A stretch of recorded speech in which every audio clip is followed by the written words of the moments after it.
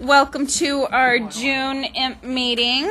I do know for a fact that CDE will not be here. They have their facilities planning department meeting, all staff meeting, so there won't have a replacement. And then Deborah took this Hawaiian thing a little too far and went to Hawaii. So, and I know Sean is on her way. The flight from LA was delayed, so she will be coming, cruising in momentarily. And I have not heard from Cesar or Chris, but I would suspect that at some point, if the budget is not all-consuming, Mr. Ferguson will be here. So welcome. A little bit of housekeeping in light of the fact that last month the State Allocation Board rearranged their schedule a little bit. I thought it was prudent upon us to not torture everybody and have a back-to-back SAB then IMP committee meeting. So if you'll look on the proposed schedule, and I want to do a reminder, next month we are only doing a half day. So just a little bit of a summer half day. It's also in deference to Juan, who will be having a baby at. Doesn't he look great? 8 months. 8 months pregnant. 8 months pregnant. So. Sleep now.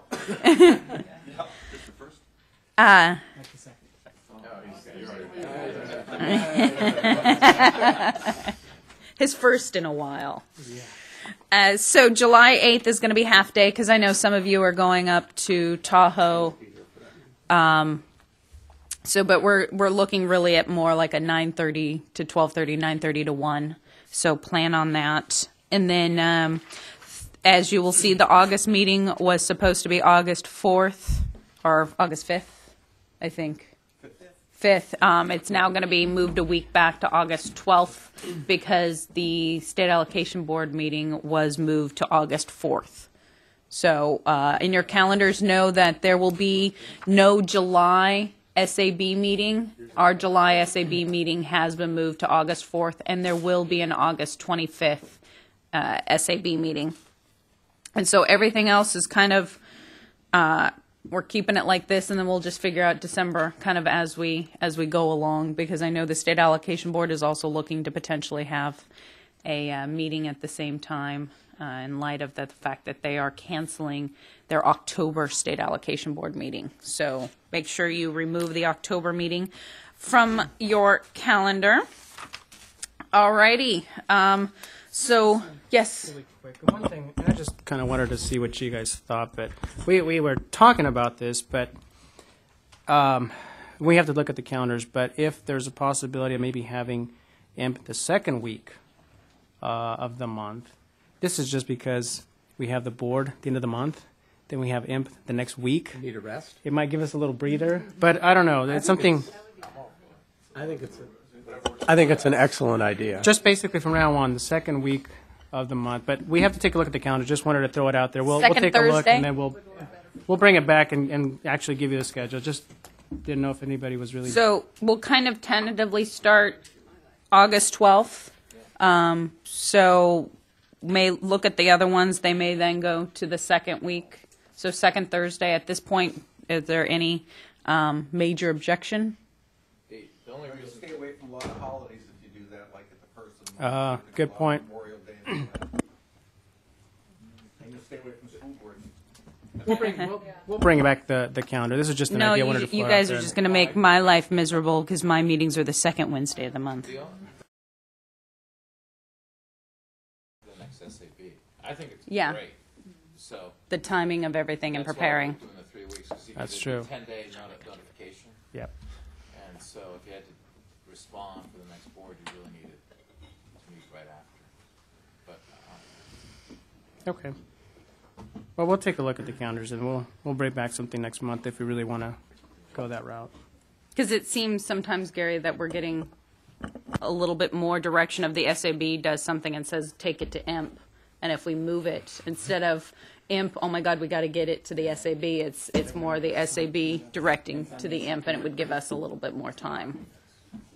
So, and just Sean, we were talking about potentially moving IMP meetings to the second Thursday of the month, and if anybody had any real objections, but we were going to look at it.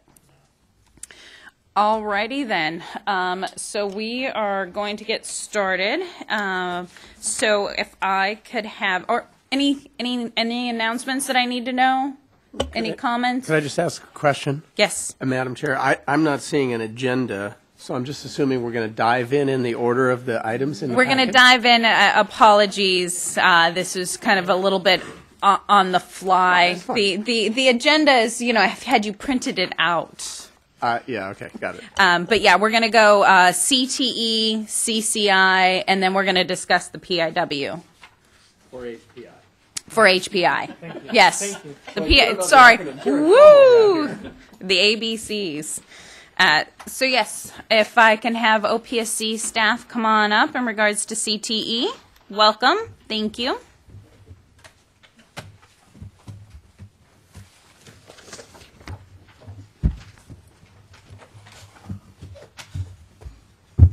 And then if you wouldn't mind just once again introducing yourself. Are these live? Yeah, they're live. Ngazi Pruitt, OPSC. Michael Watanabe, OPSC. Good morning, everyone, and welcome. We're here today to continue discussion over the Career Technical Education Facility Programs Expenditure reporting forms that, if you can remember back that far in December, we kind of gave up discussion on, had to do some housekeeping work and a little bit of research. So we'll begin with the item on IMP page 02 and proceed through that before we begin with the sample forms we have on attachments A through E. Purpose of this report is to continue discussion over the CTFP expenditure worksheet presented at the December 2009 IMP. A little bit of background. The Office of Public School Construction developed a worksheet to help CTEFP districts compute expenditures before submitting the final expenditure report, Form SAB 5006. The worksheet serves as an attachment to Form 5006 and contains all the necessary revenue and expenditure detail to determine whether the entire CTFP grant was expended or whether money is due back to the state. Some stakeholders question the OPSC's statutory claim to interest on state apportionments, including its authority to calculate interest if a district fails to report it. On April 30th, 2010, SAB's legal counsel provided the following opinions. Interest generally follows the principal unless legally separated from it. EC Section 17070.43b states that interest shall remain in the county school facility fund. This is a general provision included in Sections 17070.10 through 17078.72 of the Leroy Green Facilities Act, which also governs CTEFP projects. The OPSC may use the state interest on state funds to offset future state apportionments if it is not returned to the OPC, and that would apply to the funds remaining in Fund 35, the interest. Form SAB 5006 requires interest to be reported to the state. The form was adopted pursuant to EC 17070.35A1, which included public comment. Under staff comments, we include a timeline that describes the course of a project from the project's inception until the project's completion, to give a little bit of background on what happens once we get to the audit. If you begin at the front of the timeline, we have the SAB approves a Career Tech grant. And there's also a note here that not all projects are reservations of funds. Okay, from that point, up to 12 months to submit Division of DSA plans and CDE approvals to the OPSC. After that, we have OPSC Construction receives cost estimate.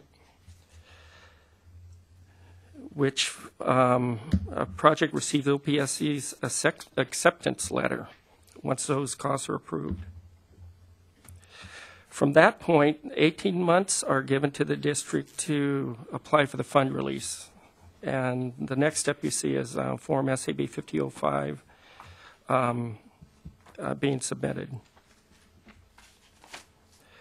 From that point on, the district has 4 years to complete the project. CTE projects allow for 4 years.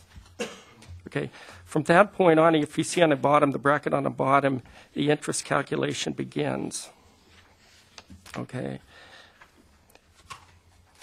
And that, again, applies to a district that, for any particular reason, did not report interest. And that is put in there as a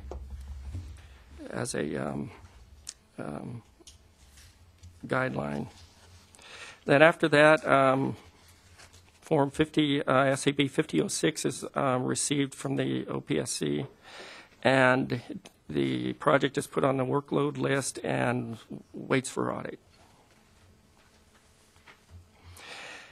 The over-apportioned amount and interest should be remitted with the district's final expenditure report, Form SAB 5006. Now, this is not to say that all projects are going to be over-apportioned. Some projects may be overspent. We're providing this sample because the prior discussion centered on projects that were overfunded. If the over-apportioned amount and interest is not returned, the district will be required to return the excess funding and additional interest accrued at a later date.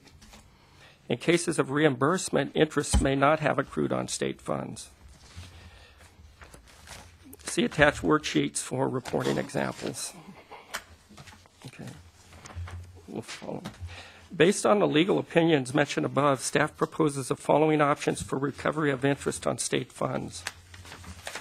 Option 1, the statute requires interest to remain in a school district's county school facilities fund. According to SAB Legal Counsel, the interest may be used to offset future state apportionments to the district. However, if the district had no projects in OPSC's pipeline, interest could remain idle indefinitely. This would significantly increase school district and OPSC workload related to tracking and application of interest for SAB items. Option 2, in the case of over-apportioned projects, interest is not separated from the over-apportioned state funds. Returning it to the state would remove it from the school district's books and replenish limited to CTFP funding. California courts have upheld that interest should be returned with principal to designated recipient of the principal. In the case of trust funds or funds in the nature of trust funds, the interest must follow the principal. This would benefit school districts because once the amount due is paid back with a final expenditure report, there is no remaining balance to track. In either case, the interest may be used by the state for its match on future projects. For the interest calculation, and this applies where, for example, a district didn't track interest and there's a probability that interest did accrue. Some districts may not have procedures in place to segregate and track the state share of interest on apportionments. If the expenditure report omits interest, the OPSC will contact the school district and request supporting documentation for interest earned on state funds. If the school district is unable to provide documentation for the calculation of interest, the OPSC will calculate interest based on the state pool's money investment rate from the date of the fund release through the submittal date of Form SAB 5006. And again, that was shown on the timeline on the previous page. OPSC staff will only present an item to the SAB to make the adjustment after conferring with the district over the calculation. So this isn't automatic by the OPSC. We'll confer with the district over the circumstances regarding this. Simple interest would be applied to the state apportionment amount return. Authority. Education Code Section 17070.43b states, interest on all funds deposited in the county fund shall be retained in that fund. EC Section 17070.35 states in part that the board shall do all of the following: adopt rules and regulations. SFP regulation section 8059.106.1 states a repayment schedule shall include interest at the same rate as that earned on a state pooled money investment account on the date a repayment schedule is approved by the board. Staff recommendation. Staff recommends option 2 in order to expedite recovery of overportioned amounts. We also recommend calculating interest when applicable at the state's pooled money investment rate or by any other reasonable method. Now, if you move to attachment A is just a blank form. You should show the form.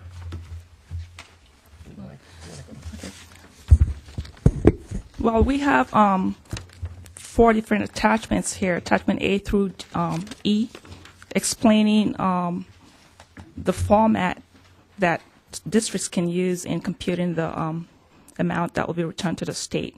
As Steve mentioned earlier, the worksheet only serves as an attachment to Form 5006, SAB 5006, and it does contain all the necessary revenues and expenditures details that school district can use to determine the amounts returning to the state.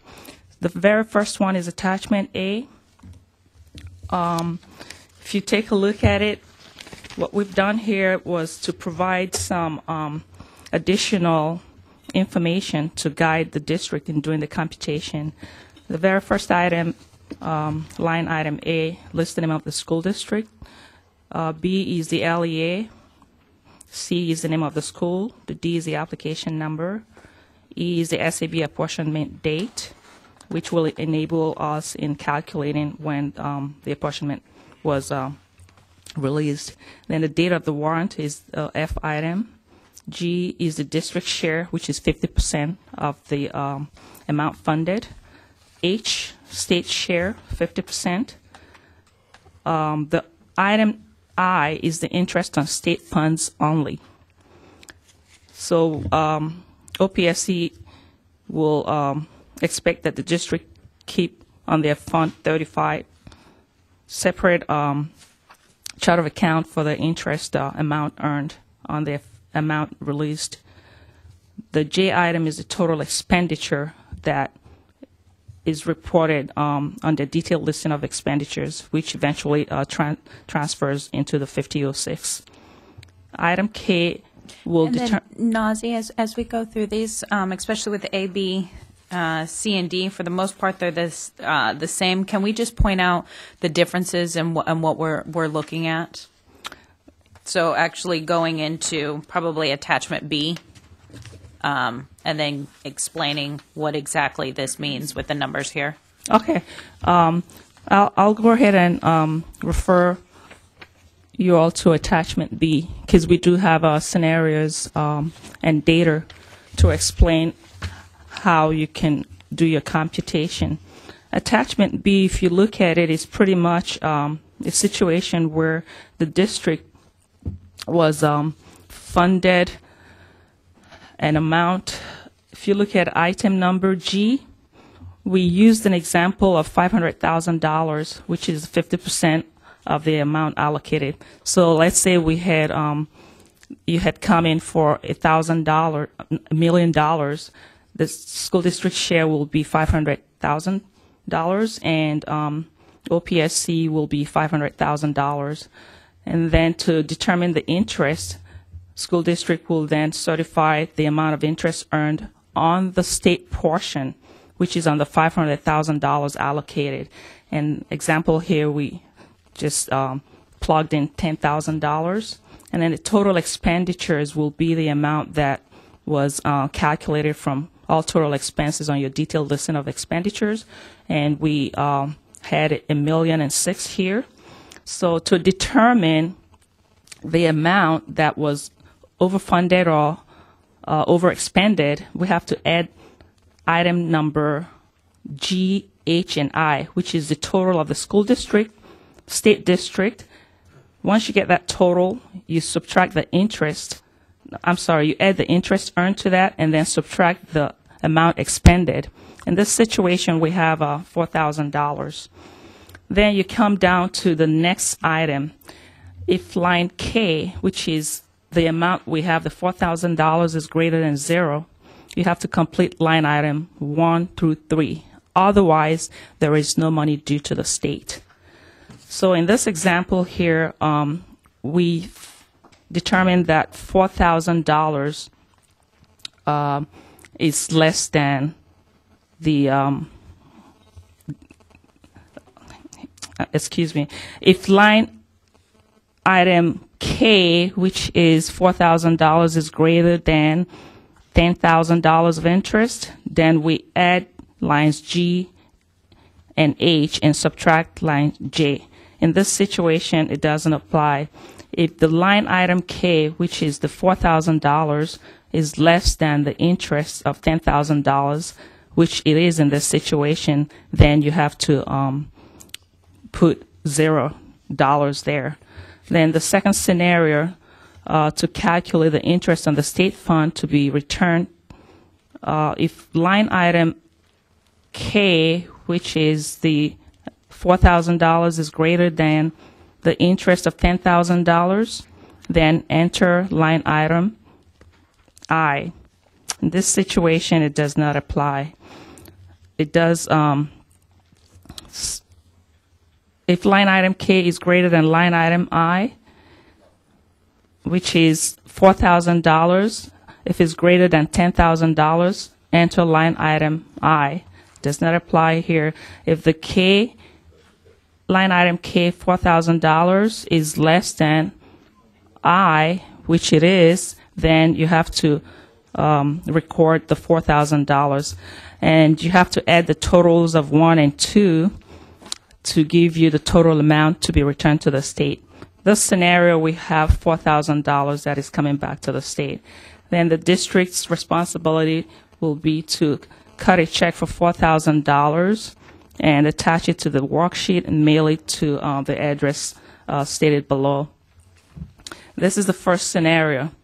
And what happened in this scenario is that we allocated a total of $1 million. District spent $1,006,000, which is like $6,000 more. However, there was interest earned of $10,000 that reduces that excess amount that they spent and brought it down to $4,000. And part of that $4,000 was from the interest amount earned. And by law, it's supposed to be returned to the state.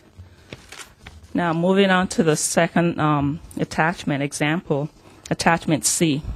Same example, we use the $500,000 as the state apportion amount, and then the $500,000 for district, and then the same interest amount of $10,000. But the total expenditure in this situation is $800,000. Looking at this example here, we already have a $200,000 of overfunded amount.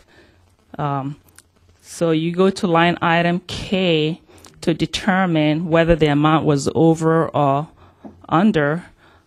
You add item number G, the $500,000 state, to H, the school districts, and then the interest of $10,000, and then subtract the expenditure.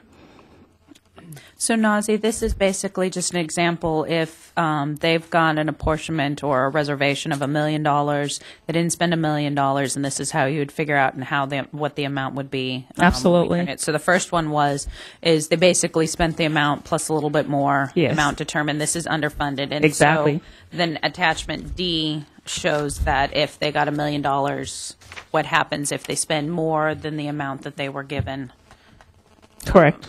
from the state? And will the the state give us that additional funding? Oh, I'm sorry. Example D. So I can go on and on, but I'm not sure if you want me to go through the whole. But we decided that it would be good to provide district with all the possible scenarios that they could encounter, and help them in computing these. And then, so it also shows on attachment E, just if you spend $1,010,000, how the $10,000 is offset and none is owed as well. Absolutely, it's almost. It's not almost. It's just equal amount dispersed was expensed. So, there's no interest and there's no overfunded. So what is OPSC recommending? We actually recommended that's the second option, whereby we'll have the district, completion of a project to do the calculation of this worksheet, and if there's any money that is supposed to be returned to the state, to return those with the 5006, so we can fund those districts on the unfunded list and use the money. And then anything else from OPSC before I open it up to the implementation committee? Yes, I'd like to add one thing. Again, the concept behind this program, and I think everybody was on board with it, was to get money back as soon as possible in case of an overfunded project to districts who were not able to get funds, say, at one part of the application phase. So it's intended to replenish that fund so other districts can partake in a program in a timely manner. And, I think we have to keep that in mind before we, as one of the ground rules. I think everybody's on board with that. Well, Rob, but also to address the ground rules if there's agreement on what Steve said or not. So, but Rob, I wasn't, since Steve brought it up. My concern with that, not to say I'm not on board with it and don't understand the logic behind it.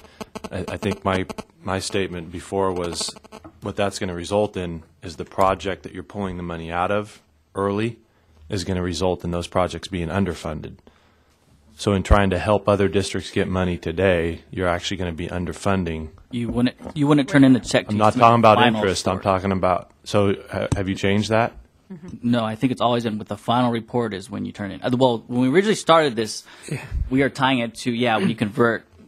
That's been totally dropped. When this started, when you turn in your estimate, that's been totally dropped. With the estimate, you turned in money. So we've dropped that. Yeah. Beautiful. Yeah, so totally on when you board. turn your final report, you said I'm 100% Got done. it. These are all I'm my there. expenditures. Good job. I'm there.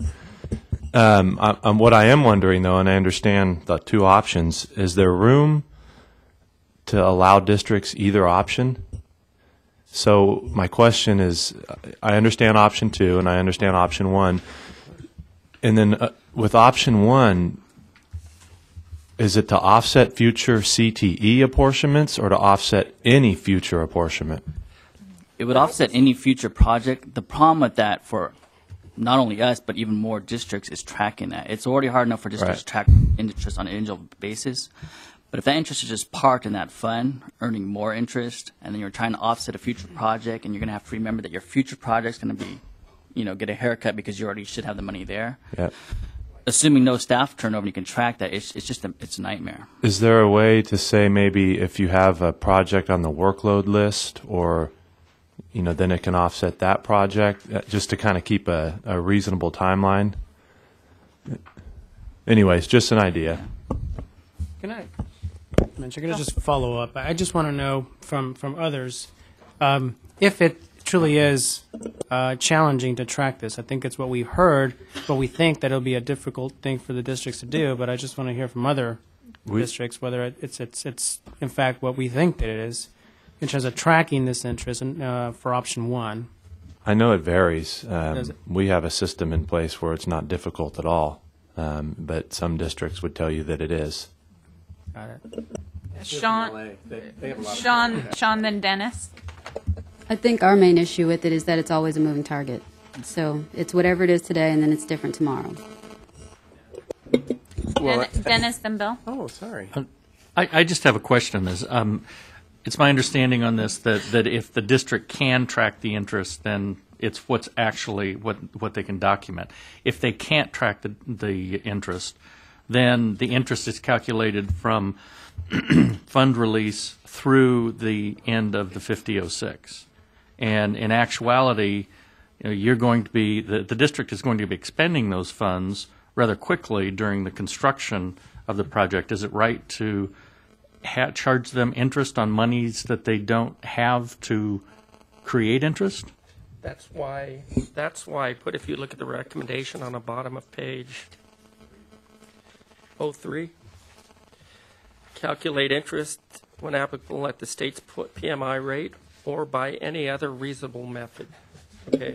Well, I'm talking about the the rate of the interest. I'm talking about the fact that the money that goes into the Fund 35 is depleted during construction. You're paying the contractor. So if you look at just one specific project, and I know I'm not an expert on district, how they handle the Fund 35, but usually there's a number of projects that are in there. But if you look at just one project, that's going to be depleted and pretty much by the end of the construction contract be pretty much gone. Right. We're okay with calculating interest through and taking into account the entire drawdown period. That's fine. And in terms of calculating interest, if no interest is reported and the district can't show anything, we would only calculate interest on the savings amount because we know that money hasn't been touched the entire length of the period. So in essence, district could, during that 4-year drawdown period, accrue additional interest besides what we calculate. We're not going to take that back. For simplicity, if you're not telling us anything, we'll just calculate it on savings at simple interest. Thank you. Yeah. So, Michael, just to be clear, because this is not necessarily written in here, and this is a policy as is being stated, so I want it stated clearly again. Can you just restate that, what you and Dennis just talked about? If done properly, interest should be reported by the district on the actual interest earned on the account, taken into the drawdown periods through the life of receiving the state funds till giving us the 5006 and actually cutting that check to end, the balance. In the absence of a district reporting interest to us and being able to justify not having any interest on the project, for simplicity, we would calculate savings. The savings amount, or, the difference not spended, we would start at your warrant date that it's released from state controllers and interest rate at that time and use simple interest to the 5006 receive date. Just on the savings? Just on the savings amount. Mm-hmm. The part not spent. Bill? Well, I think in general, I think it's probably cleanest for all of us to go with option 2 rather than to have money sitting around in an account that could be applied to some future project at a later date. I think it's cleaner for the state, and I think it's cleaner for school districts. And so, we're all learning how to calculate interest, and with those of us that are participating in other programs where we have to return savings, like ERP, for example, I'm sure LA is doing that every day, or returning lots of money to the state with interest, as we are. But we have learned how to do it, and I think it's just cleaner for us to go with the recommended option 2 to do it. And I think this is a pretty straightforward piece here. I don't see a lot of huge issues for us. Sean? What is the difference? What is the definition of overfunding, and how is it different from savings? When your project's a portion, you're funded based off of cost estimates. But in that regulation where you're funded, it's determined by the total project costs in the end. So while we have a regulation for CT that says no district savings, in reality, savings is always going to be $0. Because once we reduce your grant down to the actual cost of the projects, it equals the expenditures. It's a little bit of a semantics issue, but the minor difference comes into the return of interest.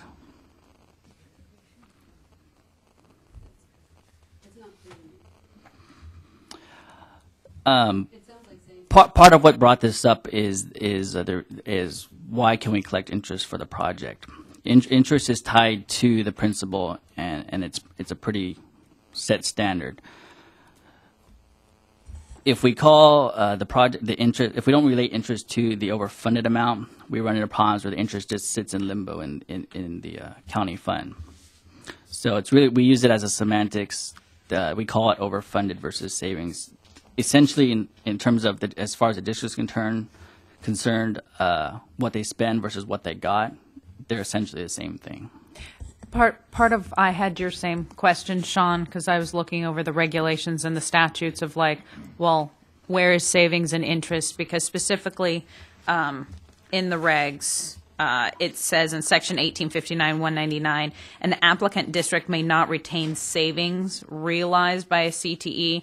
So they may have had a project that was $1 million, In actuality, it was 800,000 of what they spent. So the savings really is 200,000, but for purposes because of the disconnect between CTE and savings and how they didn't mention interest in Fund 35 and how a district can maybe retain and then use that interest and roll it over to other projects.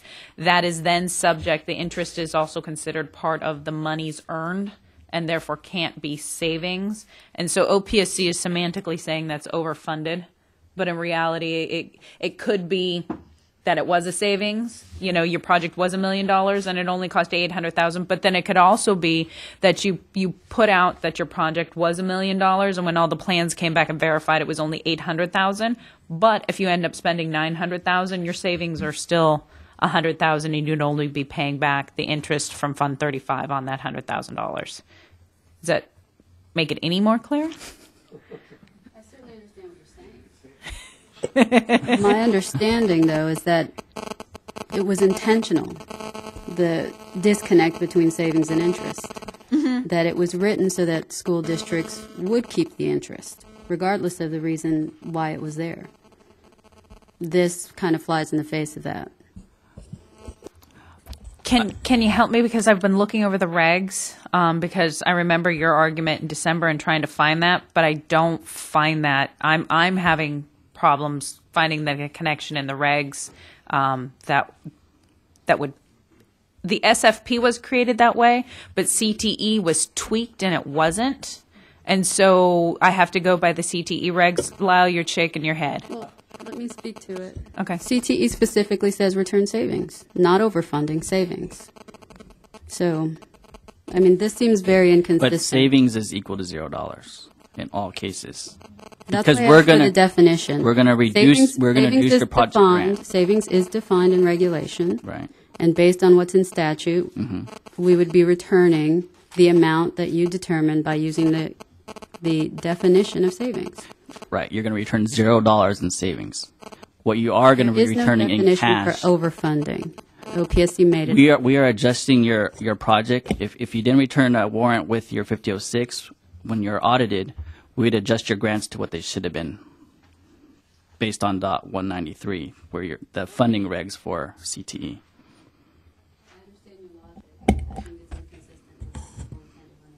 Okay, Dennis, and then Lyle, I'll call you up. I just glanced, I got the copies of the legal opinion and glanced at those this morning, didn't go through them thoroughly, but I thought that legal opinion said that the interest could not be required to be returned, but could be reduced from future apportionments. Are we Right. saying now that That's the interest... option one. Okay. So the legal opinion is option one.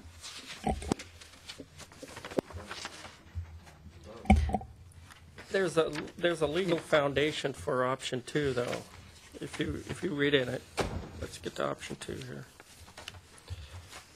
here.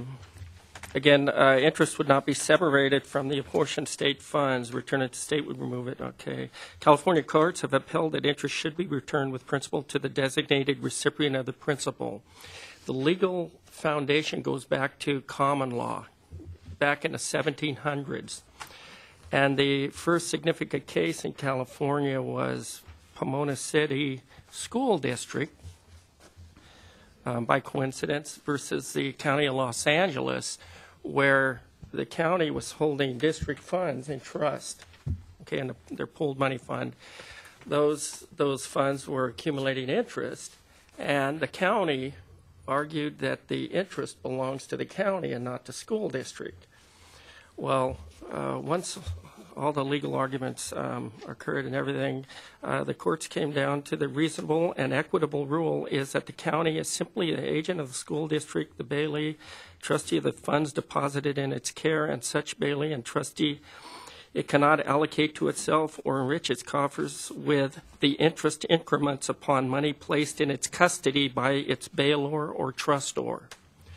And that case has withstood challenge or being overturned since then.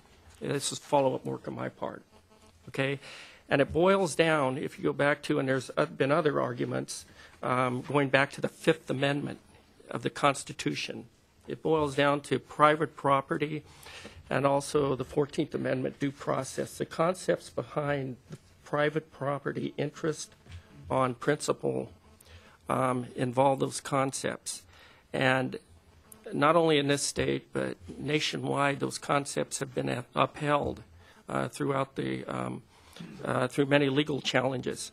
Now, I can give you an exception to that rule. Okay, I don't want to go through a whole court case here. I'm just asking, in the DGS legal opinion, is all this included in there, and is it their opinion that the interest can be returned? It's, let's see, legalese at a parsed out level. Ed code says that all interests on funds deposited in the county fund shall be retained in that fund. The state does not have any authority based on Ed code to request a district to return interest earned on CTE funding. However, as Sean stated, there is that part and parcel. What's the definition of savings versus the definition of overfunded? Savings, the district does not have the ability to ask for, per regulations, the state has the ability to ask for a return on savings realized. Interest per Ed code shall remain in that fund. So it's silent, which I was talking about, is how to handle it, how it can be spent, how you can legally handle that. But what the legal opinion does say in parsing it is that if it is overfunded, attributable to that program, that the interest would then be remitted back to the state on the overfunded apportioned amount. So did I break it down? Kind of it's on page 2, Dennis, third paragraph that starts with also. Page 2 of the write-up? The legal opinion. Of the legal opinion. Yeah. Which one, the January or the April? April 30th, 2010. The April. April 30th, 2010. What legal counsel is trying to say is that in a reasonable interpretation of statute would potentially be that the state has the authority to offset, because that is interest earned on state money, and CTE shall not have any savings.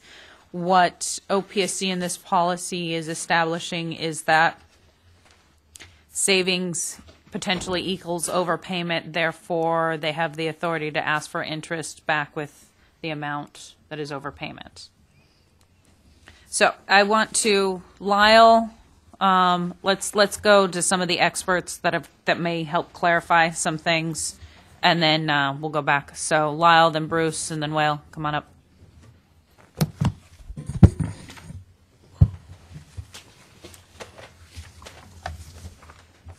Good morning. Lyle Smoot, Los Angeles Unified School District. Listen, this conversation has been very, very painful. The law is very clear. Interest stays in the account, period. You know, you can try to maneuver it and manipulate it and call it something else, and hopefully it'll work. It's interest stays in the account. That's what the law says. So to come up with a regulation that somehow ignores that, I just don't follow it. I don't get it. Okay, it isn't savings. There is no connection. You can't make that connection. So you're asking the board to adopt an illegal regulation, and I think that's a real poor thing to do. If you really insist on coming up with a regulation and you believe that you have the authority, I'm saying you, I'm meaning if the people here believe that the board has the authority to offset future portions, I think that's the way you need to go. Try that. I don't think that's legal either. Interest stays in the account. You can't get around that, no matter how much you might personally want the money back and all of that stuff. It's not yours. It is in the account. It's supposed to stay there, and it's an illegal regulation. Simple as that. And I think when it gets to OAL, they're going to see our letter saying it's illegal, and they're going to throw it back anyway. So, Bill, you have a question? So you're saying that the interest doesn't amount to savings? That's correct.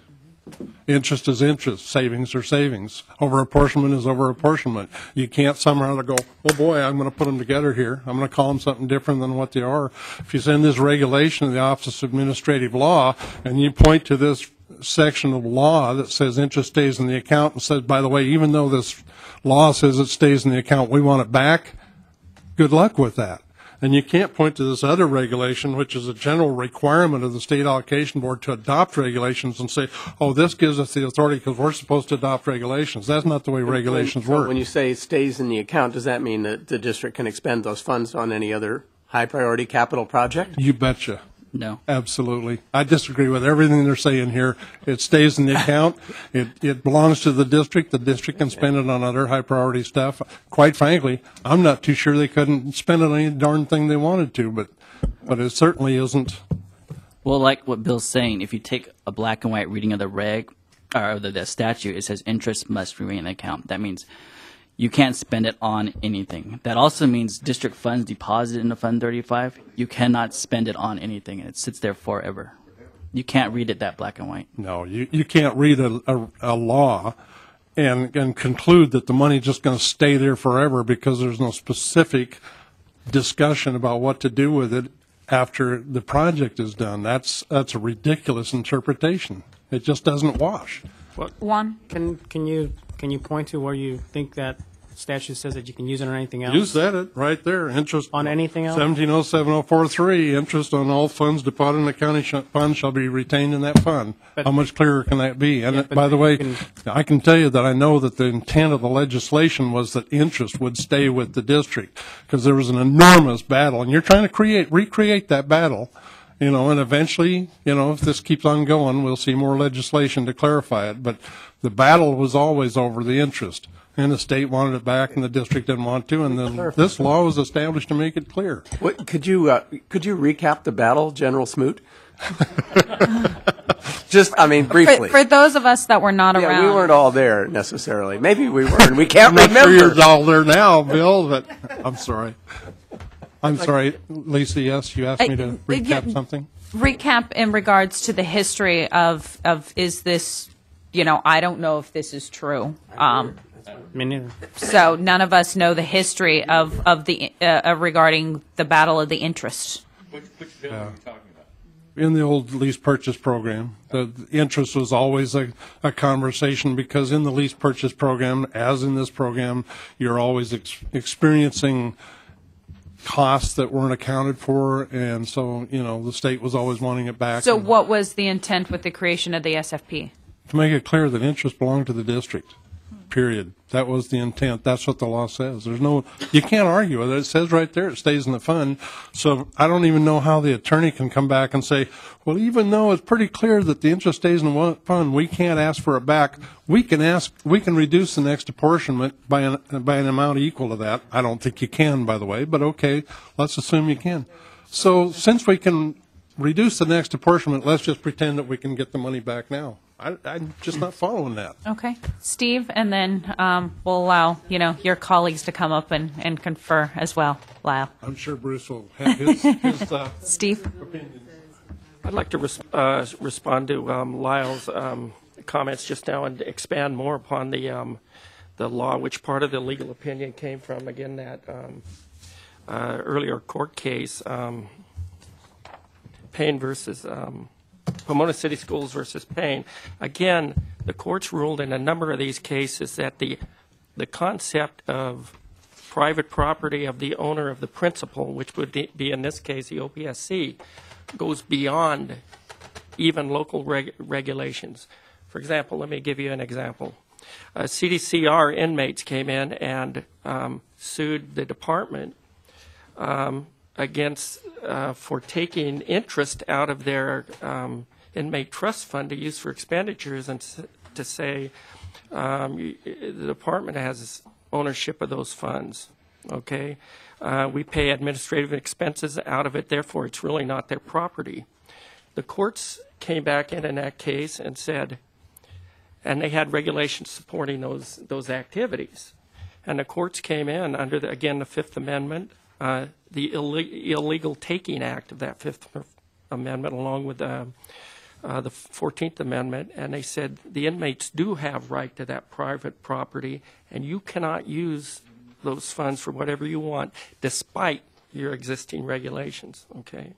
Now let me give you an example of an exception to the rule. The SCO has an unclaimed property fund. Okay. People lose stuff. It might lay in there for years. Maybe some of us have stuff in there. Okay. The money goes unclaimed. They sell it. Sometimes they sell property, put the funds in behalf of whoever, and it gains interest. Okay. The courts have ruled in a situation like that that in some cases, because the property was unclaimed, that it's been temporarily abandoned by the owner. Okay. In that case, the ownership concept would not apply. But I think what we're talking about here, the OPSC has interest in those funds deposited at the local level. Those funds are under our jurisdiction, so we don't give up our interest in those funds. And I think that's where, unfortunately, Steve, you may compare other cases, but in looking at Ed Code and what's clearly stated in Ed Code, and then what is not kind of clearly stated is what happens to the interest in those in that account specifically. You know, in this regard, is it stays in the fund, and there may not be savings, but there is also no definition of overfunded or quote unquote overpayment.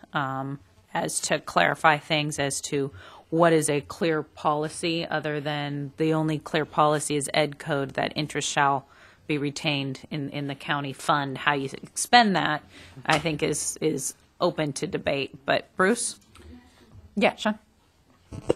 Is it OPSC's position that the apportionments are still the property of the state? I'm sorry, Sean. Is it OPSC's position that apportionments are still the property of the state? Arguably, those apportionments are held in trust by the district to for the school facility program, for the state's school facility program.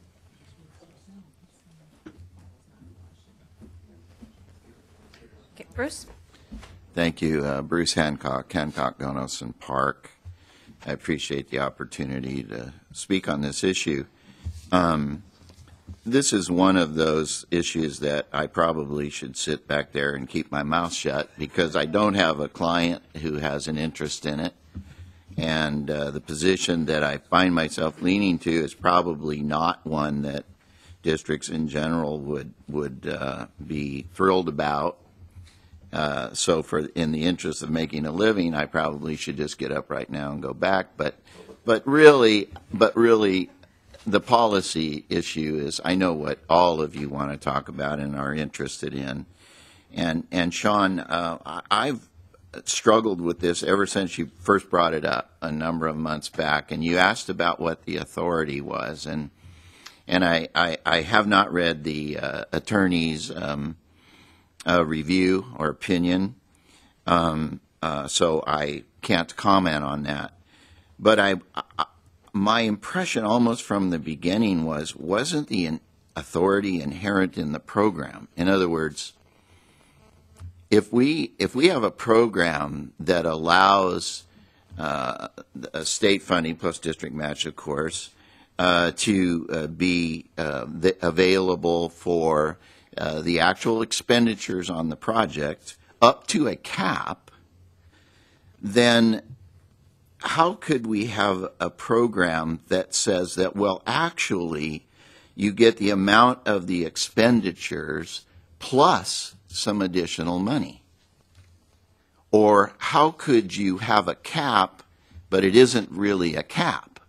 It's $3 million plus interest. It strikes me that the authority is just there. It's just, this is what you get in this program. I understand that, you can't ignore laws or legalities, but I also know, because we've all been trapped in it many, many times, that you can argue them to death and you can read, what you want in them. But it seems to me that we have a program that just says this is what you get. And I mean, if the problem is returning the unexpended funds, when that's to be done and whether it's to be offset or whatever, I know we can work all that out.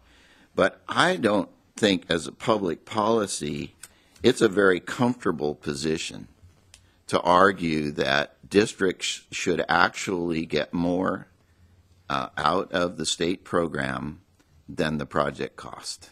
That is not a policy that, you know, that I think is a comfortable place to be. I have some other comments on some other things, so, but if you want to grill me on that. Yeah, and they can stay there for a while. Dennis?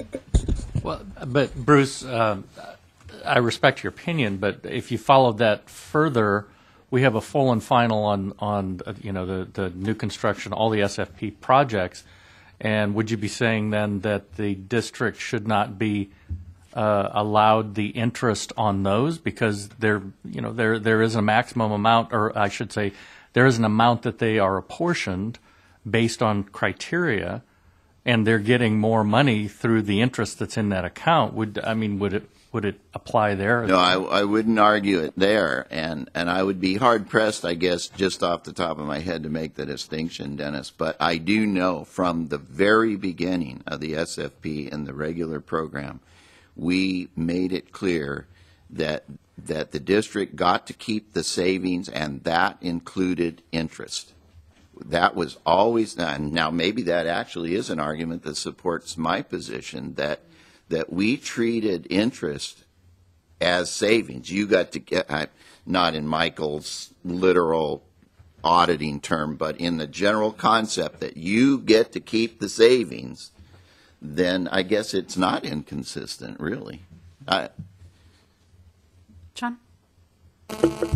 The only place in reg that says that interest is savings is related to financial hardship, which suggests that it doesn't apply anywhere else.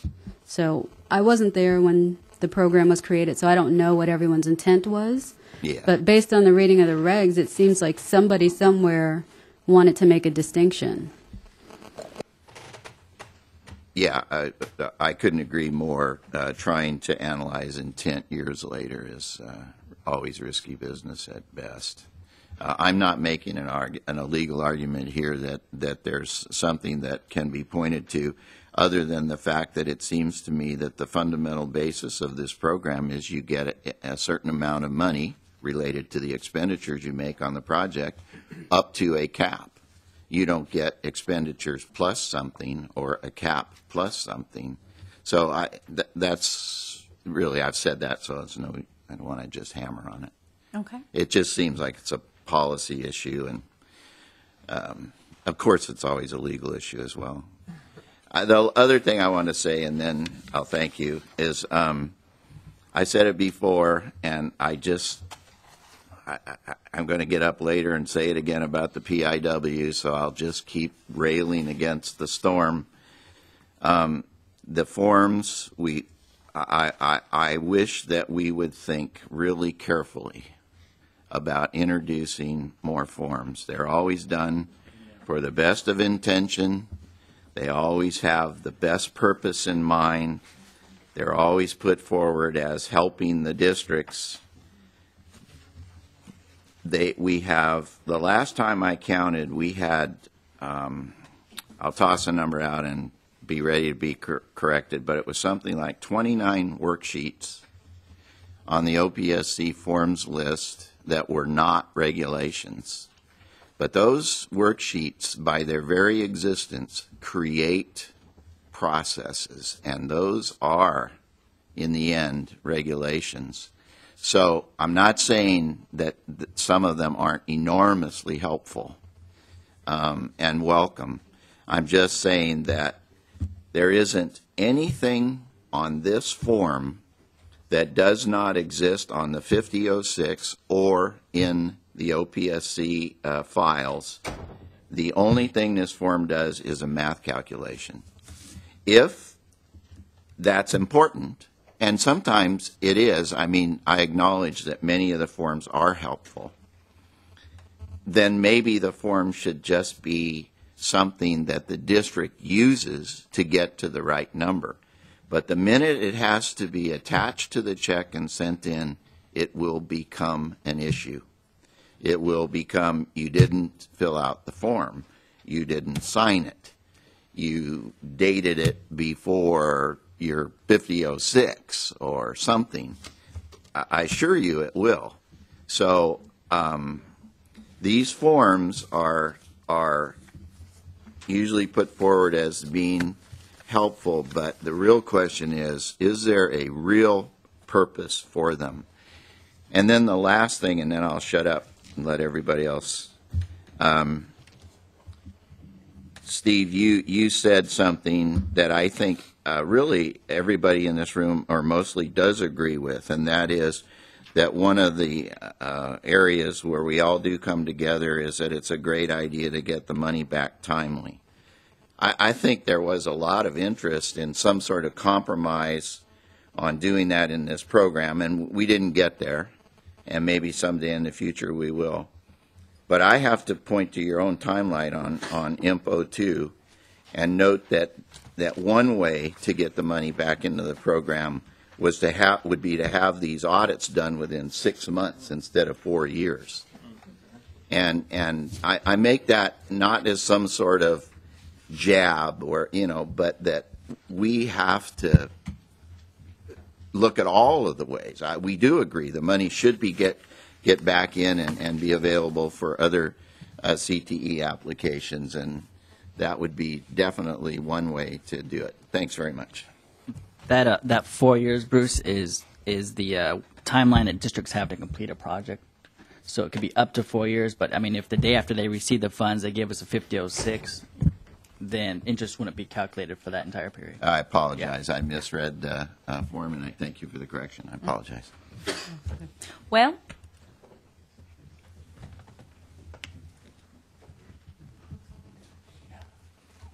so after Will, if you want to come up, just, Richard, and then kind of keep coming.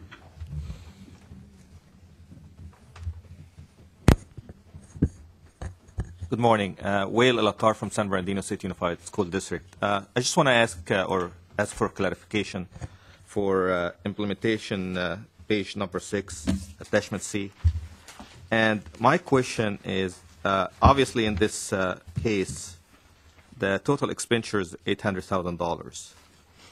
And the question is, the interest calculated, is it based on the $100,000 if the district cannot verify the interest for that state portion? Will the state or OBSC will calculate that interest based on the total grant, $500,000, or the $100,000 over saving? $100,000. Okay. Thank you. Okay. Next. Unless you, yeah.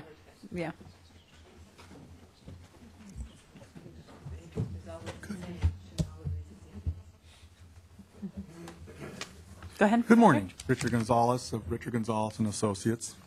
And I have made 5 points that I thought I would like to share. Being the first one is, it's somewhat my impression that when the district makes an application for funding, it is not a trustee request or for a relationship. It is, in fact, we need to have the money, and it's a transfer of once approved and released, there's actually a transfer of ownership of the money, and that the only thing that the district's required to do is justify that the money that was actually provided to them, which was the apportionment, was adequately used for purposes of what was intended in this particular program. As I support what Dennis said here earlier, in the full and final components, the district's entitled to retain all of it. On the second point that I'd like to bring up is I'm not quite sure, based on the text write-up and the way the format is written on the worksheet, whether or not the state apportionment does or does not include a loan. The district actually pays back that money, actually pays it back with interest, as I understand. Therefore, that money wouldn't be considered the state's apportionment or the state portion funds, but it's not clear in this document that the loan portion is not subject to the return of interest, even if we do go down the road of saying that interest should be returned. I think that clarification clearly needs to be made in there.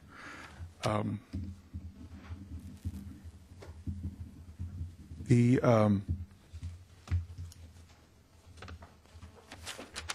next point I have is if you are going to determine an interest rate value, and you've suggested the pool and money investment rate, is that going to be as of a fixed point in time, as of the date of the fund release, and it will be that interest rate for the life of the loan, or is it going to be subject to change, and how will we document that?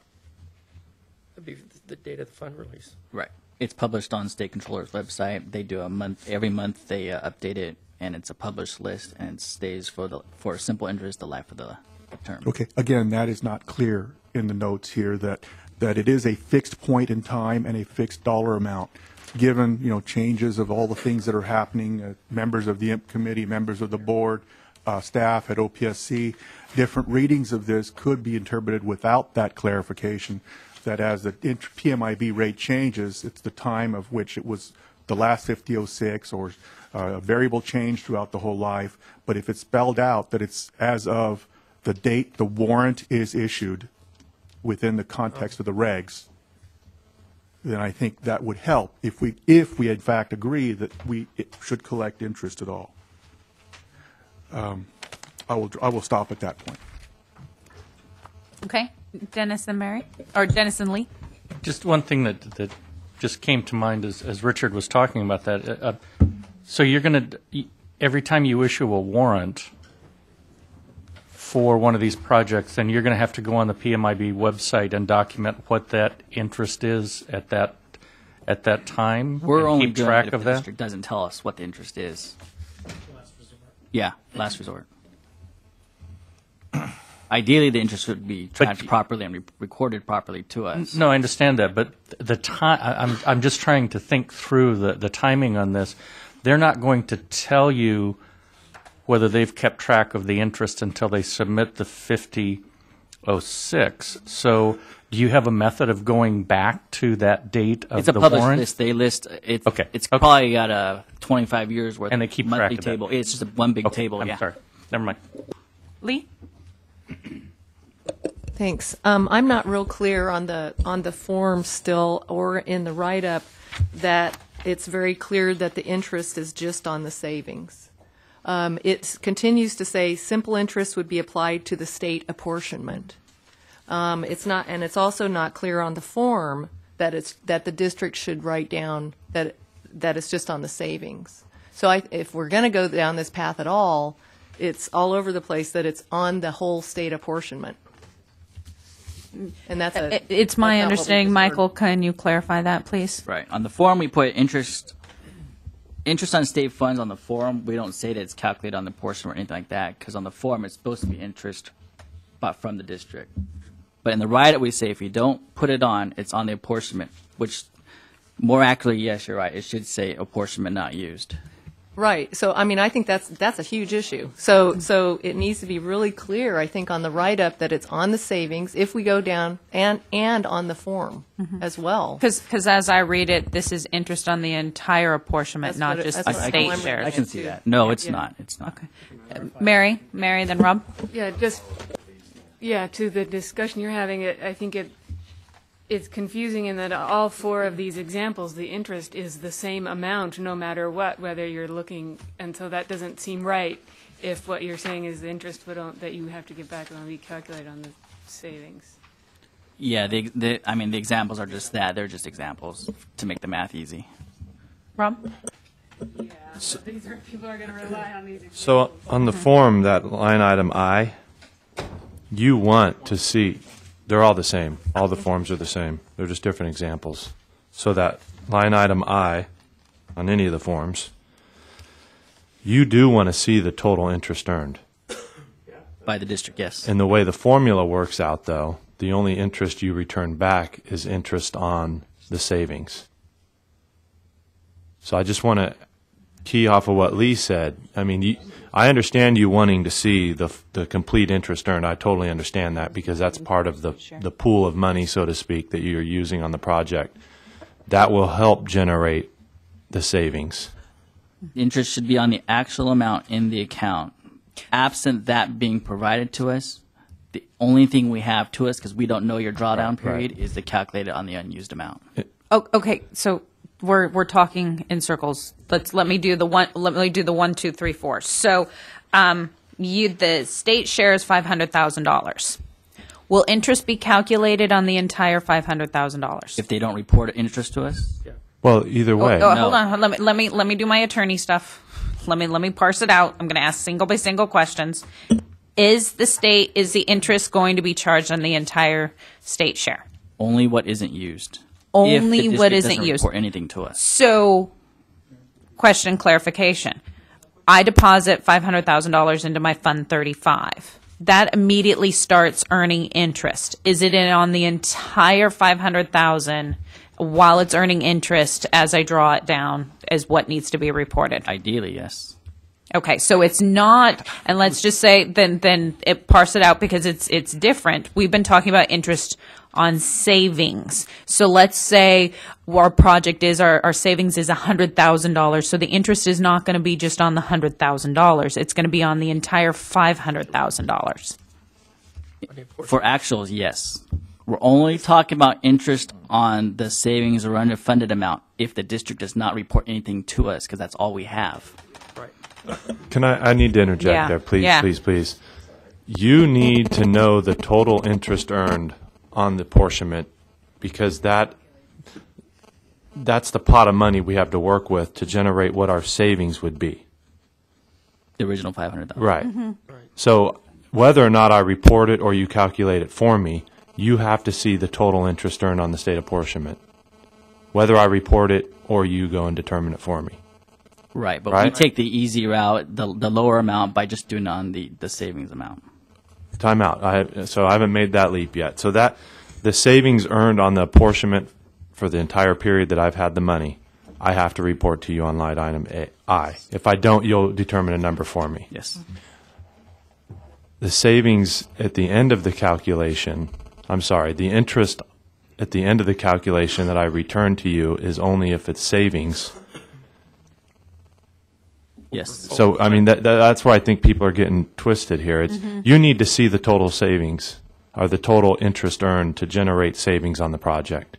For us to calculate it? Right. Yes. Hold on. We're going to go Lee, then Sean, then Dennis. Thank you. Are you done, Rob? Sorry. Yeah. Okay. Okay, so Rob, I follow what you're saying. So you still want to see the interest on the entire state apportionment, and that's on item I, line item I. But then on your examples, that's the amount that you're asking for it to be returned. Is that entire line, like say attachment C, that's the entire line item I is equal to that. So it is on the entire apportionment. It's not on the savings. So the formulas just needs to be changed on there because it's not working out.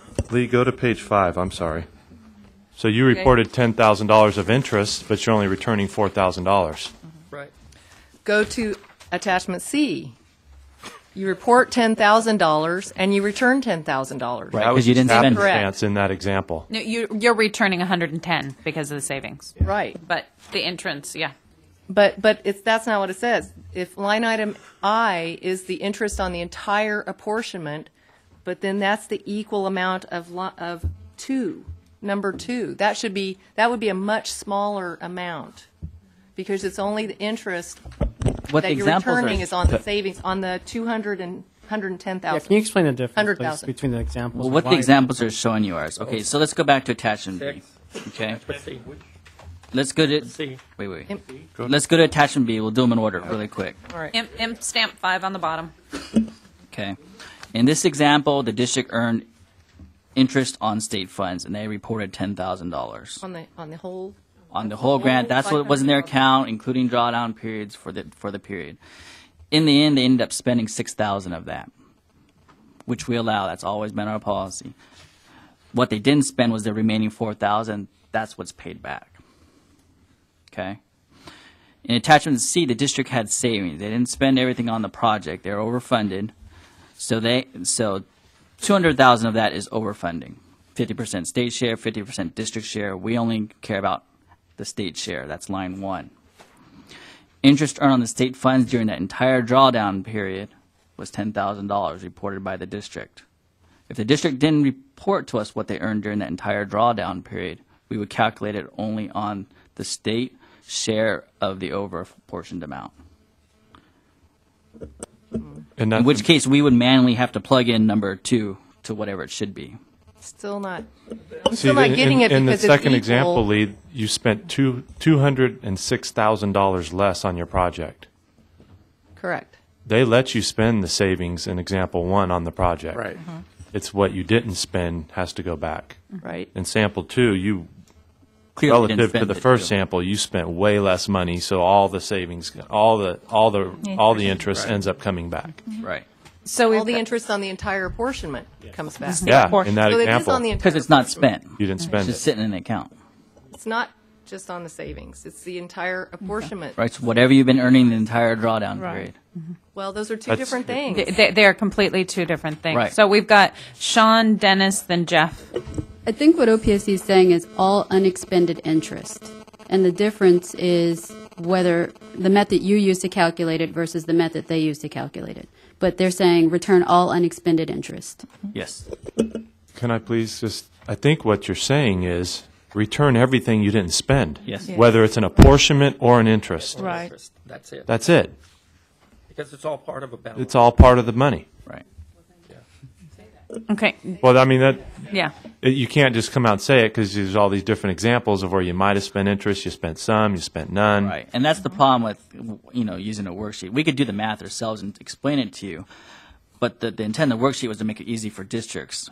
And the problem with it is there's 4 different scenarios that could happen, and how do you calculate it based on what did I do? Right. So that's why you have to have all these greater than or less than to do the math for you. It's like in your IRS audit form, just step by step follow. Yeah, but let me throw a curveball in because OPSC has kind of stated that if a district doesn't report interest, then we're only charging interest on the savings.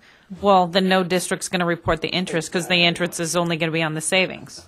Yeah, that could happen. That does happen.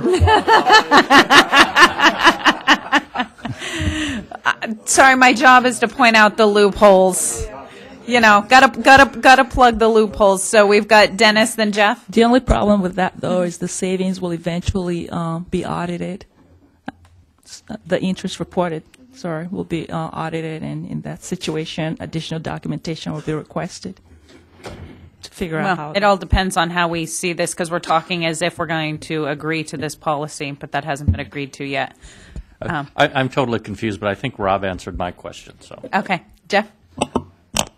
Thank you. I think part of our confusion here is that on this worksheet, and I tend to agree with Bruce, that there's not a lot of new information on this worksheet, so why do we have it? I think we can all figure this out. But as we've got one line I, interest on state funds, but we're talking about 2 different ways to calculate it. One is the district reports it, taking into consideration their drawdown schedule. And the second is, well, we just leave it blank and let the state figure it out, and they're only going to take the savings portion and apply a rate to that. There's 2 different ways to do it. And I think that's where this worksheet's really falling down, and that's why we're stuck here. And then I also agree with your comment, Lisa. I think it originally goes back as we've kind of moved on, like we've agreed to option 2, but option 2 hasn't been agreed to. So I think we're kind of putting the cart before the horse, but it is bathroom time. Let me put on my glasses. It is bathroom time. So let's just take a 10-minute break, do a little breather, come back. What I'd like to do is discuss, and I'm sorry you've been sitting there so patiently. You're adding, nice foliage there. We'll allow public comment, and then we'll try and wrap this up. So 10 minutes. Okay. I don't know. Okay, I'm gonna bring it up. Ron, you may take your seat as I so eloquently and inappropriately just let you sit there for 20 20 minutes. So this is the plan. I'm going to cut conversation. We've got 45 minutes to end this conversation. We're going to go lunch 11:45, 12:45. The plan will be to come back, discuss CCI, and about the last hour, we're going to go over the PIW for HPI so that we all understand what it means, as we know we love worksheets and we'll have questions. So I want us to keep in mind as we look at this for the next 45 minutes, we've got a couple questions to answer. One, what is the consensus or what is the feeling of the recommendation from the IMP committee in either 1, 2, or option 3, doing nothing? And overarchingly, what I'd love to hear from OPSC after Ron is what is the problem we're attempting to solve? Because with every new regulation, I want to know what the problem we're solving is, or if we're trying to be proactive. So give you a couple minutes to think about that. But Ron, you're first. Thank you. Ron Parkman, WLC Architects. First of all, I really want to emphasize what Bruce said. The PIW in what you're asking for in the CTE projects is bordering on really being inane. Honestly, you know, to ask after a project bids how much concrete was in there and what you estimated it at, it makes no sense at all. A bid is a bid. Plus, if we have to go back and do all these estimates, we have to charge the district, which takes more money out of the project and costs us more money to do it. So we are, you know, we are poking ourselves directly in the eye when we do that. So please go back and look at that. You know, an estimate is an estimate, but a bid is what it actually is. And what difference does it make what the estimate was? The bid came out. That's what really counts, and that's what you could look at. So please go back and take a look at that. At the risk of being a little flippant here, I'm telling you, this is some of the best audit theater I've ever seen in my life. Because we are, I mean, this makes Romeo and Juliet and Macbeth look silly. I mean, we are chasing something we don't know what we're chasing. And I'm just going to tell you this. If you ask any of the architects sitting out there, I've got 3 or 4 projects right now that we're doing CTEs, and we're getting $3 million. Not a one of those projects is less than $10 million. Not a one. So what are we trying to solve here? Even if you take the $150,000 and double that out, I guarantee you. And I'm not an accountant, but it seems to me you might be able just to make, and regardless of what Sean says, whether there is savings or not, can't you just say if there are no savings, there's no interest? Is that complicated? I don't understand. I'm just trying to simplify things here. You know, KISS, keep it simple, stupid. That's what we're trying to do, and making sure that the elephants aren't stomping on the ants, and then they're running wild. Just some observations and looking at it. And maybe if we go back and take a look and see how many projects had savings and how many didn't, we probably could say maybe we're wasting our time here. I know there are regulations and I know there are laws, but sometimes you design regulations for things that you don't necessarily need to make it overly cumbersome. Thank you. Any other public comment? Public comment, seeing and hearing none. OPSC, Juan. I think one of the main reasons why we did this is to give folks an idea of how we're going to calculate it. And it was basically just to show how this is going to be done. There was another factor, too, that I think that I recall that, and I think it was in the earlier conversations, that some districts would use this to perhaps get an invoice. And I don't remember if that was, it was part of the ERP discussion that we had, but sort of that this would be used as a tool to get the accounting folks, hey, we need this money, here's what we need. So this was provided to help districts to provide transparency in how this is done. If you don't want to do it, we can have this as sort of an optional. This isn't a form. But basically, this is just to show you what we plan on using and how we're going to calculate it. It doesn't have to be required. Like I said, it's not a form. So it's a tool. And that's really, I think, why we wanted to do this and why we wanted to bring the different examples so that everybody knows and there are no surprises. You know, I've been hearing a lot of things that, you know what, we know how to calculate this. We know how to do the math. We don't need it. And that's quite contrary to what we heard before, that you guys are doing things without letting us know. So we're trying to provide some clarity and information so that everybody's aware. So question then, if this is just a tool and not a form, then why are they required to sign on the bottom? It's just a matter of being able to contact somebody if we have questions on it. It's no certification. But isn't all of that already in when they turn in their, what is it, their Form 5006? Is it? Yeah, there's no certification. It's just who wrote it and who can we call. But if actually, it's not even a. Yeah, what is a signature? If it's just name, it should, one, if even this is moving forward, if it is truly just a tool is just information, so therefore you should just need the information. A signature is like a form of certification that you're certifying to the truth and accuracy of this. That's just the legal interpretation of signatures and how they're viewed in law. So that's why we purposely excluded any kind of certifications. Understood, but when you have to give your name and then sign, you are certifying, you're signing to the accuracy of this. That is just the plain intent and meaning of a signature, is you're certifying to something, because when you have to give your signature, you're agreeing to it, you're certifying it's true, you're certifying it's accurate, even if that language is not on expressly stated. So, that's where I just want to hope that even in all other worksheets that are considered tools that are not in reg, the signatures should not be required on any one of those. But we do need to get back to the basis of parsing out, because there is differences of opinion. And yes, we can talk legally round and round. But what is the feeling of the IMP committee on option 1, 2, or 3, which is savings per Ed Code 170743, retain and stay in the fund, and then may need legislation to clarify if there's disagreement on what happens with the interest that is retained in that fund. I said savings, I meant interest. Sean? We believe that the interest belongs to the district.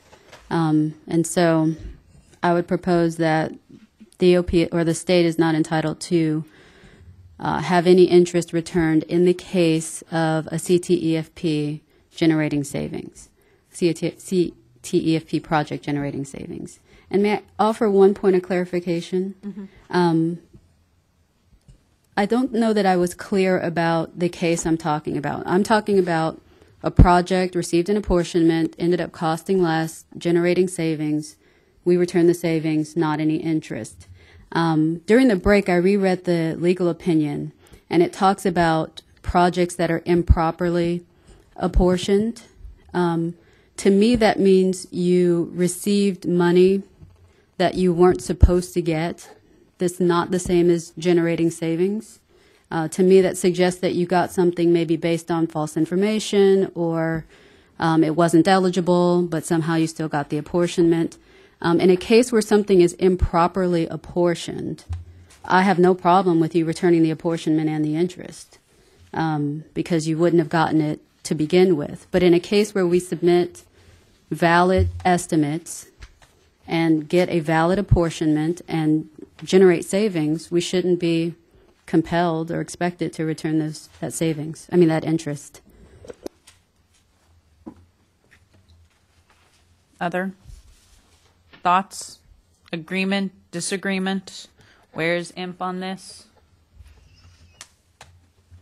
Are you all in concurrence as you sit here today with certain members absent in the same frame of mind as LAUSD? No.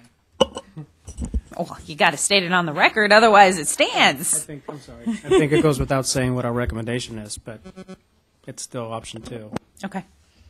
Well, I guess I don't think we're going to have anywhere near consensus if we have one of the larger school districts in the state that has a complete exception. I end up in the same place on this. For most school districts, I think I end up where Bruce is. Or was, who more eloquently stated my position. But I just think that from a common sense standpoint, that it makes sense that the interest on the savings of the project would be something that would be potentially returned to the program and then available for other districts to use if there is, because I'm I believe I'm clear that there are no savings allowed per se under this program. And so the savings would go back, and then the interest calculated on the savings that there was from the project, not necessarily the way that OPSC's calculation is done here, although. So Bill, you're saying interest as calculated on the savings, not on the entire thing. Exactly. That seems to me the most appropriate approach to where, and I thought that was where they were ending up in terms of where they said, well, if you don't tell us what it is, that's how we're going to do it, unless I misread that. And so that's kind of where I'm ending up on this, and I'm with Bruce Hancock. He's a wise guy. Any other comments? Mary, then Lee? I would, I'm in agreement with the concept of the returning the interest on the savings, but I guess I would question the timing of when are the savings truly determined. And if you, at audit is probably when the savings are truly determined, but you're asking people to return savings before the audit occurs. And so if there are understated eligible expenses, you have returned more money than you would be required to return, and there's no way for you to get that money back. So it's asking the question of what is the date that we are determining when the savings are, and then it should be kind of almost a date certain to a certain extent, maybe like the date you turn in your 5006, not the date that the audit actually occurs. Even though I know that apportionment may be still earning interest, it's not fair to the district if one district it takes 6 months for OPSC to audit, and another it takes maybe a year or two to get to the audit. I mean, what are the thoughts? And right now, Michael, the thought is that the savings we return with the 5006. That's preferred. It's not required. But that was the goal of all this to begin with, was to try to recover it earlier. Yeah, 'cause even in the write-up, it says you can return it now, or in essence, or return it later. It doesn't necessarily say exactly when you have to return it. We're not requiring it to be returned with the 5006.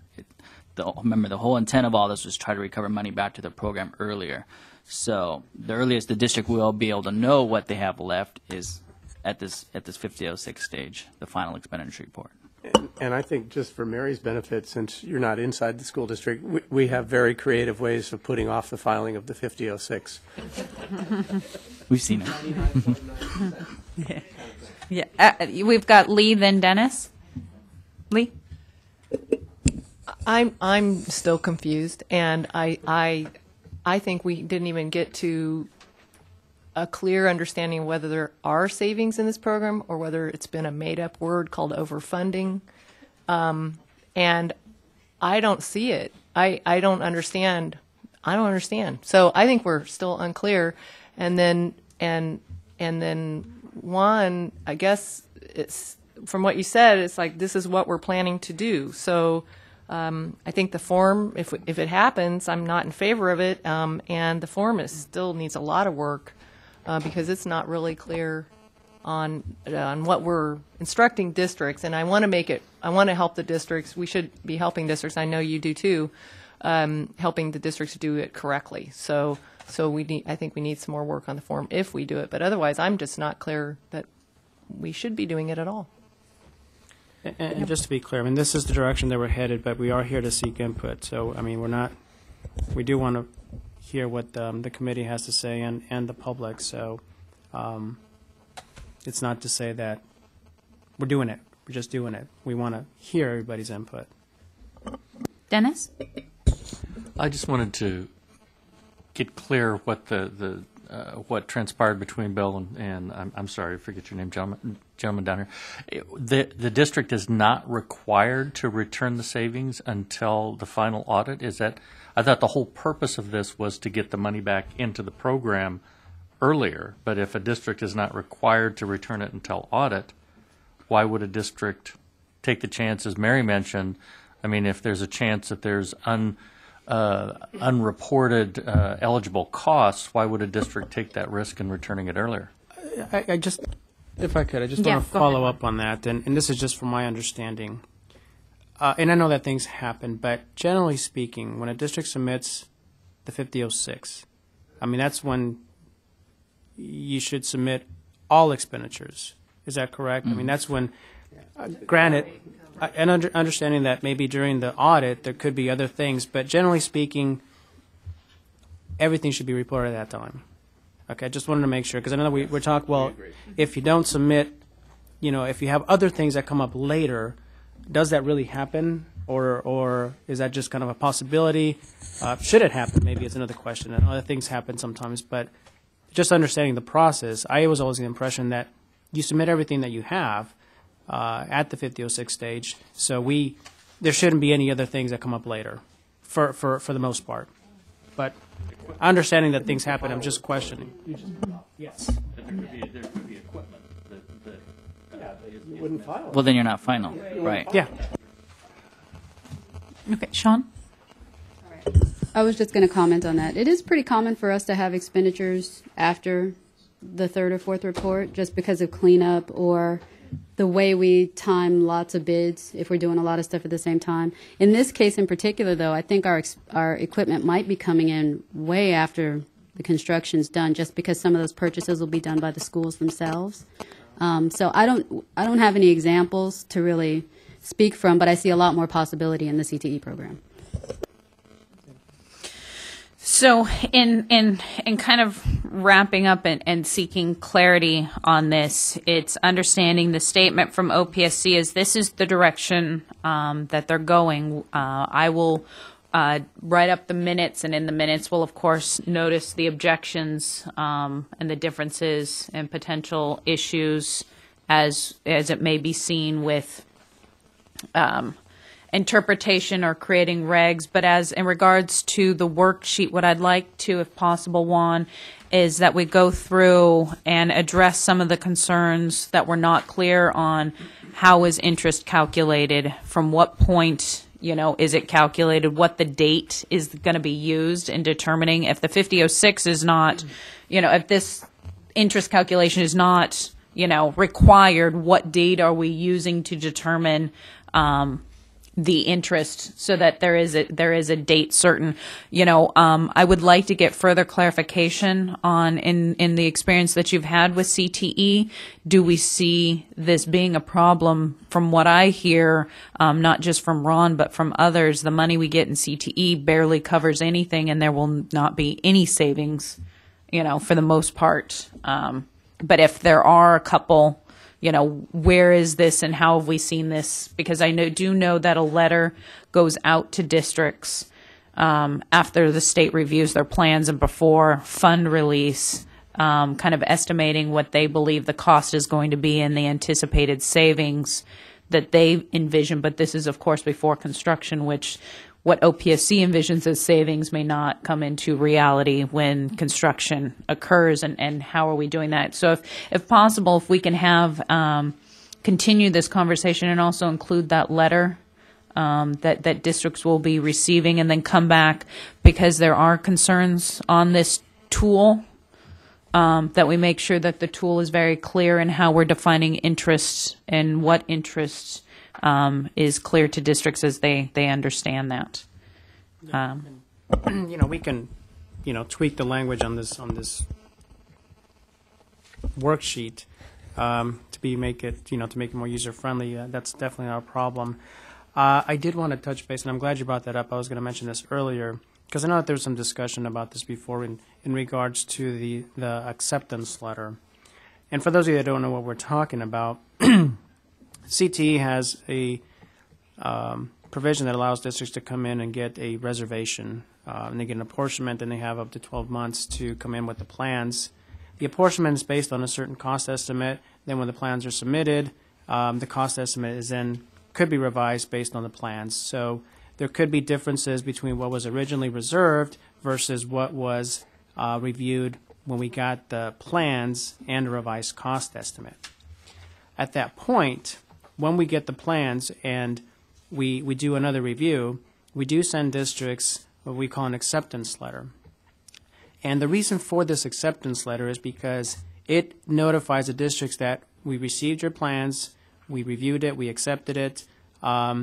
Basically, now you can come in and submit a fund release request. There is no other mechanism. It doesn't go back to the board. So this was, I think, what we developed to notify districts. Now you can submit your fund release request. Now the 18 months starts. Oh, and by the way, we may have reserved $3 million based on the original reservation.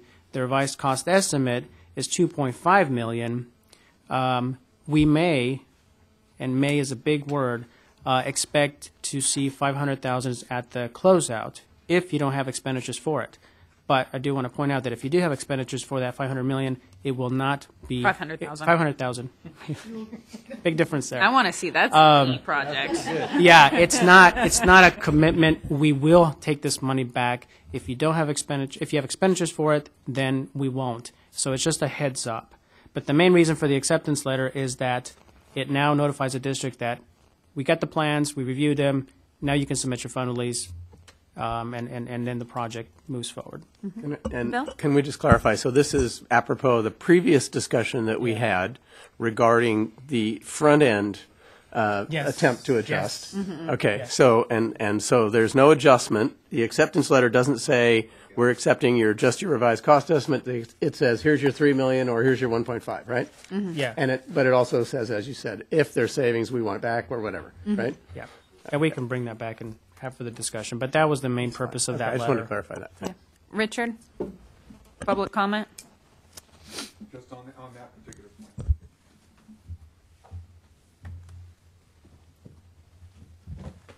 point. I do understand what you're suggesting in that, and I've had a couple clients that have received those specific letters saying, we think you're going to have X number of dollars worth of savings, and those letters are now coming out more like that as opposed to showing that they spent tons more than the allowance. Now, the problem then becomes, are we going to use this worksheet, if you will, as saying, yeah, we spent all but $500,000 in your example, okay, in this project, and that's good enough, or are you going to go through the detail of the audit and then say, this is an eligible expenditure, this is ineligible, this is ineligible, and therefore you owe us more money, even though they truly spent this money on that scope of work? It's got to be no different. I mean, the process isn't going to change. When we review eligible expenditures, it's going to be no different. With the worksheet, with the letter, it doesn't change the process. It still has to be an eligible expenditure for that program. And we're going to do the same type of reviews to make sure that it's an eligible expenditure. Again, this was written in the form of a grant proposal to provide a facility that will educate students to do certain things, and it was scored accordingly. The district still builds that facility in compliance with that specific grant proposal, and then you're going to dissect it and then say these costs are potentially ineligible, and we're not sure what you might not consider eligible, even though it was an actuality, an expenditure here, and then ask for that money back. So I'm trying to figure out that piece of it. Are we doing a 5006 worksheet with all the warrants and numbers as well, which I expect to do, okay? But is it deemed to be that's acceptable unless we really see that you've built really a new library as a result of that too, kind of thing?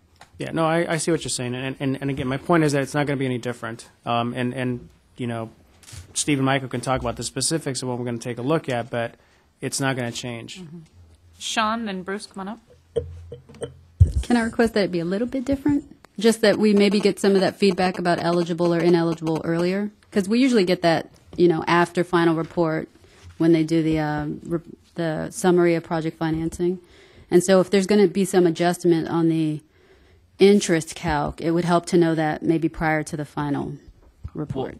LA doesn't turn in finals. You guys all do 99%. You have to wait. We've been sending some 100%. Yes, we have. We've been sending some 100%. What about Greg? He's calling you out, Sean. No, but I can call him out too. No. My point though is if maybe at third report that hey, we're going to probably shave off $100,000. It could help us get it. We get to the finalized at fourth as report fast as we can in date order. But yeah, we have 1,500 projects on our workload list and 17 auditors. And one of the things that as we talk and look at audits, and I know that OPSC is now put into field audits. Part of what they're doing is doing front end conversations, front-end reports. So there may be something that OPSC can develop for front-end on CTE that's slightly different of this is the scope of what we're looking at and considered eligible or ineligible, and at least have some examples. I think districts would very much appreciate that on the front end of knowing kind of what the scope is. And one of the complicating factors presumably is, especially if you have a modernization project where you've got funding, even new construction ones are tied in with other projects, other pieces of work. The room or the facility is enclosed in another project, and you have overlapping expenses, a whole bunch of other stuff. So I'm sure there's a lot of pro-rata work that goes on there. Bruce? Thank you, Bruce Hancock, Gunnison Park. Juan, I didn't know you were going to mention the acceptance letter, but I do appreciate that. I think you're saying that you're going to bring that back, or are we going to talk about it? Or I don't know that it really rises to the level of this committee, but let me just say that the wording there is important, because I had school districts that took it as a simple statement that they would not be allowed to make any additional expenditures above what had been approved by plan verification. So that's the that's the part that it would be really helpful to make sure. And we do plan on making some changes to that to make it more clear, so that there is no confusion.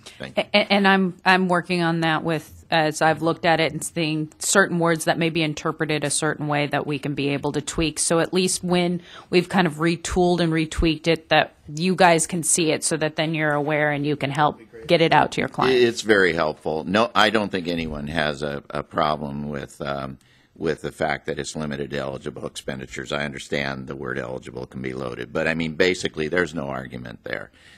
Folks just want to understand or not be laboring under the impression that because the it's determination stated in a was pre-letter, made, yeah. that that's all there is for that project. Mm-hmm. Thank you.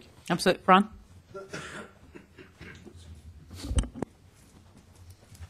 Again, Ron Perkins, WLC Architects. I just want to reemphasize, we had a client that came to us, and it was, bless their hearts, the best of intention, a principal and a teacher that teaches,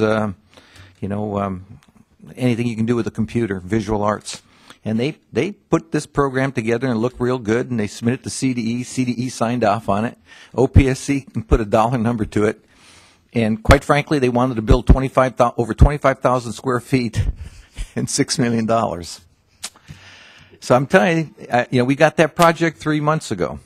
Okay, and then we have to be into DSA and be done. I just want you to know those things are out there. So keep that in mind when you go through all of this, because it really does make a difference. Juan, these people are well-intentioned, but sometimes, if they want reality's number, it's unlisted. Okay?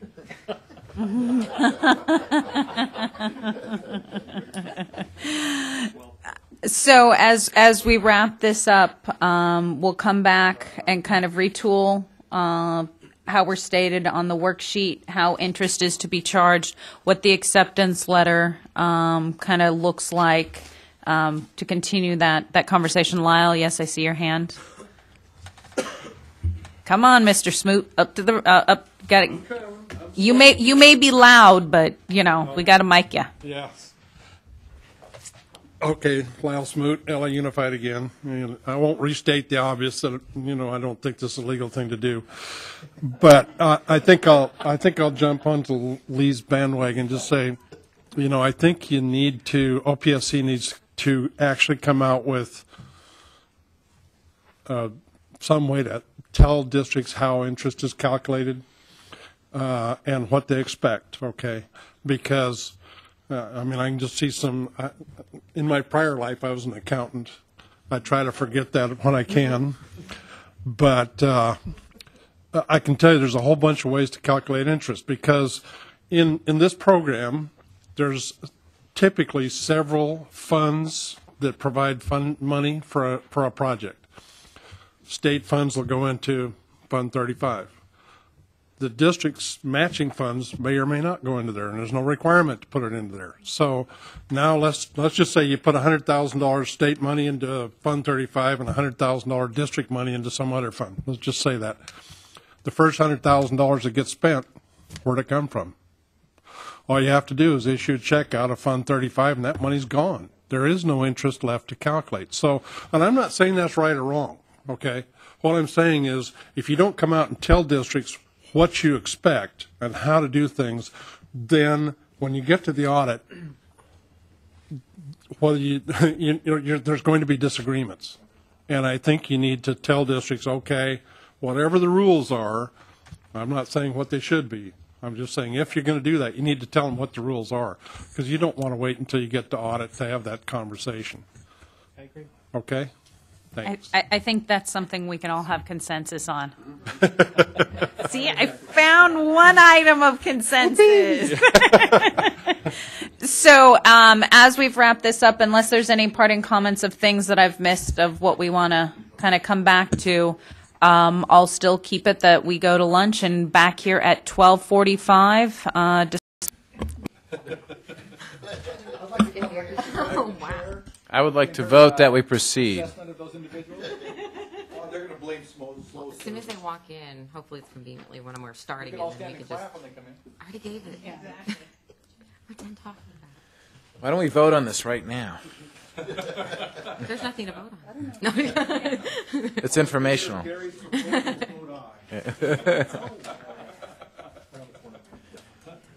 We can make up a vote. Yeah. Please, That could even be more interesting. I would like to make that we maintain continuity in the program until there's a reason to change it.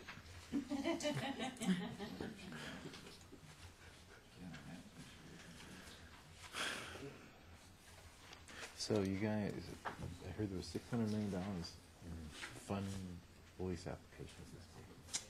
I assume you guys are a big part of that. 600 million. Just noticed that one of the late members has walked in that I sent an email that you're late. You've all been publicly called out, Lee, Bill, Dennis, Jeff. Sorry. It was a great lunch, though. You're late. Service was poor, I guess. With the emulsification. Yeah, that was banana cream pie. Sorry, we apologize. Well, So as we begin our afternoon session, we're going to go into and get background and discuss CCI until about, if the conversation goes until about 2:30, I'll wrap it up, and then the last hour is when we'll discuss the PIW for HPI, just to give a certain, time frame, and if need be, I'm not going to necessarily take an official break, so feel free to get up and run to the restroom. And then I'm going to do a bit of self-promotion, because I think it's in a bit of a way, if you want to actually see somebody hit me, you can come. Some of you may know that I box. Some may not know, but I've been boxing for 5.5 years, and on June 19th, which is a Saturday, up in Roseville, I'm participating in my next competition. They're just 3 1-minute rounds. I will, have headgear on, but I won my first bout in January. Got a knockdown in the first round. So, but I do get hit, and I have been hit. Isn't there a public disclosure thing that you should have made us aware of that before? Yeah, don't make me mad. So if you wish to come see me hit, or if you actually like boxing, there's probably going to be 3 to 4 hours of fights, both male and female, different skill levels. My club is Primetime Boxing, and it's going to be up in Roseville, but it's actually a fun event. It's not necessarily you get to watch me hit, or get hit. It's a fun time that can be had by all, but I just wanted to let you know. So for those of you who actually get to come visit me in my office, I keep my belt there just as to pretend to scare people. Really, my bark is bigger than my bite. Yes, Lyle? What is the weight of your gloves? 16 ounce.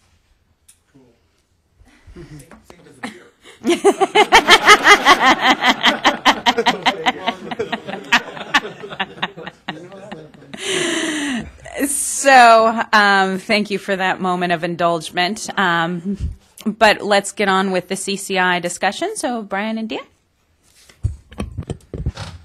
Okay. Dia Johnson, OPSC. Committee members and stakeholders, the purpose of this report is to provide an update on the annual adjustment to the school facility program grant apportionments based on the change in the statewide Class B construction cost index. The SFP new construction and modernization grant amounts that are adjusted annually by the State Allocation Board are based on a particular Class B construction cost index that is required by statute. At the June 2004 SAB meeting, the board was provided a bidding climate report that included an analysis of 5 construction cost indices from 3 private firms, Marshall & Swift, Lee Saylor Index, and the Engineering News Record. Of these, the only Class B construction cost index available was provided by Marshall & Swift. Therefore, prior to January 2005, grant amount adjustments were based on the Marshall & Swift 10 Western States Index. And then beginning in 2006, the board either used the Marshall & Swift 10 Western States or the Marshall & Swift 8 California Cities Index. At the March 2010 State Allocation Board meeting, the board directed that the various index options be considered and discussed at an implementation committee meeting. And upon that direction, staff has updated the data from the 5 construction cost indices published by Marshall & Swift, Lee Saylor Index, and the Engineering News Record. The components such as materials, labor, and study cities used to develop the indices varied from one company to another. And the components used by each company are compared on Attachment A. The historical yearly CCI of each of the 5 major indices is shown on Attachment B. Each year's CCI represents the average increase or decrease in costs that occurred in the previous year. For example, the data labeled 2000 is the average of the actual CCI gathered from January 1999 through December 1999. And the 2000 CCI adjustment is actually the change from the previous year. The cumulative data is shown in Attachment C, and these figures represent the change in the CCI as related to all previous years, considering 1998 as a base year corresponding to the inception of the SFP. At this time, staff would like to seek further input from the committee members and stakeholders on the updated information of the construction cost indices.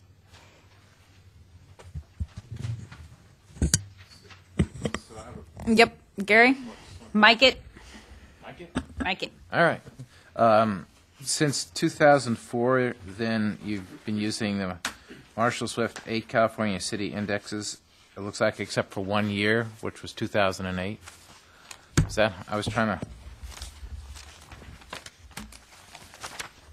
just for, are you looking at Attachment C? I'm looking at page 8, the, in page 8, just, so basically, since 2004, there's been Marshall Swift 8 California City Indexes has been used, except in 2008. Is that? It's very confusing, but yes. Is that? But that's is that right? That is correct. Okay. That was my only question for right now. Dennis? One of the problems I think we've had all along with the CCI is you do a very good job under discussion explaining how these all these indices are set up. The fact that it is averages over the past year and trying to project those out to future apportionments, you're already a year behind.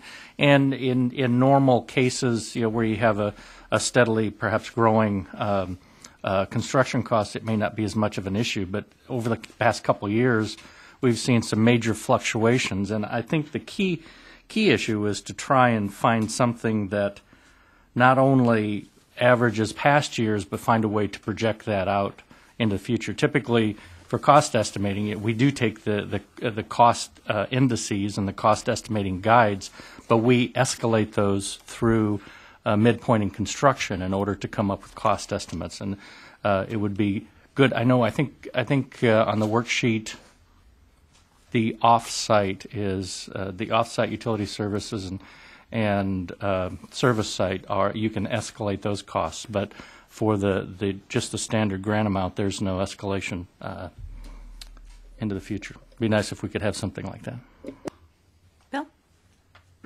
Bill? Do we know, can you confirm which of the or do any or all of these use prevailing wage labor rates? Not with 100% accuracy. I believe, and correct me if I'm wrong, that it would be the just the LSI. Mm-hmm. LSI Yeah. at this point that I know the LSI takes into prevailing wage. I don't know if Marshall and Swift do. Well, I don't actually see that stated on the discussion in here. What I did see in another discussion that I looked at yesterday about the LSI was that it included unionized labor rates, which is good for Bay Area and LA. I know Sean's back, so that's good. So, I mean, that more closely represents the cost that we're going to pay. But I think whatever we use, we should not be using an index that does not include prevailing wage as the fundamental basis for the labor rates that are included. I hope. Well, How do the other members feel on this? Yeah, so union. OPSC? Not to put anybody on the spot, I'm looking at Lyle and Bruce here, but do you guys have a historical perspective in terms of using Marshall and Swift? Why, way back when, we used it to begin with? And because I know that we kept using it, and I'm thinking that there's a reason for that. So I don't know if you guys have a historical perspective in terms of why we started using it. Again, if you have it, great. If not, just Got to take the heat too, Lyle.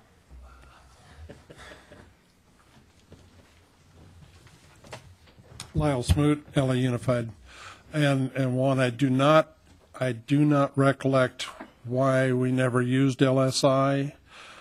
Quite frankly, I don't even remember having a conversation about LSI. But the second part of that statement is, keep in mind that the board adjusted the allowance every month. Number one, so there was not that issue that Dennis just brought up of being a year behind.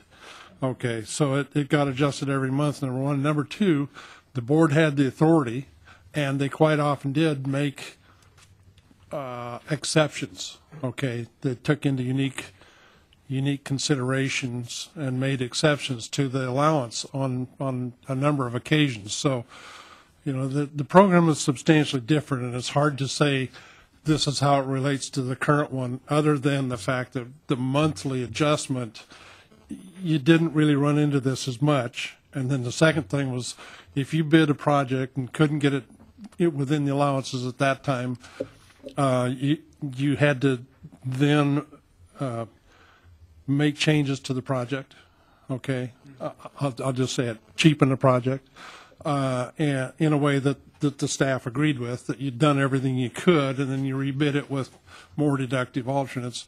If you still couldn't get it in within the allowance, you could go to the board and ask them to make a one-time adjustment, and they quite often did. So you didn't have that absoluteness of the current program. And wasn't there, I think there was also, between the Class D and the Class B, Marshall Swift was used for B, and what was used for D? There was another one used for D. Richard, do you remember? I thought we used the same parameters, Marshall Swift. Oh, it was for both of them? Hold on. It was One. Class Sorry. B, You I had believe. both allowances. Right. Did you want to add to that? Yeah. Just from having conversations from individuals that have been around for quite some years, and probably, I don't know if maybe this rings a bell. All the old timers. I tried to articulate it, but from my understanding, the reason that Marshall and Swift was used is because it was the only Class B that was available at the time. Class B. And required by statute, that is the reason we have always gone with Marshall and Swift, because it is the only Class B construction cost index that's available. And I think that's an important note. I mean, maybe we need to take a look at what's in statute. What kind of flexibility do we have? Maybe start there, and then we could start talking about do these other meet that requirement? And looking at the basis, specifically under authority, which you see on IMP page 9, let's just use new construction. The law states the board shall annually adjust per unhoused pupil apportionment to reflect construction cost changes as set forth in the statewide cost index for Class B construction as determined by the board. Maybe at that time there was Marshall and Swift was only. I do know, and supposedly somebody from LSI is on their way, that LSI does do Class B, can separate and have specifically Class B. The board is allowed to determine. My one question, as we've looked at Marshall and Swift, 10 Western states, does that fall under the definition of a statewide cost index? You know, I know they look at the 10 Western states, but are we supposed to look at any other state other than California? You know, and that's part of the reason, and with the discussion in January when this came up with the CCI of what we're looking at, and I know the board, you know, did go back and look at the 10 Western states and adopted that in 2008, but also knowing that OPSC, correct me if I'm wrong, Greg, PVT uses LSI, the Lee Saylor Index. We use it to determine off-site, service site utility cost for a project. But that's the not basis that we use. Not so the that's annual not grant. Class B, though. It's not Class No. B, but you are using the basis of the cost estimate. Cost estimate. Sorry. Yes. Okay. I'm an architect, I'm going to have to plead ignorance. What is Class B construction? It's defined right above in the paragraph. I'm sorry. It is? in our definitions. Where is it? And that's a good point, because it really doesn't, the Class B doesn't make any sense for Where is most it? of the term discussion. What page? On page 9, the paragraph right above where it says discussion. It says SFP Regulation 1859.2 defines Class B construction cost index as a construction factor index for structures made of reinforced concrete or steel frames, concrete floors and roofs, and accepted and used by the board. Okay. So as to whether that's a really good definition or not, you know, that's Definition, but is that the type, I mean, it's in, oh, that's a regulation section. it's the regulation, but unfortunately, Ed Code states that we are supposed to use index for Class B construction. And is the regulation, is that the definition for normal Class B? Is that the industry standard definition? I'm just guessing Yes. here, but I would say that the vast majority of school construction out there doesn't fall into that category. Reinforced concrete. Yeah, pretty rare. Yeah. But I don't And that's a very good point. They don't, but, and then correct me if I'm wrong, Class B is a higher amount than Class D, so we use the higher amount for the annual adjustments. So even though we recognize that most schools aren't Class B, the adjustment that we use to set the amounts is based on that amount. So maybe we should look at a readjustment down. So is it just the amount that Class B would have increased by? You don't use that as a base factor. You just use the same increase. well, that's another interesting point that I think we can get into later, is how we've been making these adjustments. But yeah, I think from what I understand it, the index amount for these kind of materials are just generally higher than Class D. Well, I don't want to cloudy it any more than it already is, but if concrete, for instance, went down in price, Class B would not have increased at the same level that Class D may have, but if you're using that Yeah, as your comparison, it may not work. Very good point. I think. Hold on, we've got Gary, then Dennis. Well, go ahead with the technical stuff. I'm not. I think Well, it's kind of it. Yeah, I just wanted to say that we have seen, typically you see some, the materials do change costs at different rates. Oftentimes wood will go up and steel will go down, or concrete will go down, and there's concrete, I'm not sure is the best reflective of what schools, it may be going down when wood and steel are going up. I don't know. I don't have the data on that. Quickly, does OPSC know why in Ed Code we put in Class B instead of Class D? What I suspect, and this is purely speculation, is that I think before, when we used to use Marshall and Swift Class B, it was taken from that. And again, this is going way back, so I don't know. But back before we had the LPP, Class B under Marshall and Swift was defined. In fact, I think in our regulations, we used to have Class B was defined as Marshall and Swift Class B, and that was stricken. Remember, I don't know if it was in 2005. The board revised the regulations to remove the reference to Marshall and Swift. Correct. And I think it was done in an effort to provide a little bit more flexibility for the board. But to answer your original question, I'm not sure. That was just what I think, but I really don't know. Bruce? Ooh, I see. Somebody who might have a historical perspective. Well, yeah, and Bruce Hancock, Gunnison Park. I'm not sure I recollect all of this real clearly either, but first of all, Marshall and Swift was in existence and in use in OPSC when I came to work there, and that was in '81. That was the lease purchase program, and I think it may have been actually in effect and in use in the state school building aid program of '52. I don't know that for sure. I really don't know whether the Class B designation, which came first, the chicken or the egg, whether it was because Marshall Swift had Class B and therefore Class B became a standard slowly over the years.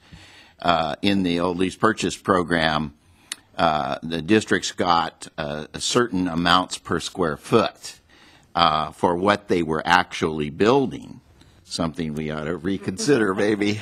And if they were actually building a multi-story concrete and steel school building, rather than have the kind of add-on allowances that we have today for two-story or elevators or whatever, you got the Class B index, which was presumably, or the Class B adjustment for those kinds. But that was only if you qualified for that class. Only if you qualified. If it was wood or steel, you got the Class B. It was very absolutely a determination was made whether or not you had a Class B building before you could get that allowance. As to why Class B was named in the school facilities program, I'm not certain, but as the question was being asked, what I kind of recollect is that it was thought to be a less volatile index. Whether that was true or not, and whether my recollection is complete, I'm not really sure. But that's what I kind of remember, was that it was seen to be a steadier index and not as up and down. I'm not sure if historical investigation would sustain that or not, but. Thanks, Bruce. Dennis? Bruce, while you're there, do you recall, is the Class B designation, is that a Marshall and Swift designation, or is that something that the state came up with? It's right, as far as I remember, it's right out of Marshall and Swift. Is it? Okay. They had a number of, that's why I say I'm not sure which came first, Marshall Swift and then B, or B and then Marshall Swift. But Marshall Swift in there, I can remember the book. It was a very old, something out of the 20s or 30s, which was everything we had. Lyle's era. and it had these different building types. And I don't really know if they conform to building types in the code or not. I don't think they do. And so they were simply something that Marshall and Swift had invented to categorize various types of construction. The Class B, then, that was their definition of what constituted Class B, and that has been then folded into our definition of what Class B is, as we've just kind of hung on to it. Dennis? I guess the issue would be, I guess this is a legal issue, but since it's in the code that it says Class B construction, where is that definition, and can we redefine it if we need to? Well, it's ed code, so statute. But ed code just says Class B. It doesn't say what Class B that designation is based on, what the definition is. Do we know if Class B is defined in state statute, or is it just our regulations? It's in reg. It says in. I know we've got it in reg, but I'm just curious if it's defined in state statute. Richard? Someone else besides Green Act? Yeah. Yeah, that was my question too. Richard Gonzalez and Associates. The recollection I have of working on the early parts of gathering the SFP program was that the D and B were being considered, but it was negotiated B because it was steady. It was steady, just like he was talking about. We could look on a month-to-month basis on the Class D, and it would go up and down on a regular basis every month. But yet, if you took a look at the Class B, it was fractionally changed, if at all, over the length of a year. And so the Class B index was used as the parameter to allow for, okay, so what's going to be the change over a given year period of time as opposed to a Class D. Now, as far as the Class B and the Class D definitions, they are in the lease purchase program regulations. So they were in regulations. Yeah, and it's still in SFP, but we can redefine Class B however. Again, I apologize. Yeah, interrupting. go. But part of the reason that some of this has happened is because this program was generated as an extension of the old lease purchase program, using those kinds of parameters, definitions, and ideas. That's why we came into this program with the idea of, well, tell you what, we'll give you a per pupil allowance, but we'll still do the service site utilities and off-site and general site the same way we did before, so that we'd have to do those calculations. But then the question becomes, well, how do you figure that out instead of by the square footage and calculate it by month, by bid, and then who's got the contract, who's responsible? All those pieces were all tied together. But it was an extension of the lease purchase in which those definitions were used as the basis to begin this program. Lee, did you have a question? And then Gary? Well, just this item. What are we here for? Are we here to decide or to recommend to the SAB which index to use, or something else completely different? In 04, a review of the indices went through of what works, what doesn't work, what do we need to consider. This is an update of that review, looking at this day and age and understanding that there are other indices out there that qualify. Specifically, LSI does qualify to be considered because they can do a Class B. And then so that's why the graphs were done. So if you look at the graphs, you can see where LSI was and compared to the 8 California cities or the 10 western states. Mm-hmm. Something I would like input or feedback from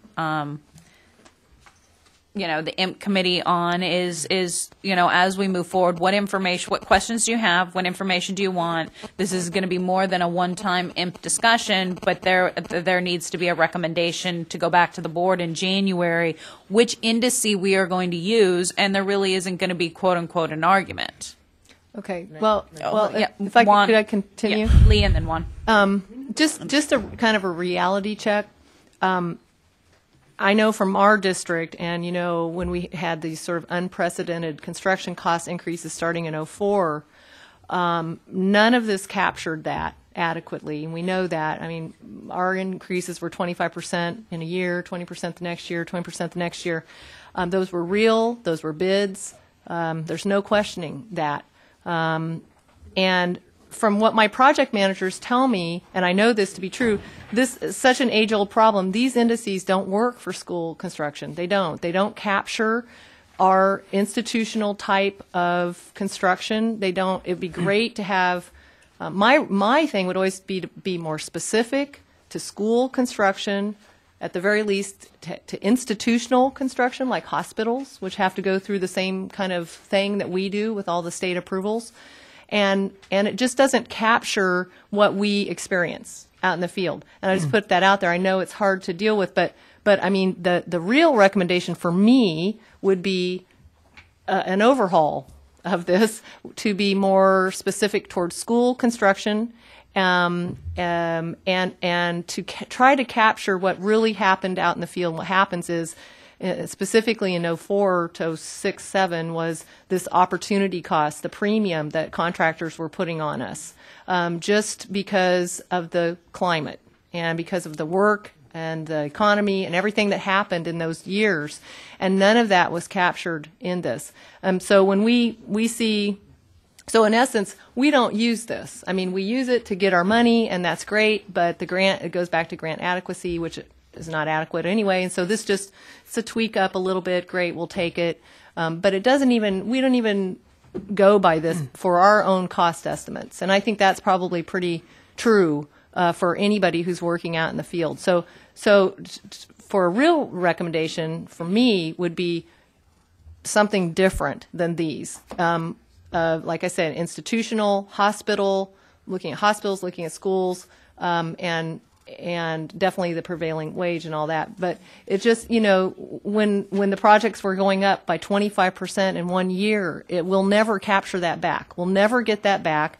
And then now, when you have an index that's going like this, our costs were here, and now then you're taking your index and now going down, it never, it's just that much more different. So it never will get there. So the conversation's great, but it just a reality check. It just doesn't really ever capture what's going out there. But I would love to tweak it as best we can and use the best one that we can. We've got Juan, then Gary, then Bill. Just a couple of things to add on why we're here. At the beginning of the year, we took an item to the board to change the grants amount based on the new CCI. And at that point, there was discussion on what CCI should be used, whether it should be Marshall and Swift or whether it should be something else. I think the board asked us to come back and revisit all of the appropriate CCIs that are available so that come next year, we may have or present if there's other options for the board to consider. So that's kind of why. So the board did ask us to come back and take a look at these, bring it to IMP and discuss them. That's why we're here, to discuss these other things. Another point that I just wanted to, again, and I understand, the comments about trying to make it more appropriate, and I think that's why we're here. But I just want to make sure that, within the context of a statute, is there something else that is a Class B construction cost index that does what you're proposing to do? And that's what we're trying to do. Because, we want, I think that the reason why is we want to take a look at everything, all the Class B construction cost indexes that are out there. But we have to take a look at those because that's what statute requires. So to the extent that we can, pick and choose from what's given in terms of the authority, let's do that. But we can't lose sight that that's what's in statute now. And unless we change that, we kind of have to go there. We have to use that. Lee, you can finish up then, Gary. Thank you, Lisa. Just to follow up then, are we able to, for example, ask any of these folks to perhaps propose a new type of index for school construction? Is that possible? Here's the thing. Individually, you can go talk to any of the legislators that you would like and discuss this problem and see if they'd be willing to take that on, because it requires a statute change. And if there is a statute change, then the implementation committee is beholden on then addressing it and implementing that. But until then, we've got board direction, and while you may be right in that we need a reality check and this may not necessarily address it, we have to live in the confines of what we are now and work with inside that box. But it doesn't hurt to have an outside conversation that you may have with senators or assembly members saying that this doesn't really address an issue. But if we're looking at the language of the regs and everything that's in there, it says a statewide index for Class B construction. I know that's all it states. And OPSC staff has actually looked out, and that's what's included here of the ones of Marshall and Swift, LSI, and Engineering News Record. Engineering Record. Statewide indices. 8 California cities for Marshall and Swift? Yeah.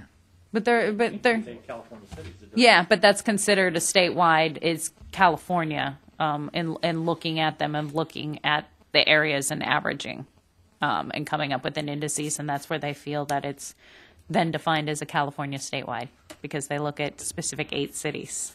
So, Gary, who's been waiting patiently. Thank you. First of all, I think OPSC's analysis was great. Thank you very much, Deanne. It was really good.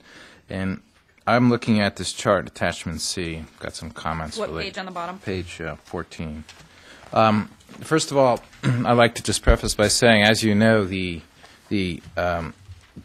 grant adjustments impacts not only the state in terms of what they're paying, but it also impacts every developer fee in the state of California and every home buyer in the state of California. So it's a serious indices, and impacts everybody buying a new home in the state of California. So from the California Building Industry Association, we have a significant vested interest in preserving continuity of a program that's a major program. Secondly, my only words of wisdom to all of this, if you're going to make any change or consider any change, it needs to be really, really justified. You can't just randomly make a change because the magnitude of the impact statewide is substantial. And then you start taking a look at these indices here, and most of them, if you really take a look at the major indexes, are moving in alignment. I mean, literally 4 out of 5 for the last 11 years have moved very, very closely together. So based on that scenario alone, I don't know whether you want to start making major dramatic changes when there's seems to be real continuities in these indexes. Matter of fact, in a way, these indexes validate each index and saying, hey, they're following along in a reasonable pattern. So based on this, the extent, that's why I asked which index you've been using, which is the 8 California cities, that seems to be right in the middle most of this pattern. And so to move off of that, we really need to have a real rational justification to move off of that where there's a substantial change in it. Then if you take a look at the LSI index, I have a couple concerns about this index. First of all, in terms of, which are just global numbers, they're not specific numbers. But the first global number is if you take a look at the cumulative impact through the 11 years, the LSI is at the high end of 54.5% cumulative, and then the engineering index is at the low end of 39.4. And if you average all these 5, they come out literally to the middle, which is the 8 California cities Class B. So if you start changing and looking at some of these other indexes, I really think we need to frame it in terms of a historic perspective. So if you go back and redefine Class B or something like that, then that's fine, but we better start from the beginning. And also, if you're going to go with another index down the road, then that's fine, but we might need to go back and start and adjust from the beginning, because you start adding new indices in the middle, it changes the overall cumulative impact.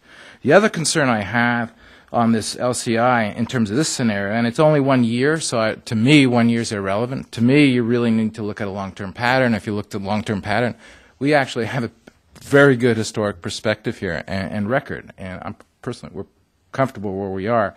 But in the last year or two, it's a double-edged sword. Yes, you said the prices went up a lot, but we had cost estimates, because I do in finance and build a lot of schools statewide, and I got to tell you, over the last 2 years, the cost of construction has plummeted 20 to 30%. And yes, there was an opportunity cost going on in 2004 to 2007. I think that's a good way to put it, but the flip has happened as well. And so the profit margin is not there, the added value is not there, and so none of these indices are reflecting, in my opinion, the decline in the cost of construction of schools over the last 2 years. And so, well, actually, Gary, if you take a look in January 09 on Marshall and Swift to January 10, they both go down. 4 out of 5. Well, let me finish. I think January 9, 10, there was a modest, I frankly think it was a modest decline. It does not reflect what the real world was in terms of cost of construction decline, which was more like 20 to 30% off of cost estimates. So I think that's somewhat a reflection of reality. What surprises me is that the LCI went up when all the other indices went down, as well as the real market in terms of cost of construction went down. So I would question what the components of this LCI are, because it's not a reflection of reality. Well, but again, it's a short, can I just? But I think it's also important, Mary, if you want to come up here to answer any questions, as she is from the LSI. I would like to say something first. I think that we need to have, if we're going to have different experts from different fields, we should make sure we have all the experts from all the fields. It's like all of a sudden we've got an expert from one consultant from one index group. I would like to recommend as a professional group that we really do not bring in one consultant from one area of expertise without bringing in all three. Because I think that's really not understood, and all can be invited, and this is not a one-time conversation. So, to the extent that they're available when they can come, they can come. But also, LSI, I think it's important because we have historically been using Marshall and Swift. The board has asked us to take a look. Certain board members asked that LSI be looked at. If we're to look at it and look at changes and look at things that are in the best interest of school districts, why not have somebody here, because LSI hasn't been used before, that can answer the questions where Marshall and Swift has just been the standard status quo but definitely they can be invited. Whether they show up, I don't know. I think that's a great idea. I just would recommend that we bring in all the professionals at once for normal dialogue. But could I finish? Because I had a couple of kind of critical comments which addresses what Dennis was saying about this month-to-month thing. I was involved with the, obviously in SB 50 and establishing SB 50. And one of the things that was really critical to SB 50 is we established some sense of continuity, because all the developer fees in the state of California in terms of level 2 and level 3 are triggered off of grant adjustments. If you start having grant adjustments or CCI changes every month, then the level 2 fees are going to be going up and down every month. So one thing we wanted to establish was some sense of sanity in terms of the planning process. So when you adjust the state funding formula, basically all the developer fees in the state are being adjusted accordingly. I can tell you every developer in the state of California in January, when that CCI is established, they're going back and calculating what their financial obligations is over a year. If that changes every month, then the amount of permits they're going to pull, when they're going to pull permits, the uncertainty in planning becomes really, really, really difficult. So one of the foundations of SB 50 was to at least establish benchmarks on an annual basis. And so that was kind of where we went with that. And it just becomes a nightmare if you try to do something else. And if you want to, then that's fine. But then also I can say from the development community on a local basis, we do work with most districts in terms of addressing those shortfalls through mitigation agreements, or if there's excess money, whatever. But we structure mitigation agreements on the local level to capture any kind of fluctuations in the fee. And most new school construction, in terms of facilities in the state of California, there's mitigation agreements in place now. It's not just level 2, level 3 fee to reflect any kind of shortfalls or excesses through financing. So that, in summary, our position is unless there is a major change or justification for changing the way we have formulated Class B, then our position is supported as it is. And based on what I see in terms of the long-term trends today, these charts reinforce, I think, eloquently that the current indexes we use have been pretty good overall since they reinforce each other. And that's CBIA's position. That's CBIA's position. Okay, Bill. I just want to agree. I want to agree with CBIA that we all want to have stability and a clear sense of, what the rules are and what the indices are. But I think it's not in the interest of developers, nor is it in the interest of school districts that we're underfunded continuously for school construction by the state. And so we want to have an accurate index that reflects what true costs are to build work using prevailing wage, labor rates, and so I think that should be our focus. As you say, we all want to have a good justification if we're going to change something. The justification is, from our standpoint, the construction cost indices may or may not be accurately reflecting what it costs to build a school that we're using now. And so we're engaged in a discussion, and I think I would like to agree with you also. Let's have all the experts come in, right, from Marshall. Let's have Mr. Marshall and Mr. Swift come in too, whatever, whoever they are. And but to at least give us an idea, because I don't actually think there's any understanding at this board or even in the regulation of what a Class B construction cost index is. I think basically the statute defines it as an index that the board says is an index. That's about it. And I don't think it has any basis in reality. Maybe this woman can give us some reality basis. To respond to your... hold on just a second. But I think we're in agreement. We want certainty. I agree with you. We don't want to be changing cost indexes every month and this kind of thing, because you're right. The way things are calculated for developer fees and all that we go through is a yearly basis program. It does give certainty and give some continuity over time. But the reality for us is, for school districts, is we need to get adequate funding to build schools. And it's not in the developer's interest for us to be shortchanged continuously either. And so we're all in this together, and we're trying to find the best way to go about it and to do it. And if it takes tweaking it to find a system that really reflects our costs, then I think that's where we need to be. But just to respond, I think there's two issues here. Yes, there's two issues here. One, the issue of grant adequacy, And I actually think that's great, and maybe the implementation committee should go back and relook at grant adequacy. We are supposed to. Okay, then I would bifurcate that issue from the issue of an index issue. And I really think if we start trying to address both, which Lee was kind of trying to get at was the, more of the grant adequacy issue, that's fine, but I would recommend that we look at an indices that works and reflects kind of as best as possible reality, and then B, if you want to deal with the grant adequacy, I think that's separate. Dennis? That was a point that I wanted to make too. We need to, every time we start talking about the CCI, we get confused between the adequacies of the base grant and the indices. If you look at this trend on the page 14, most of the indices are pretty closely lumped with the perhaps the last couple of years with the fluctuation. Looks like LSI kind of levels those off. So we're looking at a trend, or the what we do with the indices is look at an increase from year to year. And so I think that LSI is as good as any of them in looking at just that percentage increase in the grant. But we first have to look at the base grant and determine what the adequate level of the base grant is. And then, as of course I'd like to say it's the AB 127 conversation versus the CCI. And what we need to talk about, make sure about with CCI is the CCI adequately addressing the construction costs? So we can have an adequacy discussion, but is it adequately addressing the construction costs and the construction increases? And I think Lee actually did parse it correctly of the indices were not reflective on a current basis of the construction cost increase, just as the indices are not reflective of the decrease in actuality. Right. So the entire indice has not followed actuality and reality, but is what we're charged with doing is relooking, is Marshall and Swift most aligned? Is there another indices that's more aligned with reality of construction costs in schools? And the other issue is, to reiterate what I said earlier, is the fact that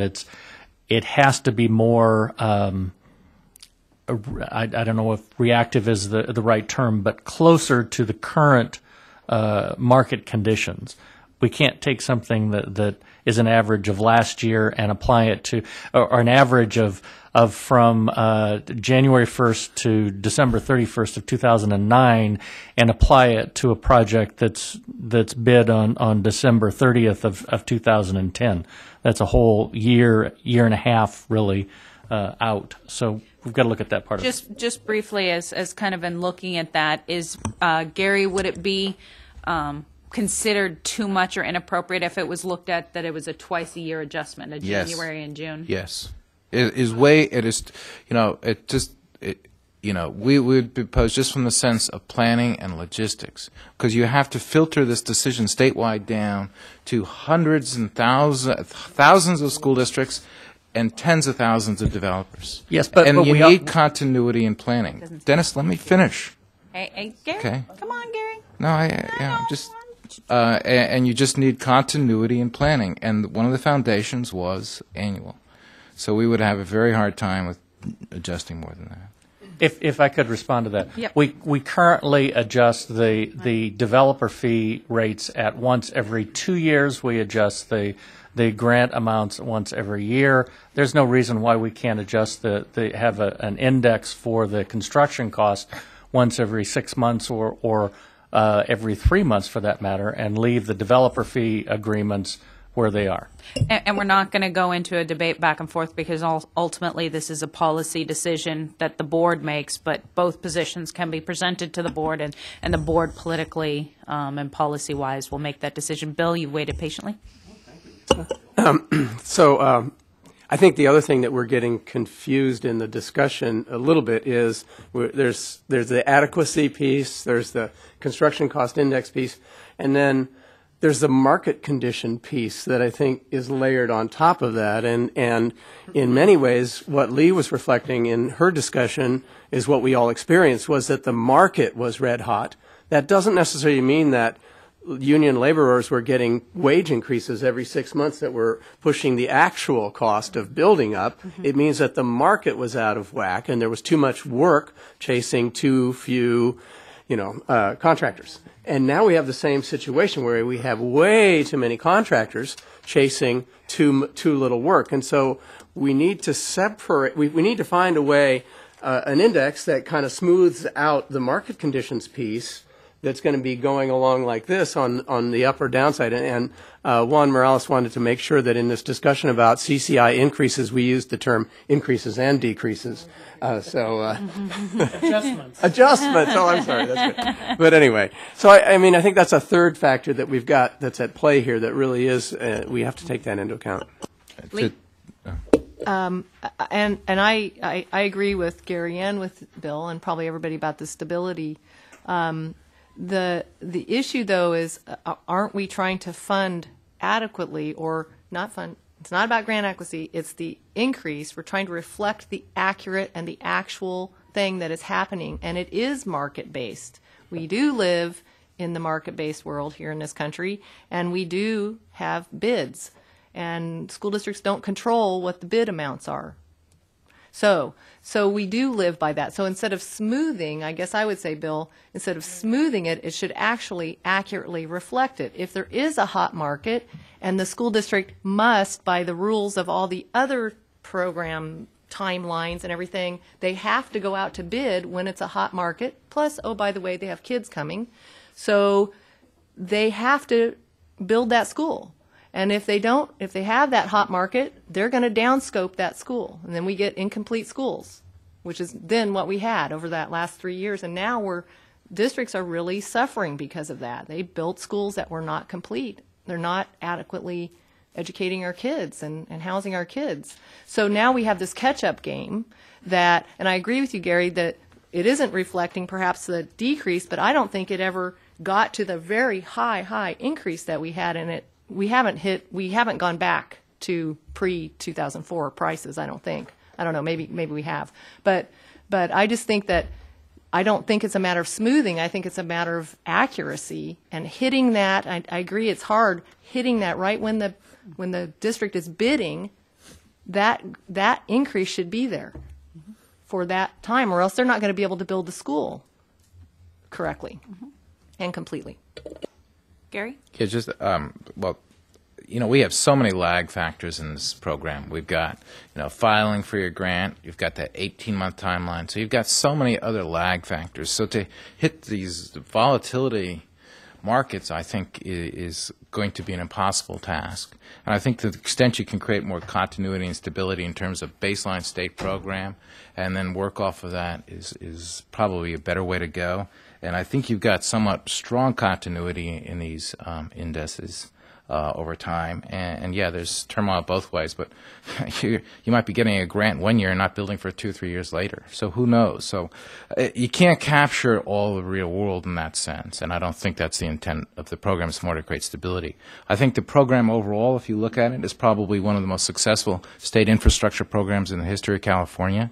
I would say that the majority of the schools in the state of California have been quality schools that have been built and are great schools. And so to continually say, we have all these inadequate schools, when in reality I think the majority of the schools have been built adequately and are high-quality schools is the real case study. And then lastly, there's a comment here about that the indices, what? You've seen schools in the rest? Yes, I have seen schools in the state of California, and I've built a lot of the schools in the last 10 years in the state of California. Yes. No, I think we're talking about California. But anyway, and then the other thing in terms of the actual cost, to make these statements that these indices don't necessarily reflect the actual costs and all that, I don't think that's all true either. And that's where we have to get into the grant adequacy. And if we're going to make that statement, it's fine, then we want to look at actual costs and reflection of actual costs and how these schools were financed, both statewide and local-wise, because we built a great program. And so let's not depart too much from something that I think is relatively successful. So, Sean? I don't think we can separate the grant adequacy and the indices completely. If the grants were completely adequate today and the indices aren't reflecting reality, we would be facing this problem again a few years from now. So We do need to make them as accurate as possible. But I think it might we not be can- perfect, I but think as accurate as individually possible. we can make them as adequate and accurate as possible, because I understand grant adequacy is about building the total school, and it's based off, of course, with the indices we use in construction, but we need to make sure, you can have A then B. And A is looking at CCI, and are we using the appropriate indices that are most closely aligned in stability and addressing what it really costs to construct the school, not whether that's a complete school, because that's the grant adequacy, is whether the grants are creating a complete school. Want to, Mary, if you'd like to come up, at least give background on LSI and answer questions, because then we can have Marshall and Swift right up here by Dia. Feel free to give your background and how you know and your justification for knowledge on LSI, and then questions will be asked. Well, my name's Mary Wallers. I am the owner of Sierra West Group, which is a construction consulting group. But I have been doing the formerly known as Lee Saylor Index, which is now called the LSI Index, since 1992. It's published in Engineering News Record, and I'm recognized as the author of it. I'm an associate editor on all the Saylor books. And it's actually even being used by the Department of Defense for their construction projects worldwide, TMA projects. Anyway, the LSI Index, and doing it as long as I have, it's kind of interesting to watch what is going on. And Lee is really right. The market is very volatile. And all of the indexes don't pick it up because it is a kind of a lag there. When we're getting information, we're gathering it from contractors all over the state. We're gathering it from architects. We're gathering it every place we can think of. We've got about 20 places we go for information. But when we do the LSI index, it's basically 3 parts. And the first part is materials, and it lists 20 basic materials, 21 basic materials. And it started in 1967 charting these materials. And it has remained the same stable numbers for 40 plus years. It is very stable, it works. And that's why it's recognized. It was designed specifically for California economy. And the same thing with the labor costs. We take them straight out of union. And we get our numbers out of Engineering News Record. Yes, we do. That's where both of these come from. But it's a combination that we use that makes it relevant for California. And generally, we find that they're a little on the conservative side, but they're close. And when you're talking about an index, you don't want spikes, you don't want volatility. You want something that's stable and it's going to produce it. And so it just keeps going. And that's what this does. It recognizes long-term stability and growth. And the third part of this is called the subcontractor index costs. And that is, again, 21 basic in-place materials: acoustic, tile, brick, ceramic. Does anyone seen this? A while ago. Long time ago. I'll get copies. But these are the numbers that are more subjective. The top 2 numbers show exactly what is going on in materials and labor across the United States, specifically directed for California. And in first quarter, we've seen that the index is down 0.3 from the end of the year, but it's up 0.3 from this time last year. And there's a number of reasons, and you've got to understand what they are. Steel skyrocketed, then dropped. Well, when this recession hit, China dropped closed one of their China big manufacturing plants because they did not want to stockpile. Now they've signed contracts. Last summer they signed contracts for new ore, iron ore, that's at twice the price they were paying before. So prices are going to go up. Demand is going to go up, and it's going to go up also in prices. Wood was down 25% from the previous year in January, but it was down 27% in January of 2009 from 2008. Well, it's starting back. Matter of fact, we're seeing substantial increases, 12 to 13%. One of the reasons is Russia is now, not Russia, China is now taking all of Canada's low-grade wood. So, which Canada and the United States has had an ongoing feud because we don't levy trade taxes. They knocked that off a couple of years ago, and Canada really started producing. Well, Canada's lumber is subsidized by the Canadian government.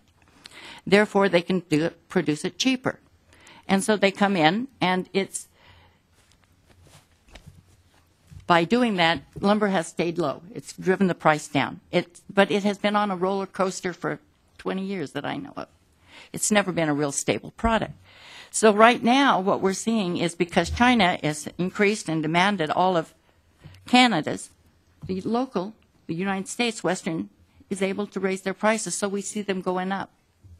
And when we're doing indexes, we have to look at everything. We look at the diesel prices, we look at the asphalt, and we try to consider it all. Right now, there are more jobs out to bid than there has been in 18 months. Am I right, Gary? According to McGraw-Hill. There's a substantial number. We take McGraw-Hill Dodge reports, so I'm able to track it somewhat. But the thing is that we have seen this unemployment in the state of California in construction in October of 2009, according to AGC, was at 22%. That's in construction versus the 12% in the state, 11, 12% in the state, which meant there were a lot of construction workers out of work. Today, with our current 10-point-something unemployment, we have a 16% unemployment in construction, which means that there's a lot of construction work starting back up. Demand is coming back. And when you take a index and take a year that like we had last year, where it tanked, the last 2 years, it's been terrible.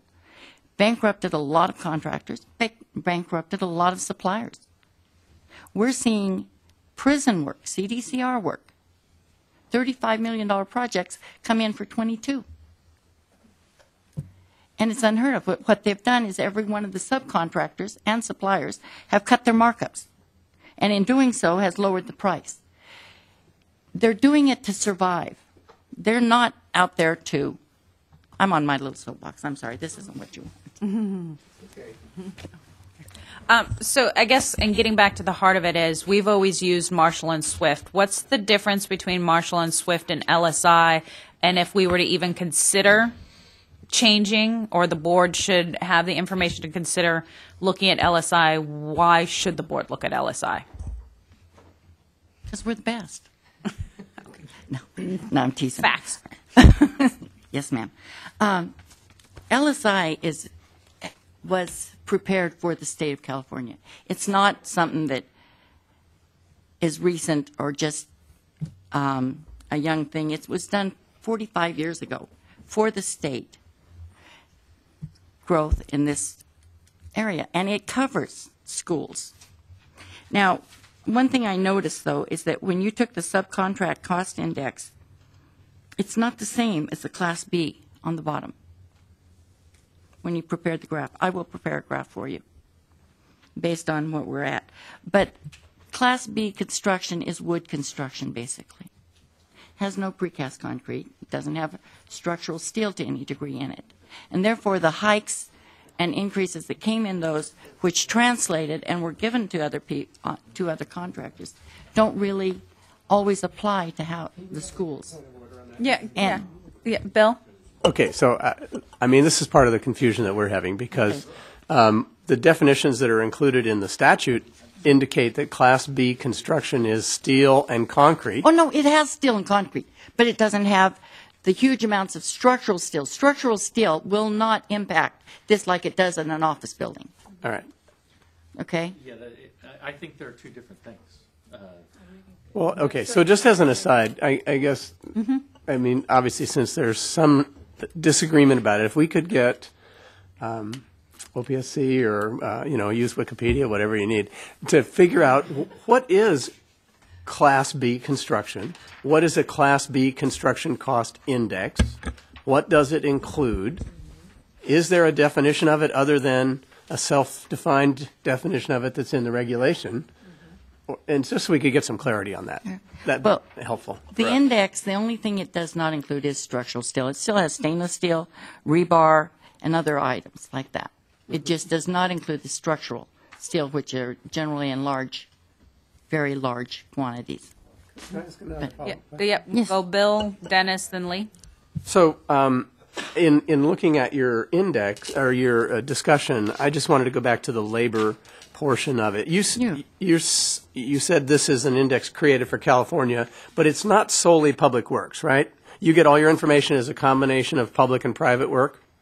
On the subcontract costs, yes. Labor costs are union costs. Okay, but they could be private or public, right? Yes. Okay. And so how do union wage rates relate to prevailing wage rates? Prevailing wage rates are based upon union rates. Okay. And when you're seeing those increases in union rates, even in the state of California, you're going to find them in the laws in the prevailing wages. Okay, so if we were to, for me, one of the bottom lines, I think a lot of us on the committee, I'll just go ahead and speak for everybody else, would like to use an index that as closely as possible reflects the conditions that we face as school districts in a public works setting where we have to pay prevailing wage. And of course, in our setting, and I'm going to go out on a limb here, we have a project labor agreement, as do some of the larger school districts in the state. So we must use union labor, and the unions are our partners in building our buildings. And so presumably what I'm hearing is an index from my standpoint and for us would be that had prevailing wage included or union wage. You're telling me they're comparable. That's fine. I'm saying the increases would be comparable because they're raised at the same level. As union wages go up, so does prevailing wage. Got it. Okay. You just kind of go like that. So an index that included union wage rates as the labor component would most closely mirror what school districts face. Yes. Now, can you tell us whether, and maybe we just need to reserve this for the next person, but how does the Marshall and Swift index, does that include union? How do they reference their labor costs? Do you know? You know, I honestly do not. So that's a question we need to ask them, obviously. Anyway, okay, thanks. And then Dennis and Lee? Yes, I'm Mary. How often do you do the LSI index? Is it a yearly thing or is it a monthly thing? Quarterly. Quarterly. Okay. Quarterly. And okay, so if the state were to use the LSI, they would average the 4 quarters from. No, I can do it. It's actually, were to be, Dennis, I'm sorry to interrupt. Go ahead. It's actually done monthly, but when but I put it out quarterly. Okay, so you calculate it monthly, but you only publish it. Yes, quarterly. Okay, so if the state were to go to a more frequent index, it's done. It would be available. It's already done. Okay. Thank you. Lee? Thank you. Hi, Mary. Is there any way that you can disaggregate and only do an index for schoolwork, for example, or hospital work, or just public works? Is there any way in your vast database, which I'm sure you have, and historical information, is there a way that you do that? Maybe you do that now, I don't know, for certain clients. And then you have your combined one. The combined one works for most large institutional prisons, the hospitals, laboratories, warehouses, wastewater, all of those. Okay, so but the Class B, one of the reasons I think this was established was that schools before were primarily wood built, Wood stick built, they called it. And that's why what the Class B is primarily a stick built structure. That actually, that's what I thought Class B was too, and that Class D was the concrete one. But now I'm totally mixed up on that. Okay, so yeah, so okay, so you're saying it works for in your experience for larger institutional construction. You're saying? Yes, it does. Okay, and a lot of those would be office buildings, or you're just saying hospitals, institutional. What do you mean when you say institutional? Hospitals, okay, laboratories, but that is the whole overall LSI index. Right, and so it's private construction and public construction combined. Right? Yes, it is. Okay, is there any way that you can take a look at your data and, I mean, do you do this? I don't know whether you do this for clients. I can do that for you. Tell you what, I will come up with but I think we pretty well meet it. You do? I think that Class B wood frame construction is stick built. All right. So, except that we kind of all agree here, people who are in the field, and probably Mary, you saw it too, that we were increasing at 25% a year and 20% a year, and the index did not reflect that. So, can you tell us what do you think caused that? If you think it means it, it's because of the volatility of the market. It was not materials. It was not labor that was creating the increases. Mm-hmm. Right. It was the lack of labor. Okay. And the market conditions. Again, like steel. Right. Or contractors going bankrupt. We're having a much smaller bidding pool right now. We're going to be seeing it as each contractor gets their portfolio full of work. Mm-hmm. There's going to be fewer and fewer. You're going to see the prices go up. Right. So I guess my thing is, how is there a way to reflect that? If Mary's good to go on labor and materials. I'll answer that for you. It's kind of outside of the scope of this discussion. As Mary said very clearly, the price increase was a result of a lack of workforce. So I don't think that there's anything that we could have done, because I bet you if you take out the influence of the lack of workforce caused prices to increase because workers were a premium, that it wasn't necessarily the cost of the material itself. It was getting people to do stuff with the material that caused the increase. And I'm not sure if you can break that out. Just so you know, it's going to go Juan, Rob, then Dennis. Lee, may I say if you're, something? yeah. May I say something here?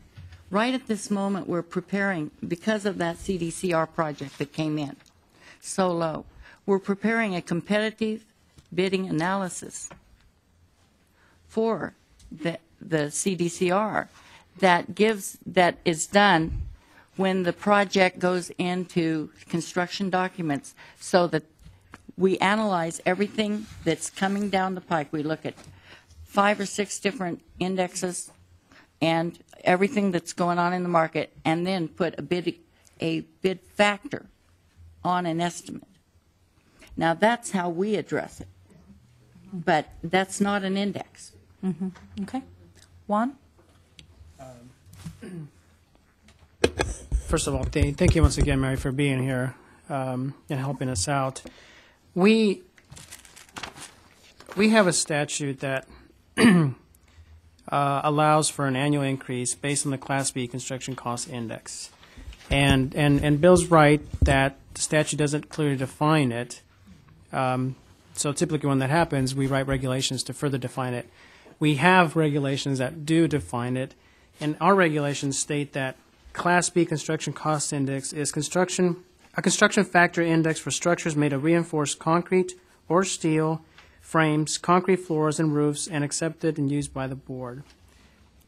Based on that definition, do you think that the information on your index could be, maybe it has that information, maybe it can be broken out separately to include just that information? If that is the definition, the general LSI index would qualify. Okay, so the general LSI index is just for reinforced concrete or steel frames. It covers those very well. But does it cover others? Yes, it does. Okay. But you cannot do one that covers just one of them because of the components of construction. Almost every component is used in every type of structure. Right. Okay. And you don't think that that's something that could be broken out? I can try. I have not done it. We've got concrete construction only. But I never thought of concrete construction as Class B construction. It's not a lot of school stuff, it's all concrete. And so maybe part of this is looking at, we need to pull up for our next meeting is what is the definition of Class B? So I think that's the basis of, you know, yeah. It's right here. Yeah. Like 75% of schools are built by. Come on, Richard. Usually I can just use my voice, but I'll use the mic. It may be more appropriate to actually define or classify what a you can't. What is school construction? What is school construction, and not try to fit an index to something that we haven't defined first. If we can define what school construction is, my thinking is, and the plans we get, the majority are wood frame construction. Some masonry concrete block, some tilt-up concrete gymnasiums or whatever, but the majority of construction work in California, you know, just by looking at stuff, is wood construction. So the reinforced concrete, which is, you know, well, slabs on grade, they have reinforcement, but they're not reinforced concrete structures. And if that's the only concrete you have on a school project, is a slab on grade, I don't think the relevance of that concrete part of that index is telling it all. So Richard, as you've so eloquently stated, does DSA then have the knowledge and data to then pull together that and tell us when you have applications, do you know what material they're going to be using? Well, we see the plans, yeah. You see the plans, so DSA then knows what material, so a majority of schools are going to be. We would know that, yeah. Would you be able to pull together just brief data for us, though? I know as he's saying it, I'm taking it the next step. Richard? I like Masha's response. Masha! It's been working for me this last month. Lisa, let me. I don't know a definite answer. I can find out. On our tracker system, we have data, basic data for schools, you know, that are submitted. The type of construction, the rating of the buildings and stuff, but that doesn't necessarily clearly dictate. It depends on the size of the building, would dictate as much as the type of construction. So I can look into it and see, but it would be great if just to see what we can find out, to see what data and knowledge is out there, Masha. Just to add on what Richard was saying, I think that tracker was designed mostly to track the timelines of the project and the money to calculate the fees. It does not go into the details, so it would involve a type of a study. Yeah. We'd have to pool and define the scope of the study, determine what projects we want to pool, and actually do a formal study. It's not as easy as we could. Yeah. We can't press a button and get that data. Yeah, and informally you could get what Richard has provided you, is you could have an informal just survey of DSA staff opinions. From there, because they're all highly experienced in the work that they do. And I think that would be really relevant. So, but that would be just basically, you know, an informal opinion-based survey. And we can ask our school partners to ask their school districts as well. We've got Rob, then Bill. Rob, Dennis, Bill. No. Richard cut. So yeah, Richard. I apologize. I didn't. Patient. I didn't even intend to speak today, but I had a moment of clarity, and it's he's just wearing gone. a Hawaiian shirt, so we'll let him go. I was about to hit a home run, and I just now I forget everything. I will say that someone said if there was going to be a contest, I would win with my Hawaiian shirt. Yes, you I think it was Gary, but he's left. I think Rob heard him say that. I didn't hear that. Gosh darn it. What was I going to say? Nope. Sorry, Rob. I think a lot of what I keep hearing, though, I mean, to talk about what it actually costs to build a school, that's grant adequacy. Correct. That's the base grant. That's a different issue that hopefully will get resolved someday. But based on what I heard Mary say, I mean, I had a moment of clarity there. The index includes all the materials that we use in school construction. If you're using wood, it doesn't matter if you're building a warehouse, a school, a hospital. The price of wood's the price of wood. Concrete's the price. And then it includes labor. So it just seems to me that in terms of accepting the index each year to adjust the grant's a different battle, not one to have here today. It doesn't matter if it's a school or what it is. the materials and labor. So it just seems to me, and I had a question on the reg here, 1859.2. Is that the full definition? It's a badly worded Yeah, definition. and then the way it ends, and accepted and used by the board, which alludes to me that the board could say, well, we define yeah. it to mean this. Yeah. So So- maybe that's the question, is we need to look at what Class B is and ensure that it outlines everything that Mary was talking about, and it's all that labor and all those supplies that you may or may not use. But in terms of the different bid climates, I mean, to try to pick that apart, you know, in my prior life at a different district in that boom, you know, people were telling me, I'm just giving you this wacky number because if you're going to take it, I guess I'll do it at that price. I don't know how because I don't have the time. And I'll just throw all the liquidated damages into my bid amount. And if I get it, I get it. I'll make it work. And today it's like, I just want my guys to have benefits.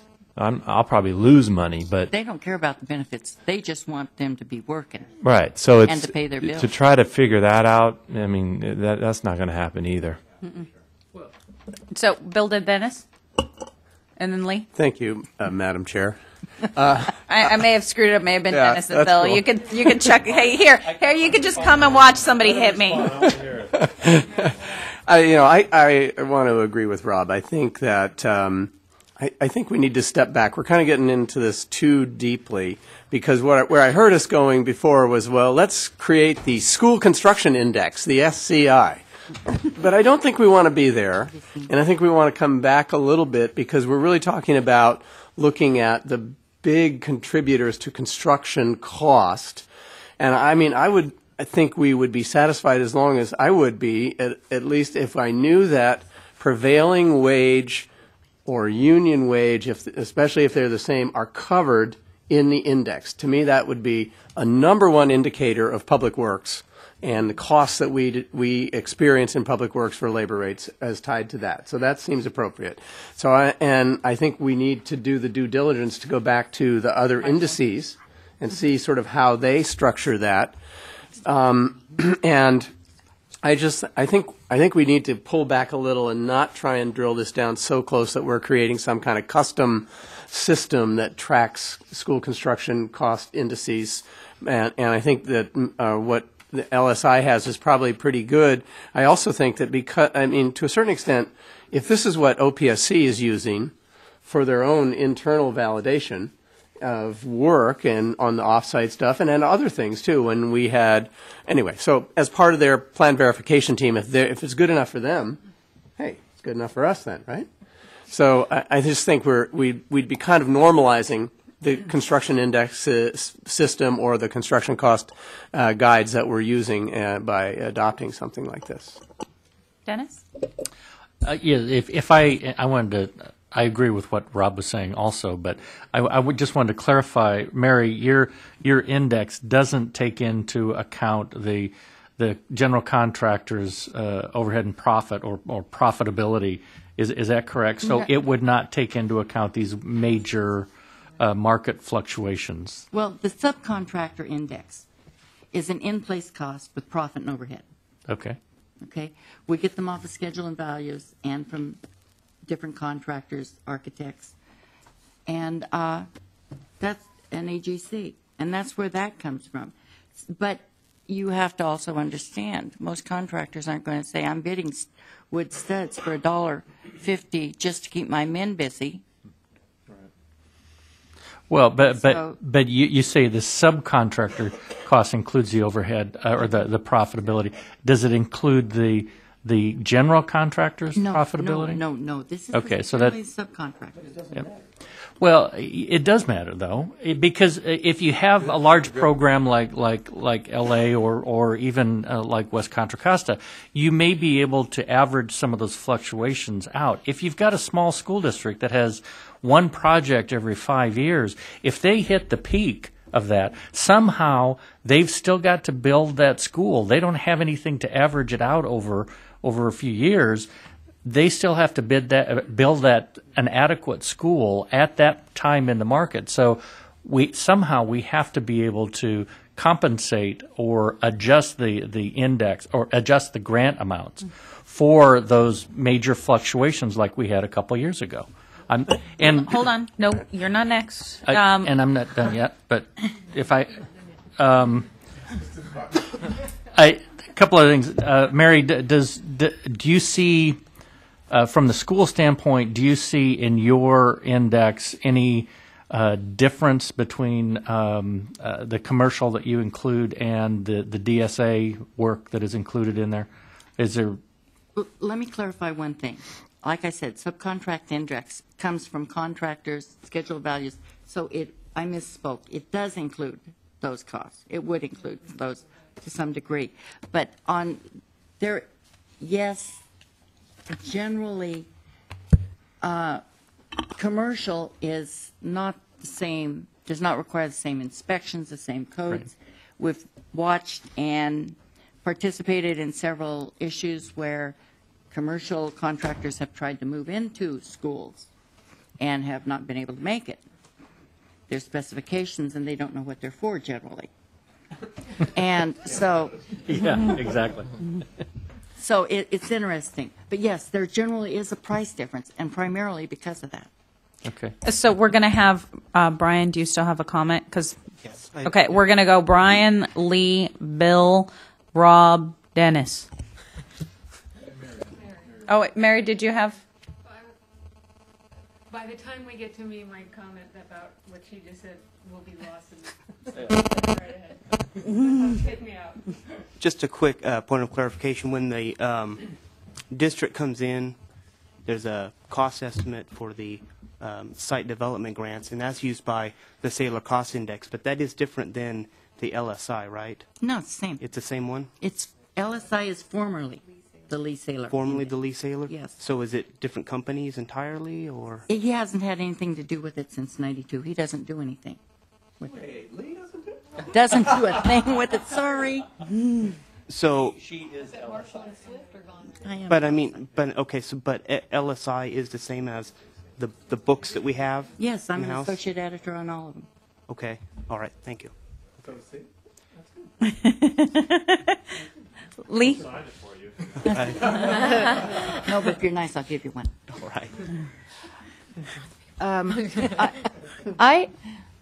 I think Mary, if I can paraphrase Mary, just now, she said there is a difference in cost between office buildings and school buildings, and that's what I'm trying to get at.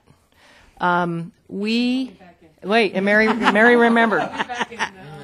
And she also said some things that I think that drive the cost for us and make us different. The full-time DSA inspectors, our inspector and then DSA coming in. And contractors have to deal with perhaps slow change order process. Because we're in a political institution, they have to deal with sometimes slow cash coming in. And they have to deal with the fact that it's a publicly bid project and all the things that go along with that, plus the specifications and everything. It's a whole different subset of contractors who bid on schools. It's a small subset of contractors who bid on schools. It's not the whole universe. That's why our costs are different. Those are big reasons why our costs are different than office buildings. And I don't think that, I'm just trying to see if there's any way, if we're supposed to be looking at this and accurately taking a look at what our costs are. Right now, they have not accurately reflected our cost increases or decreases.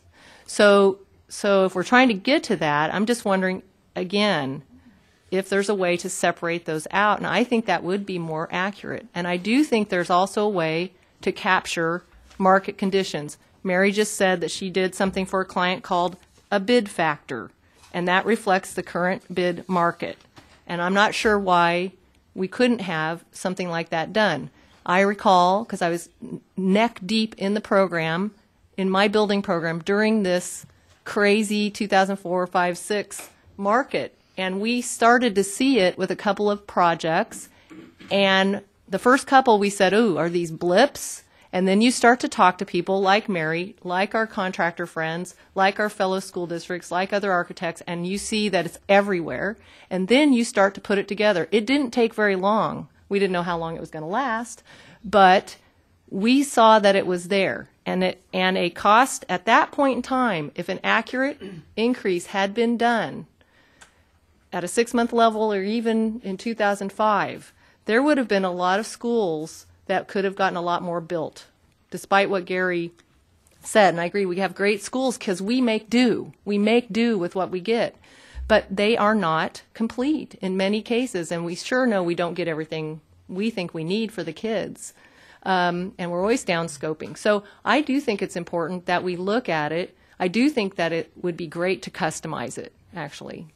Sorry, Bill. It would just be more accurate. I mean, I'm not trying to say create, I don't know what we would do. But the option is open, and as we look at it, I'm going to start closing out this conversation in the next 10 minutes. So as you make your comments, also throw in what you'd like the next conversation to have information on and encourage. So Rob, then we'll go Mary, and then Dennis.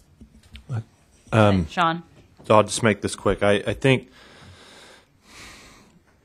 so what I thought I heard, again, I think the reason schools are more expensive is they take more lumber to meet Field Act. They take more labor. It's not.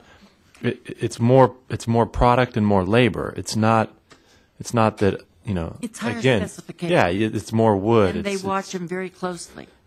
It's not So, more but wood. the- it has a certain degree of moisture in it, and you cannot go over that. And most contractors don't recognize that. It has a specific sealant, caulking. And a lot of contractors, caulking is caulking. And when I said that, Yeah. But when you talk about the difference in prices, a lot of the times, too, it's the size of the projects. You get the Hensel Phelps and the Turners. Now, trust me, they know how to build a school. Right. And the McCarthys and the Kitchells. But you get these little guy from over here in the corner who has done commercial subdivisions and such. He can't move into it. It depends on the type of contractor. Well, see, now I'm really confused because where I was in my last comment was that the LSI took into account all those supplies and labor rates, regardless of what you were really building. So now I'm kind of back where Lee was, where I thought I got away from. Maybe you do need an index for schools if it's that specific, if it's not just that you need more of X in a school, which the LSI takes into account. So you need more lumber, you need more labor, you need. So now I don't know where I am, Lisa, but I think in future discussions we need to hear from the different indexes, and we need to define what Class B is. We need to have a definition of what that is. I'm sorry. No, it's all good. I mean, this is why we have these conversations, to fully vet it out and understand what it is we're talking about. Darn it. All right, Mary? Well, a lot of what Mary was talking about and a lot of what Lee and Rob both were just talking about is we're back to that grant adequacy problem. The cost differential or increase as it's going up every year, I'm not sure that that's necessarily different for schools. Certainly the base cost is different for schools, but the amount of increase every year, I mean, commercial construction was also costing more at the time that school construction was getting hit. So it's the rate of increase that we're concerned about here when we're looking at the index, not the grant adequacy issue, and that's, as Lisa tells us over and over again, that's a separate issue. You know, and that's a very good point, because I think one of the things is that the materials and labor are going up.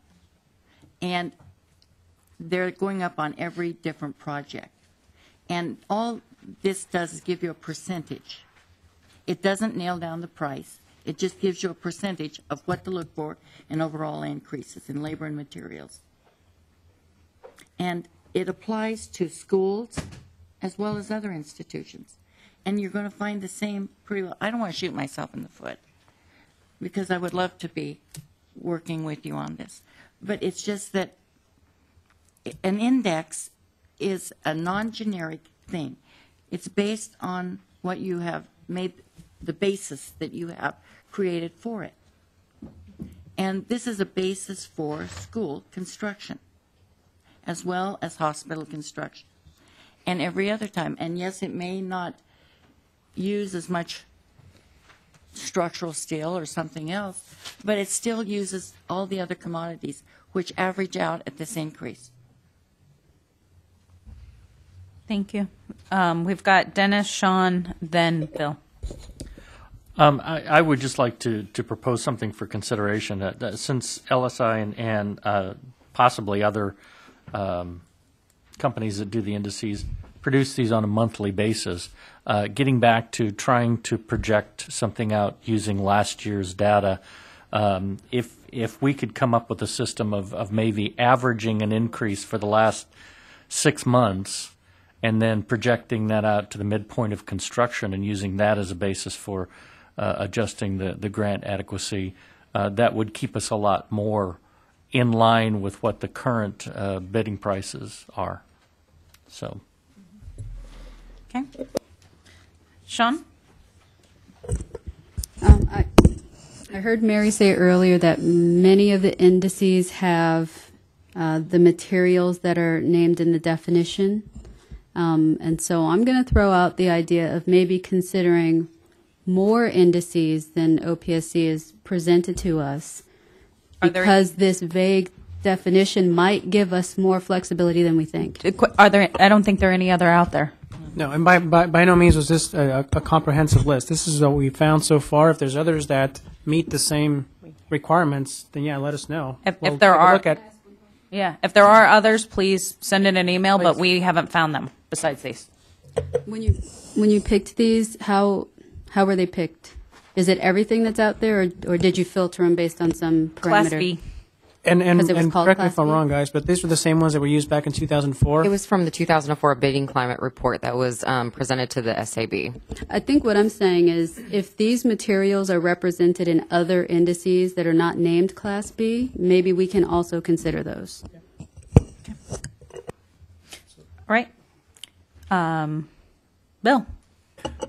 So going back to what Rob and Lee were talking about, I'm not sure quite where Rob ended up, but anyway, what I think I was hearing was that the issue of the uniqueness of school construction is what should be established in the adequate grant.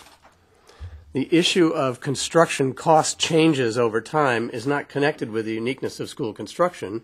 It's connected with the cost of labor and materials, the indices. Okay, go ahead. All right. I'll yield my time, but you got to I love you, man. Next time I'll do this. So would you concur with that statement? Mm-hmm. Okay. Then you know where I am. I'm back where I was to start. And so, I mean, I think on that score, then we probably need, I think, an index like this or whatever. We haven't seen the other ones or had a discussion of the other ones, so that's one thing we want as a follow-up, and I know you know that. How we deal with the question of market conditions seems to be a third issue. And, I mean, as we can tell by the last 2 years, it's a two-edged sword, okay, apparently. I mean, in the past, 5 years ago, just like everybody else, I thought costs or bid costs only went up, and I thought housing costs only went up. And lo and behold, it turns out they actually go down too.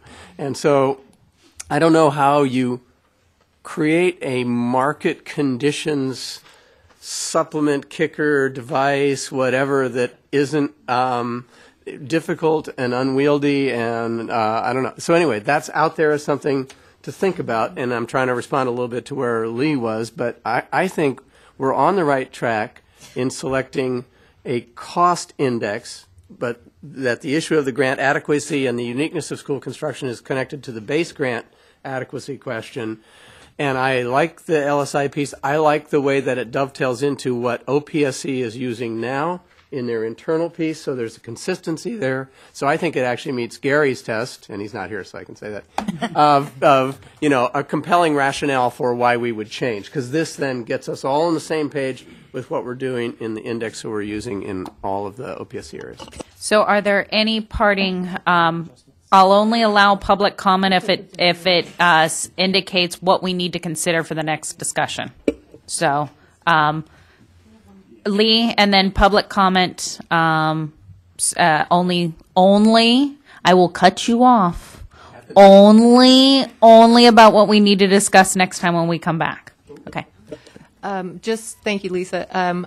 I guess I would, and if we're having other folks come and talk, I would love to have them, and if they're interested in continuing to work with this program, which I'm sure they all are, to see if they could think about how to customize or how to break out school construction market conditions, or any market conditions. Like, how do you do that? The bid factor for your private clients or other clients.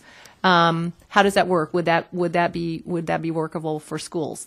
I would like to have some exploration of that, if that's possible. Thanks. All right, Lyle, Whale, and Richard. You can fight amongst yourselves who's coming up. I just jumped up and started running, so I didn't fight. Thank you, Lyle Smoot, Los Angeles Unified. Clearly, I think we need to know a little more about Class B construction and if possible, what the legislature intended when they brought it in. And clearly, if the board has the authority to define something as meeting the Class B construction concept, so that, like Sean said, we can look at maybe other issues, or Mary can start doing a special one for us or whatever. And the second piece of this is, I don't know how we can discuss this issue without the AB 127 issue being a part of the conversation, because I think it's pretty clear from these conversations that labor and materials doesn't cover market conditions. And most, if not all, of the indexes that we've looked at they leave out the market conditions. And what Gary said is somewhat true. Yeah, the costs have gone down 20 or 30% in the last 2 years. But as this thing shows, the allowance might have gone up by 50%, depending which index you use over a period of 10 years. But costs in LA went up over 50% per year for a couple of years. So, yeah, went up to 150%, maybe now it's at 140%. But at LA, we were at 250 or 300% of the factor, and now we're down at 250. Well, you can see that somehow or other you've got to get that conversation about the AB 127, which is the market factor. They'll flow, but watch me keep them separate. You can't separate them. I think that's my point. You just can't separate them, because you can't resolve this issue unless you have a good way to resolve the issue of market factors. I may hear you, but watch me. Thank you. I hope you're successful, but I doubt that you will be. Thanks. Oh, no. I don't want to fight about it. Well, okay, I do. Well?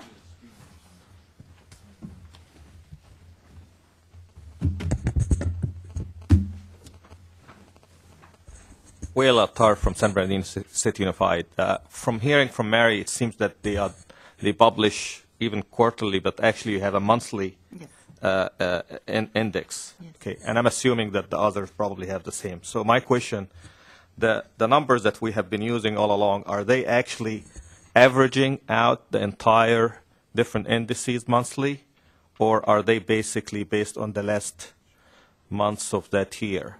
And how should we do it from this point forward, as we wanted to actually, as Dennis was talking about, figuring out the cost and valleys and hills of the overall index averages. So. And actually, I know Greg is here from our planification team, but I'm almost certain that we averaged the quarterly indexes throughout the year. I don't know if you want to add to that, Greg. Okay. Yeah. Great. Thanks. So it's not the last month, it's the average of the entire year. The past calendar year. Yes. Okay. So I guess my question, is this the way it should go, or actually should be utilizing the last number, or maybe the last quarter, since that's actually reflecting on the trend on the next year? So we can look at that for next discussion. And just again, to remind everybody, the statute does call for an annual, and this is in page 9, will be adjusted annually based on the change in the Class B construction. But understand, Juan, interpreting shall adjust means that's mandatory for you to adjust annually, which means it permissive to adjust more than yearly. Well, it doesn't say that you have to annualize your adjustment. Mm-mm.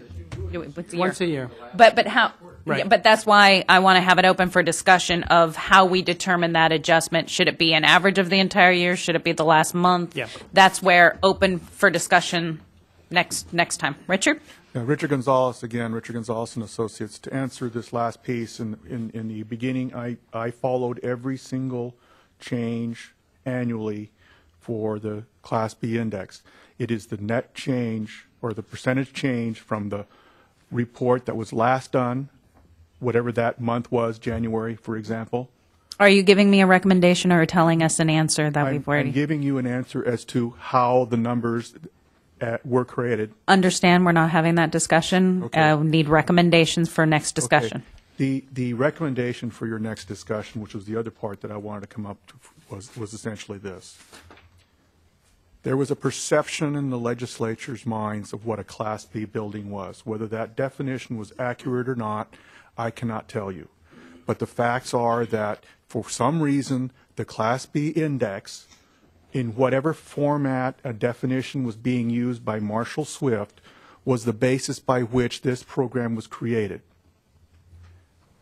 Okay? Whether that matches what we thought was a Class B index or not, that was the basis for how that number was calculated and continues to be the way that number is being calculated today.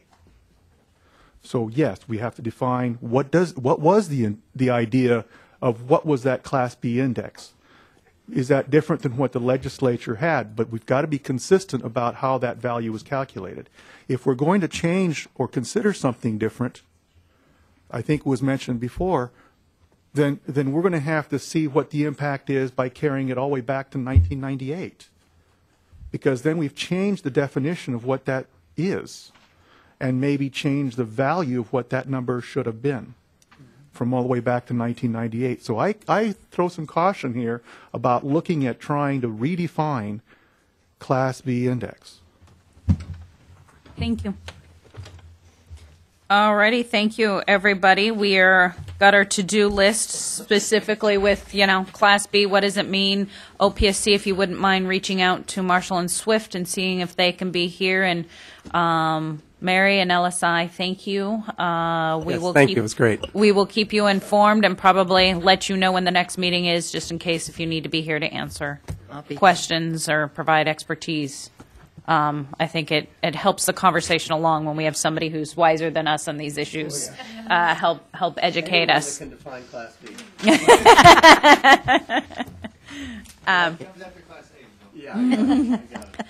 Alrighty, now let's turn to our favorite topic of discussion here. We're going to be talking about PIW and the HPI for the SFP. Got any more acronyms I can add to this one?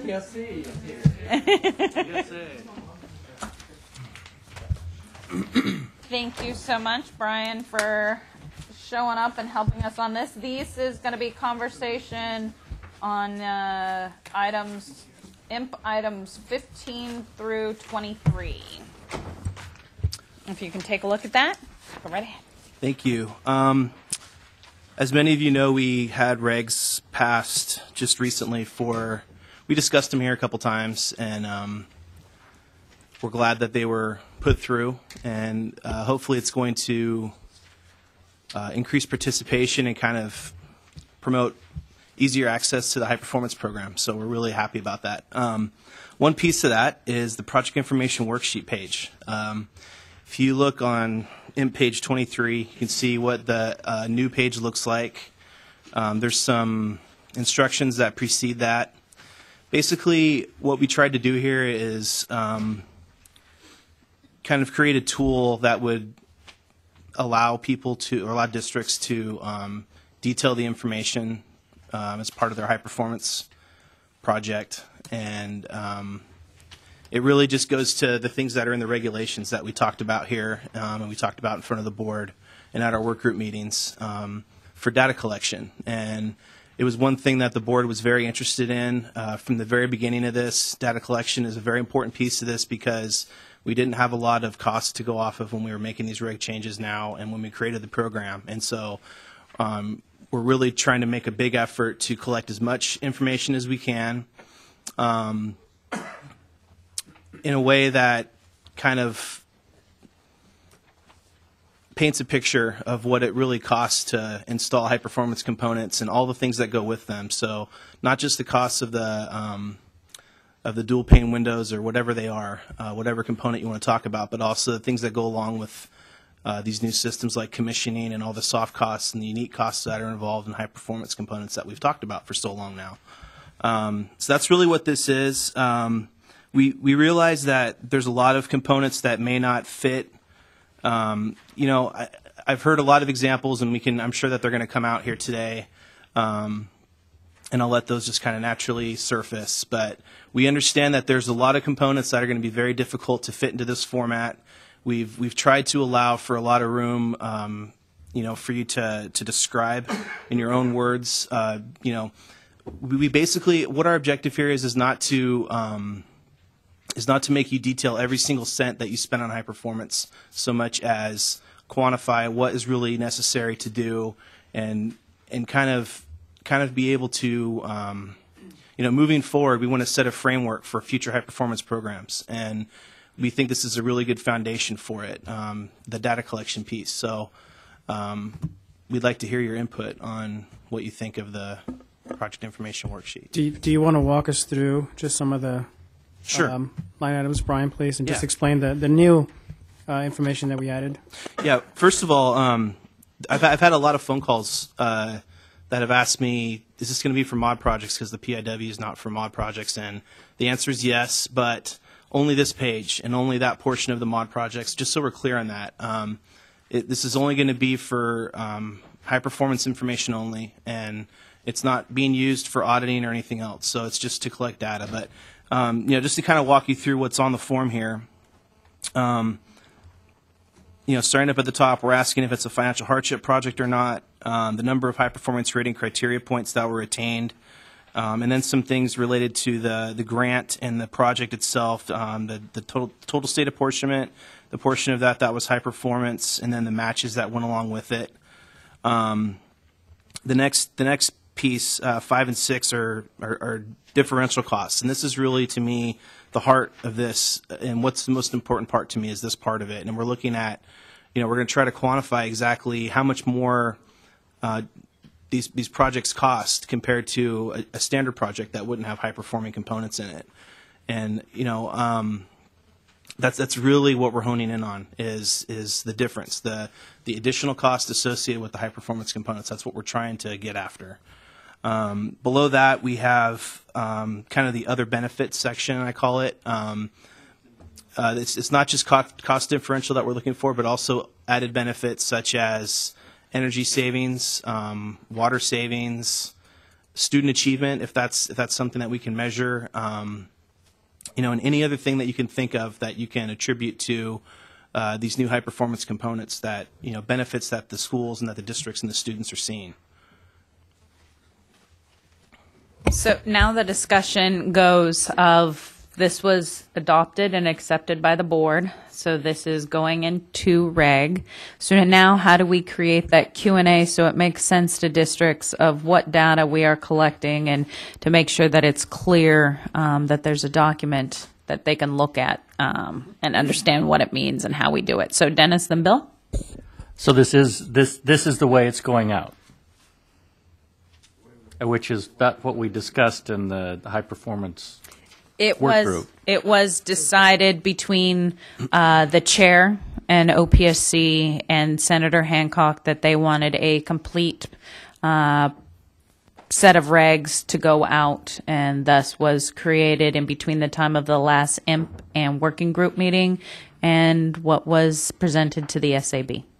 Although I did request that this come back for discussion at this time for creating it, and the IMPs desires were expressed to the board, but Can I they respond want to to, that? yes. We just want to say one thing. We asked for feedback on this. It was I looked over the last couple IMP items. We did ask for feedback on this, and we got a little bit. I think it was something that a lot of people said this is going to be really hard to do. There's a lot of variance in the way that you would report these kind of things that you're asking for. And so, with that in mind, this form,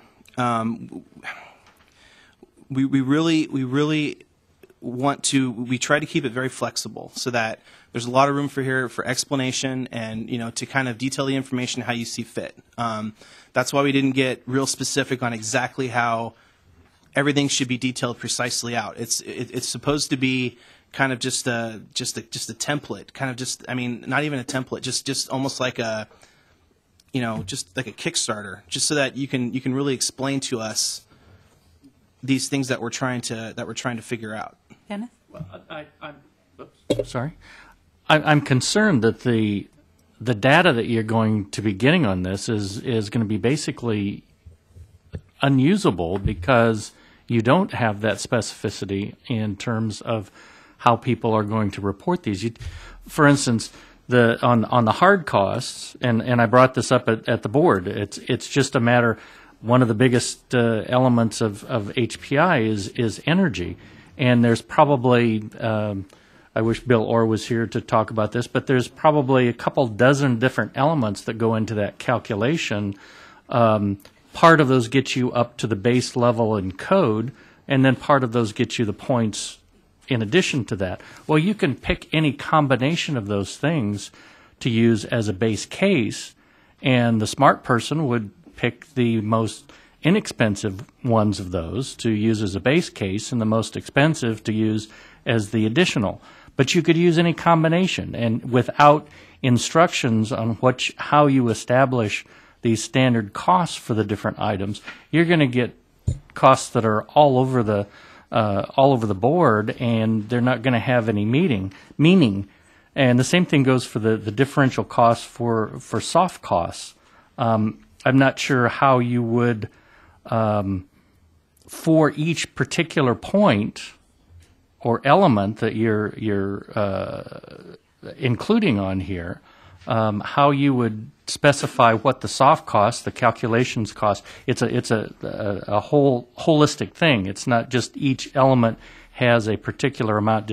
I suppose if you have 10 points over the minimum and you've got fees and things that are so much, you could just divide it by 10, but that doesn't make any sense. That's not really the effort.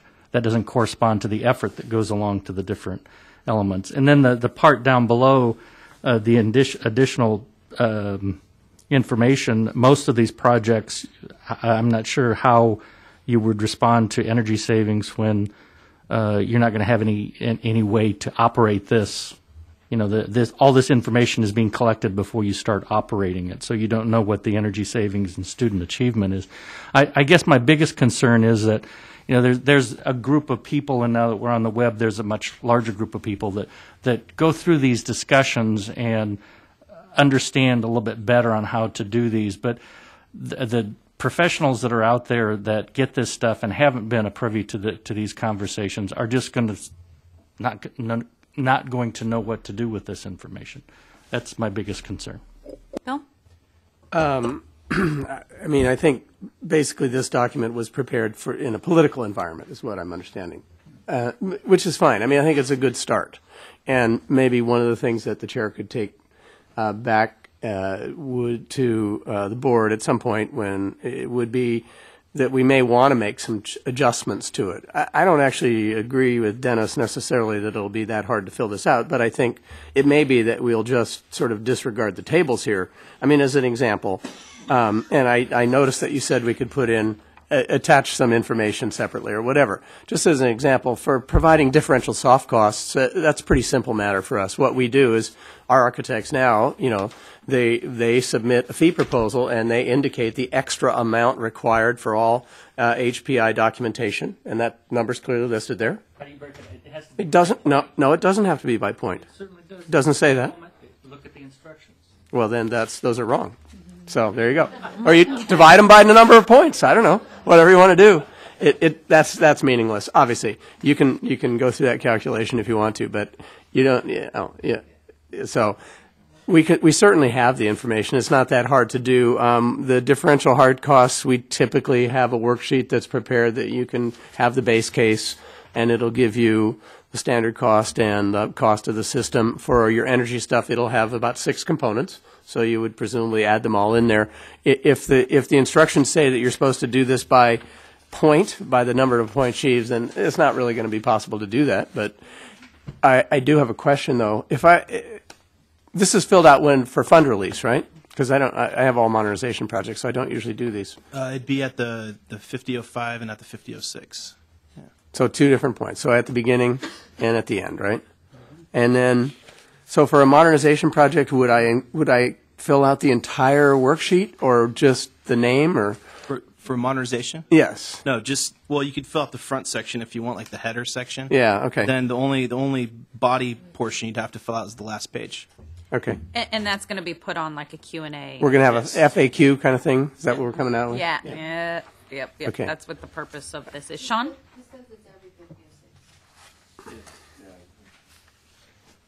I think what part of this is this is the PIW that hasn't been completely separated from, there's the PIW HPI that needs to have its own FAQ.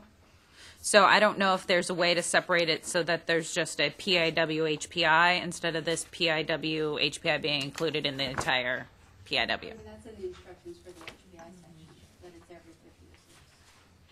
every 50 But so it doesn't say fill out at That's what I said, 5005. I'm sorry. Yeah, it's the same as with a new construction project. So, but should we have something different specifically for HPI though? Like instruction sheet specifically just for HPI data? That's what's here. The last part that's underlined, and in that section it says for every reporting section, or reporting period. Mm-hmm.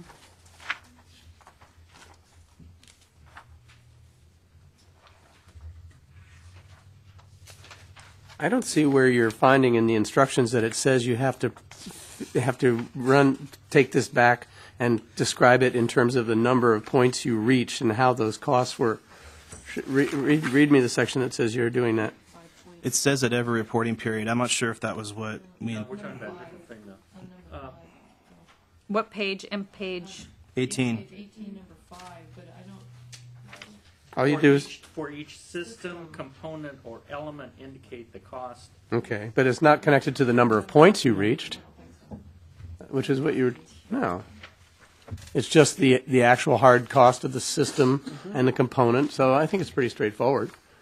I mean, it's going to be there'll be a certain amount of guesswork here, but if you go through, if you have as part of your soft costs that you'll be paying extra for an energy modeling or using Bright Schools, they will provide the table for you with the hard costs indicated for each of the high performing features that you're including in your building. That's what they do.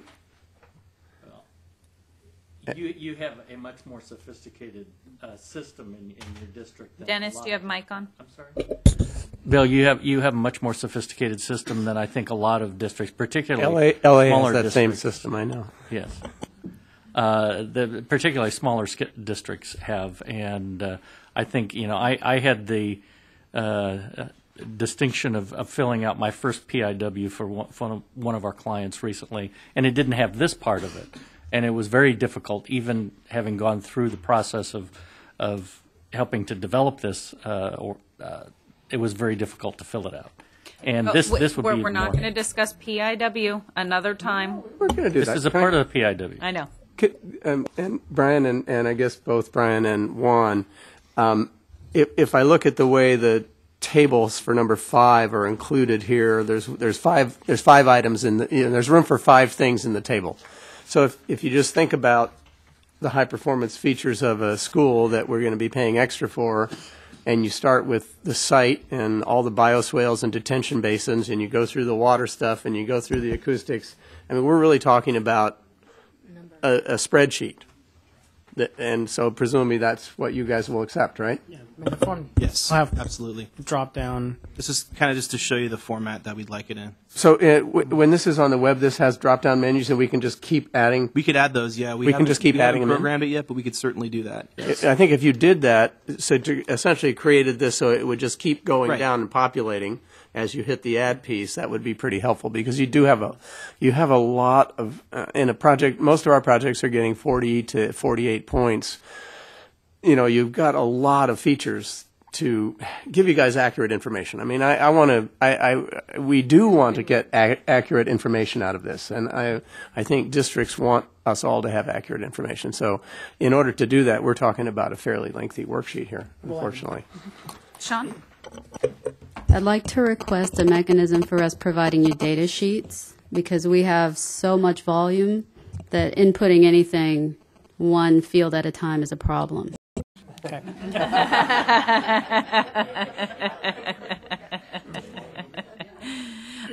Do we have any more committee members who have questions on the PIW before I open it up to the public? Yes. Here's the thing. I think there should be opportunity for suggested changes that, if need be, we should look at them, take it into consideration for if changes were to go through. We need to look at it. So yes, please. I mean, it's gone through, but it's not dead. My first request is not every 5006, if possible.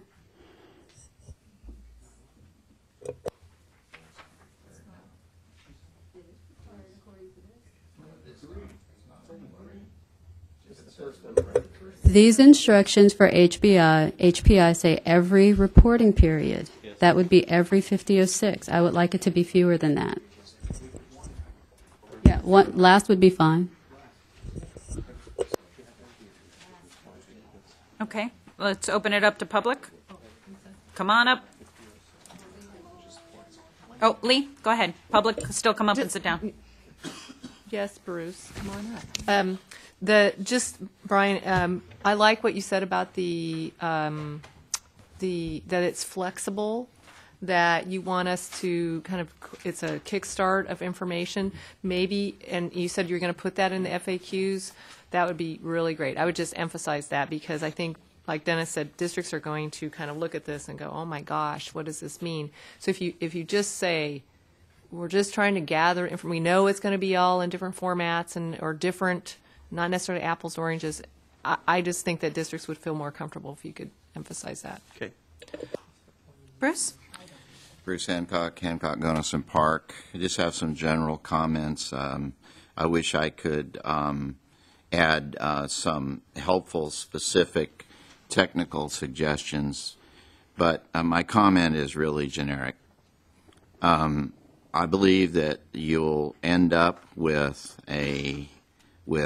cartons full to taxpayers because somebody has to pay the state agencies to do something with this data, inputting it or analyzing it.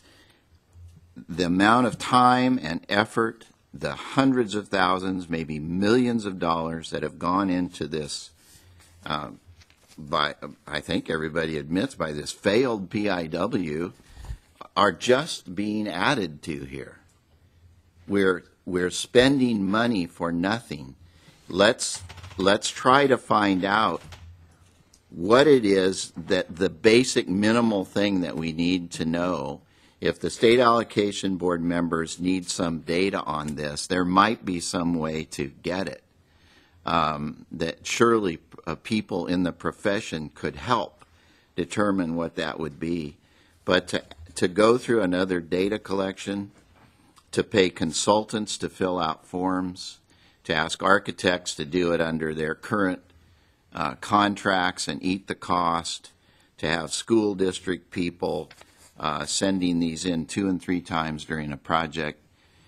I just think we need to think long and hard about what we're doing here and whether or not when we're done with it, it tells us anything that we can use. I believe it won't. I believe that about the PIW, and I think it's not self-serving to say that I was right. and I think we're looking at more of it. So, thank you. Yeah, Juan? Thank you, Bruce, and I think we definitely appreciate your comments. I think one of the things that I wanted to point out is we did try and get information from the industry experts. We had, and I don't know, remind me, Brian, how many work group meetings? 4. 4 work group meetings. I think we discussed data collection here to try and get feedback on how to collect it. We recognize that the board directed us to collect the data. We sought input on how to collect it. So it wasn't that we didn't make an attempt to get input from stakeholders. We did. Yes, we didn't get a product out of those discussions, so we put together what we thought was the best form that we could provide our board. Is it perfect? No, but it is a form to collect the data. And if there's another way that's easier, not just for this or for the PIW in general, help us get there. But again, it's unfair to say that we did this without. I'm not saying anybody said that, but we did this. We try to seek input from folks, and this is what we try to come up with and present to the board. So, yes, it can be improved, and let us know how we can improve it. Thanks. Do you mind, Lisa, if Go ahead. it's not so much a response, but just further discussion. I appreciate that one, and I want you to know something. Inside our very office, this is a touchy subject. The guy that keeps my office running was one of the developers or involved in the development of the PIW and takes strong exception every time I go on about it like I just did. So in the office, I have to couch my comments. But I want you to know that I'm very clear that there was many outreach efforts, and I'm also very clear that on the PIW, which I know we're not supposed to be talking about, but real quick, that the OPSC, and I'll say this, you don't have to say it, feels that they got a little bit ambushed on the development of the PIW, that they asked for input, got some input, tried to utilize some of that input, and then got criticized for the outcome. At least I know that that's a perception among some people that I know. My comment was intended not about the efforts that have gone into this or criticism of people. It's about the continuing tendency for us to make this into just something that you almost can't get through anymore. I really don't say that from a lack of knowledge. After all, I probably wrote a lion's share of these regulations with the assistance of a lot of people.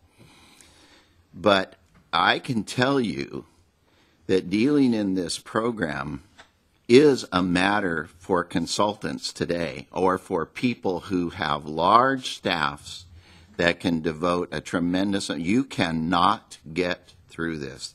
And I don't think easily, and I don't think anybody gets through it anymore without making mistakes. It's a question of whether they get caught or not about what they're made. It would be a virtual impossibility to get through it without making them.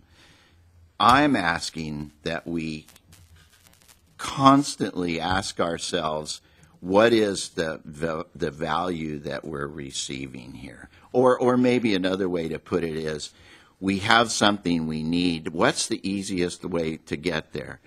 Back when the PIW was considered, Lyle Smoot and Ken Young, from the Riverside County Superintendent now, we sat down and tried to think about what's the basics that you need for the purpose, which, by the way, I think has been a little bit lost on the PIW. But the same, and I thought we came up with something. It probably was, like you say, it wasn't perfect, but it had some basis. And the funny part is that when OPSC tried to do the analysis of the information that they had received from the PIW, they gleaned it down to the very parts that we had suggested should be all that they need to collect anyway. And that's what they used to try to make an analysis. By the way, that didn't work either, and so maybe our idea wouldn't have worked. But the funny part is that this pile of documentation that sits somewhere in the state and that has been produced by thousands of people around this state was whittled down to a few nuggets of information to make an analysis. Be careful you don't do the same thing here. I know you've tried to make outreach, and I don't know anything about the high performance industry, but I have to believe that there are folks that could say, you know, there's a few basic nuggets of information that if you had them, they would tell you something. You know, and maybe there's an easier way to get to that. That's all I'm suggesting. Gathering data, no matter how well intended, is going to get you data. It's not going to get you answers necessarily. So, thanks, Juan. I just want you to know I don't misunderstand, you know, the efforts that you've made. Okay, Dennis and Ron, then Lyle. Yeah, I would like to say that too, Juan. This isn't a criticism of staff. I think you have done a good job of trying to reach out. I think the problem is that it's pretty much I won't say an unanswerable question, but the detail is the issue.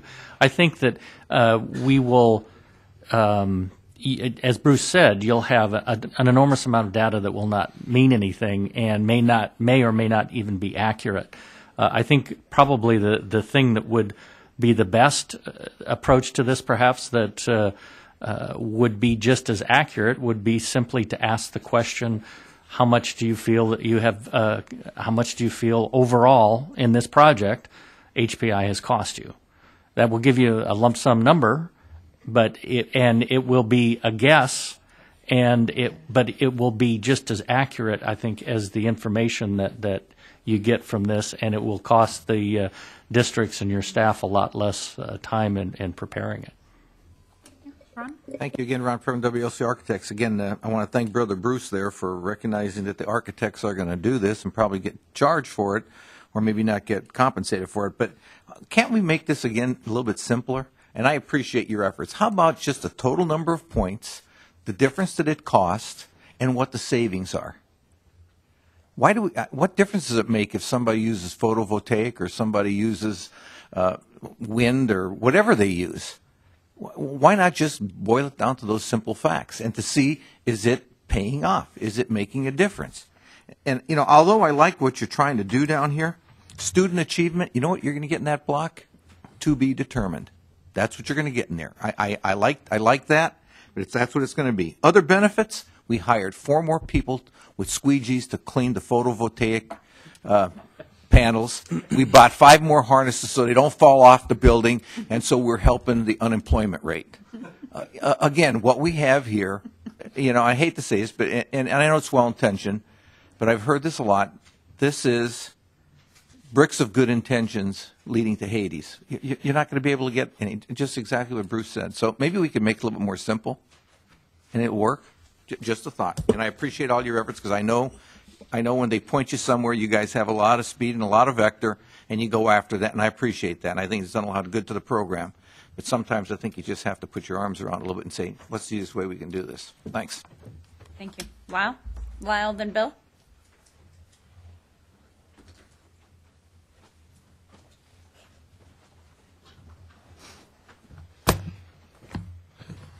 I'm not going to have to walk tonight. I've got enough exercise just coming up here. Lyle Smoot. You're welcome, Bill. LA Unified. I guess I'm just going to jump on the bandwagon and say, you know, what you're going to get here is numbers that reflect how much the additional apportionment was, because nobody's going to tell you it costs less than what the apportionment was for all the obvious fearful reasons. And you just can't get there. But I just think that's the wrong way to go, and there must be a better way, and maybe you need a little work group to start talking about a good way to get there, because I just don't believe this is it. But I want to talk specifically about the last 3 items. I don't know why they're there in the first place, okay?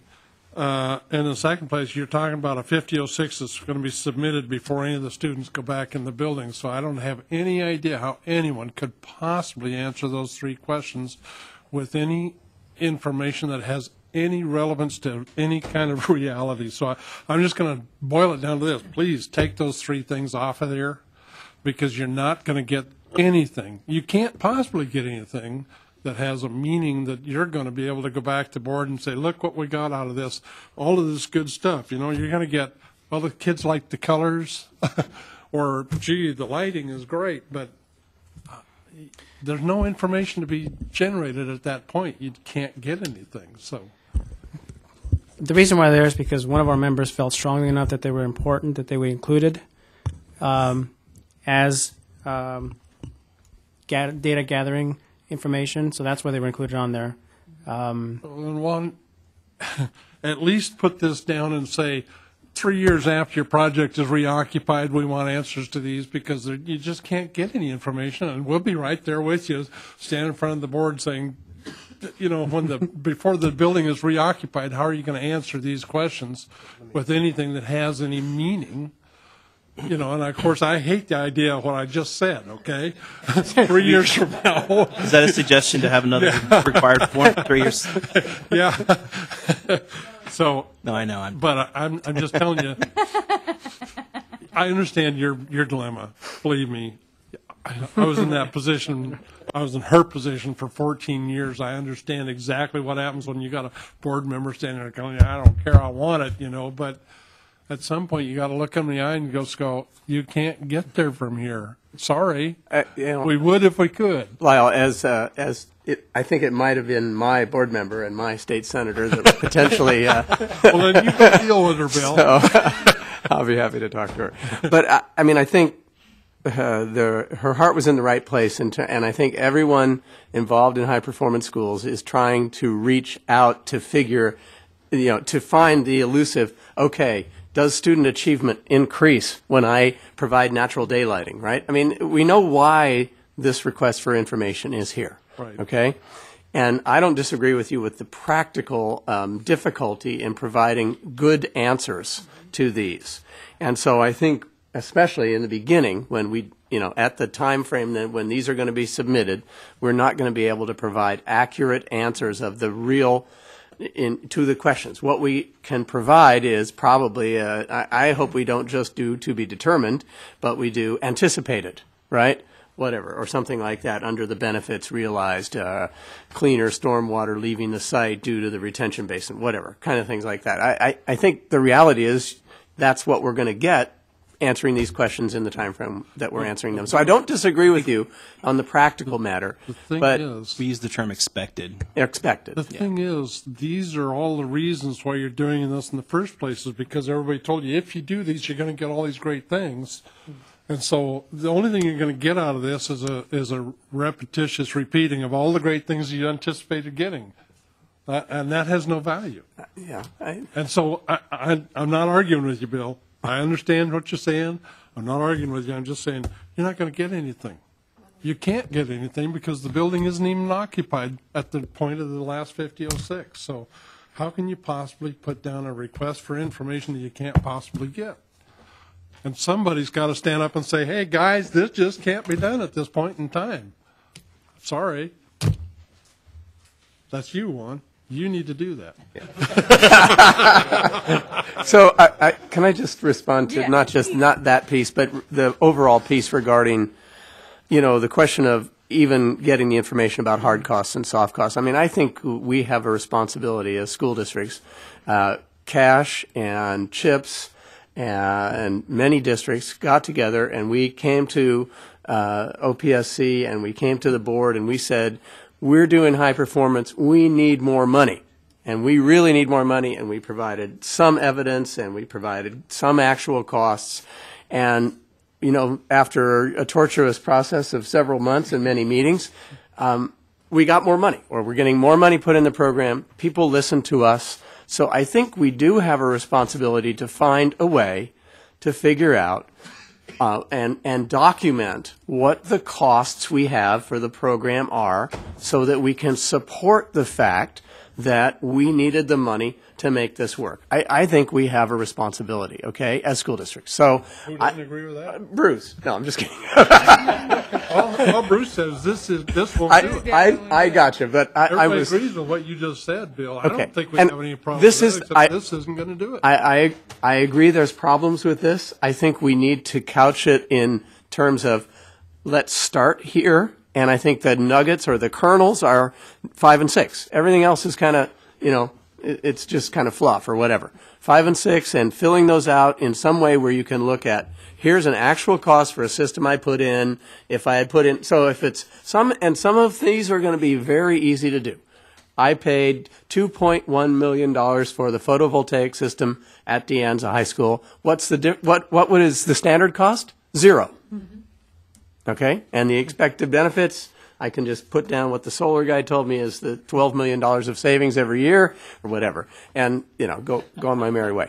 But so I just think we need to focus on let's find a way to start here and see what we get, because we do have an obligation to provide a rationale. We went to the state and said we need more, and we got more, and so let's end up in a position where we can justify that. And I think as we continue this, it's incumbent upon ourselves and those that will be filling these out to get back to us in regards if there's not clarity or there are unanswered questions, so that we can make this data collection usable. Is there any other public comment? And then Dennis, did you have?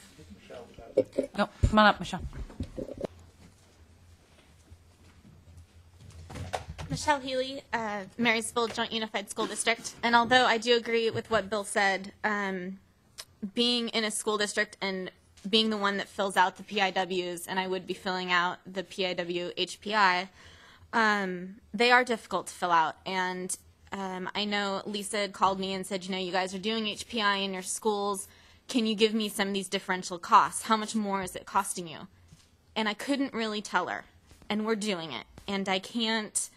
This would be really hard for me to fill out. I had maybe 3 things that I could give her that I knew was a differential cost. A lot of them, I don't know how much more we're spending on HVAC just because we're putting in displacement units versus whatever the package units that it could be. And my architects can't really tell me, and the contractors don't necessarily want to get that in depth and say, oh, well, here's a bid, and I don't have that flexibility with them to ask them those questions. So I do agree with something more general. I understand, Juan, we need to report on something, but knowing how hard Lisa fought to get those costs from people who know what they're doing, from districts that are doing it, from the experts in the field, and now asking some little school district somewhere that decides to do HPI to have to fill this out, this would almost make me not want to do the HPI program, because this is really intimidating, and I know what I should be looking for, so I can only imagine what it would be to other districts. And I do agree with what everybody else has said about the 3 questions on the bottom. If you're filling this out at the 5005 and 5006 points, you just can't fill that out. And unfortunately, I do slightly agree with what Lyle said, is that if you do want any of these questions on the bottom answered, a survey a few years later might do it. And we are trying to track that in our district for some of our classrooms that we just recently modernized, but having some problems doing that. So we'll see after a few years in those classrooms. So thanks, Michelle. Yeah. So in your case, the big challenge was knowing what the cost of the regular component versus a high-performing component, and knowing that difference. Is that what really is the challenge? So it's basically sections 5 and 6, you couldn't get to a standard cost. Right. I could probably get you soft costs, although we have made HPI part of our architect's contract, so we don't pay them extra for that. And we don't hire acoustical engineers. The only thing we're paying extra for is commissioning. But so that would be the only thing I would have under soft costs. Does anybody have any suggestions on how to come up with the standard cost? Can I jump in on that since he asked the question? Sure. Rob then Lee. And I agree with what Bruce said, Juan, the OPSC and everything. it just seemed to me at those prior IMP committees we were just kind of chasing a ghost on how we were gonna get there. And so to see it come out, and Michelle just hit it. I mean, the way we're going to get there, and I added it just as a joke, not personal insults to anybody. Added benefit is increased architect fees and another page on the PIW. But the architects are going to have to provide that to us. There's no way that I, and literally going 200 miles an hour, and can stop and say, what would a standard HVAC unit cost? What would a typical wall system cost without all this acoustical increase? What would it have cost? You know, like Bill said, absolutely. Solar cells, or we can just pencil those in the price, assuming that the schedule of values is accurate. But other than paying a cost estimator to just do that work for us, I don't know how you get it accurately. And that we would have to do that. And it's adding a cost to the program. Are you going to answer the same thing, Dennis? Okay, hold on. Let's go Lee, then Dennis. I know, but they're answering the specific question Juan asked. Right. Thank you for your honesty. On the, for me, the three on the bottom are really difficult, what everybody said. On the student achievement especially, this would be very dangerous for me to fill out. I mean, there's our educational side can't even figure that out. I mean, they've got the test scores, but if you have a new school, for example, and new kids are coming in there, there's no way you can say that there's there's no comparison because they weren't in a school before. So for modernization, perhaps you could try it, but of course we know that's not necessarily cause and effect. There's all kinds of other things that go into it. We don't have any kind of control group. There's nothing on there. So that one is really on slippery slope for me, because somewhere a parent is going to get a hold of this information if I fill this out. And I mean, it's just fraught with kinds of dangers. But however, on the top part though, maybe it's just, I'm sure it's not just me, but for a lease-back project where you have a more cooperative relationship with the contractor, we can ask them this information and get this information fairly easily because I did it already on our new school. So we have this information. So for me, for a lease-back project, this wouldn't be hard. But maybe it's just that. If you have a public bid and you've got, low bid, I don't think you can get it unless you pay other people. But perhaps if you have that relational contracting going on, you could do it. So maybe it's, again, I know it's past the point, but for voluntary filling it out would have been better, I think. For people to say, hey, if this is easy for you to fill this out, do it. If this is just impossible, doesn't mean anything, don't even try. But I know we're past that. Dennis? Well, I think if I could address what Rob was saying, it reaches a point on some of these things. If you want accurate information, and I agree with Bill to a certain extent, you can get accurate information on this. The problem is the cost of getting that information is prohibitive. For instance, in the case of the displacement HVAC system that she has in her buildings, I mean, that is a totally different system than a standard condensing HVAC system. So what you would have to do is you would have to design the standard condensing system and then take the design that was included in that and then cost each one of those out. You would have to pay the mechanical engineer to do both designs and pay a cost estimator to estimate both of those and then look at the differential difference. Well, you've lost all of your savings right there. By doing that kind of analysis, you lose your savings. And a lot of I disagree with you, Lee, that with leaseback it makes it easier. Yes, they can pull the cost of some of the elements out, but they can't look at what the base case would be. In other words, for instance, another one is daylighting, which I like to use. What do you use as a base case for daylighting? A building without any windows? And there you go. So now you have to design it, and you get your structural engineer involved in designing a building as a base case without any windows in it, and then designing another one with windows in it and looking at the differential cost. I mean, yes, you can get there, but the cost, it's just not practical to do this kind of analysis. I get back to what I said before. Just ask the simple question, how much more did it cost? It'll be a guess, but it's going to be just as good data as what you get with this. Okay, we've got Sean, then Lee. A question first. Is this intended to apply only to projects that get the incentive grant after these regs go into effect? Correct. So the ones we've already gotten, I don't need to worry about it? No. Okay. Can we write that somewhere? And then... This isn't regulation, so it's not applicable until it actually gets The passed regs by that law. passed have a data collection provision in them. So Yeah, I guess when those the go into ones where I've effect, already that's- gotten an HPI. No, to be clear, if you've already gotten an HPI grant, you are not required to fill this out because it is not applicable because the regs have not passed. If you apply and get, if you apply and get the incentive grant when these regs go into place, then yes, you will have to fill this out. So if you don't want to fill this out and you want a lower amount of money, you can apply for the HPI grant now. And then I have a request. As quickly as we can we start the discussion about how this data is going to be analyzed? Because if we do that soon, we might be able to drive the data collection so we're getting good data. Future IMP discussion. I have a question for OPSD. Dennis, you had a question. I don't know if you still have it. Or, I'm sorry, Lee had a question, and then Bill. Thanks. Just, Dennis, I don't know. I know I did not pay for my mechanical engineer to design two systems. I know I did not do that. So they got, it wasn't from a complete design, I agree with you, but it was it was very simplistic, I guess. It may not have accounted for everything. What would, instead of these displacement units, what would the regular unit have costed?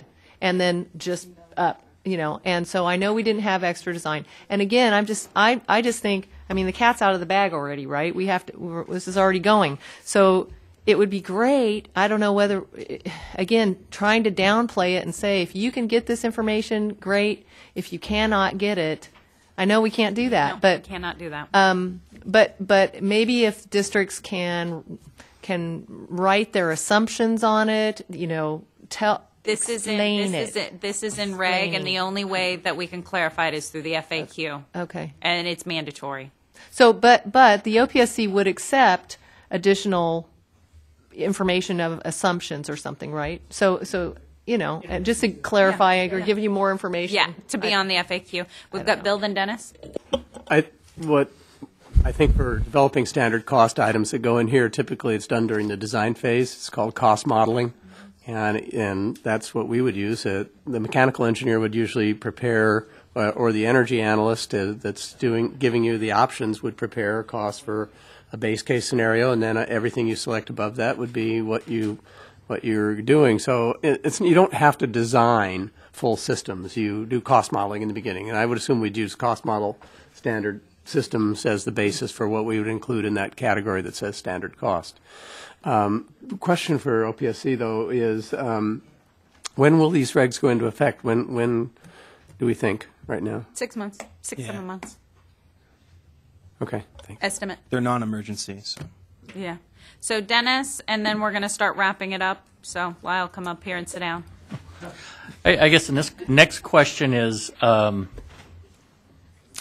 I'm trying to phrase this delicately, but say a district submits some data on this, and it's questioned by OPSC. What kind of information do they have to come up with? What kind of data do they have to come up with in order to justify their position? That's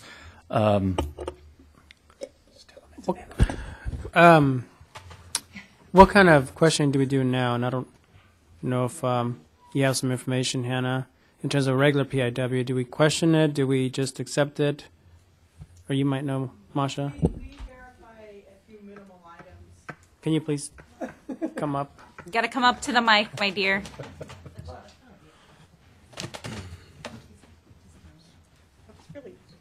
Sorry, thank you. And just introduce yourself. Hello, I'm Hannah Konoff. I've probably spoken to some of you regarding the PIWs in the past. Right now, what we do with PIWs is we have a few key items that we validate against the information we have in our system and some math that we check. But we don't verify everything. So I don't think it'd be any different. And this can't be used in audit. It can't be used as an MI. I think maybe clarified in the FAQ that this, that there may be only clarifying questions to try and understand, but that none of this information will be used against you in auditing or in MIs, in an MI situation. Would you guys be kind of circulating a draft FAQ that we could all look at to help you? Sure. I'd imagine we would, yeah. That'd be great. Thanks. Yeah. Future discussions, how data is analyzed. So come on, Lyle. Thank you, Hannah. Thanks, Hannah.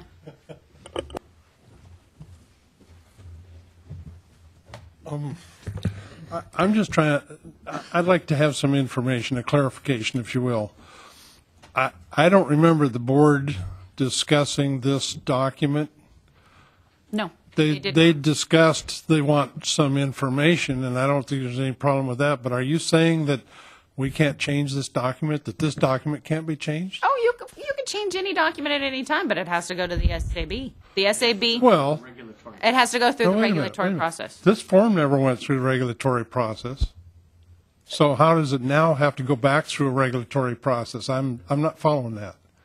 If the board says, if you've got a regulation that says we want some facts, okay, yeah, there's a regulation that says we want some facts, but if you haven't clearly stated what those facts are, then those facts are subject to change without regulation change. So this form, It's attached to the proposed regulation changes that went to the SAB, right? this form wasn't attached to Yes, it was. anything. Yes, it was. This was in the Yes, the in the board. board packet. Yes, it was. Interesting. Well, okay, but it still has to go back to it still can go back to the board for a change right now. Anytime, yes. And boy, I'll If you- admit if I've you gone would- blind if you- because if I you didn't would see like- it because If you would like to discuss this with the SAB members and I get direction and they direct OPSC to do such, then I'm sure it can find its way back on the agenda. oh yeah, we'll do that, obviously.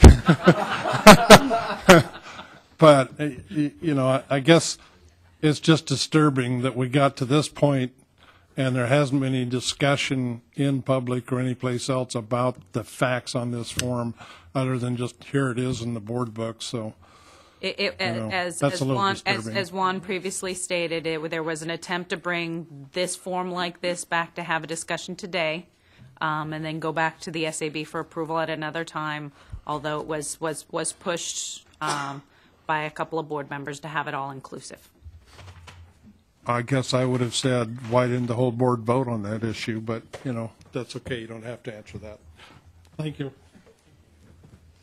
So as we close this up, I foresee a couple of things. Of one, as we develop the FAQ, having the FAQ come back to see if we've missed anything or any new questions have come up in regards to filling this out, and then also coming back to discuss how we're going to analyze and use the data. Also, future pending items. There are regulations going in place regarding the labor compliance program. So we will be bringing back and discussing legislation that went through that is modifying those. We're working with Department of Industrial Relations on that. We will bring back again the continuing CCI discussion. We're trying to figure out exactly what the board wanted us to talk about with AB 127 to try and figure out the grant adequacy and how do we do that and what does it mean and how do we define it. And so that'll be a discussion. And I also know there will be potential changes to the PIW, so we're going to have more discussions about the real PIW coming back, and we will continue our discussion in regards to CTE and interest in the form based on the discussion that we had today. But thank you, everybody. Happy Thursday. And then remember again, July 8th is only a half day, so that we'll probably only really be discussing 2 items that day. And wish Juan a happy impending fatherhood, and see you soon. You guys next year.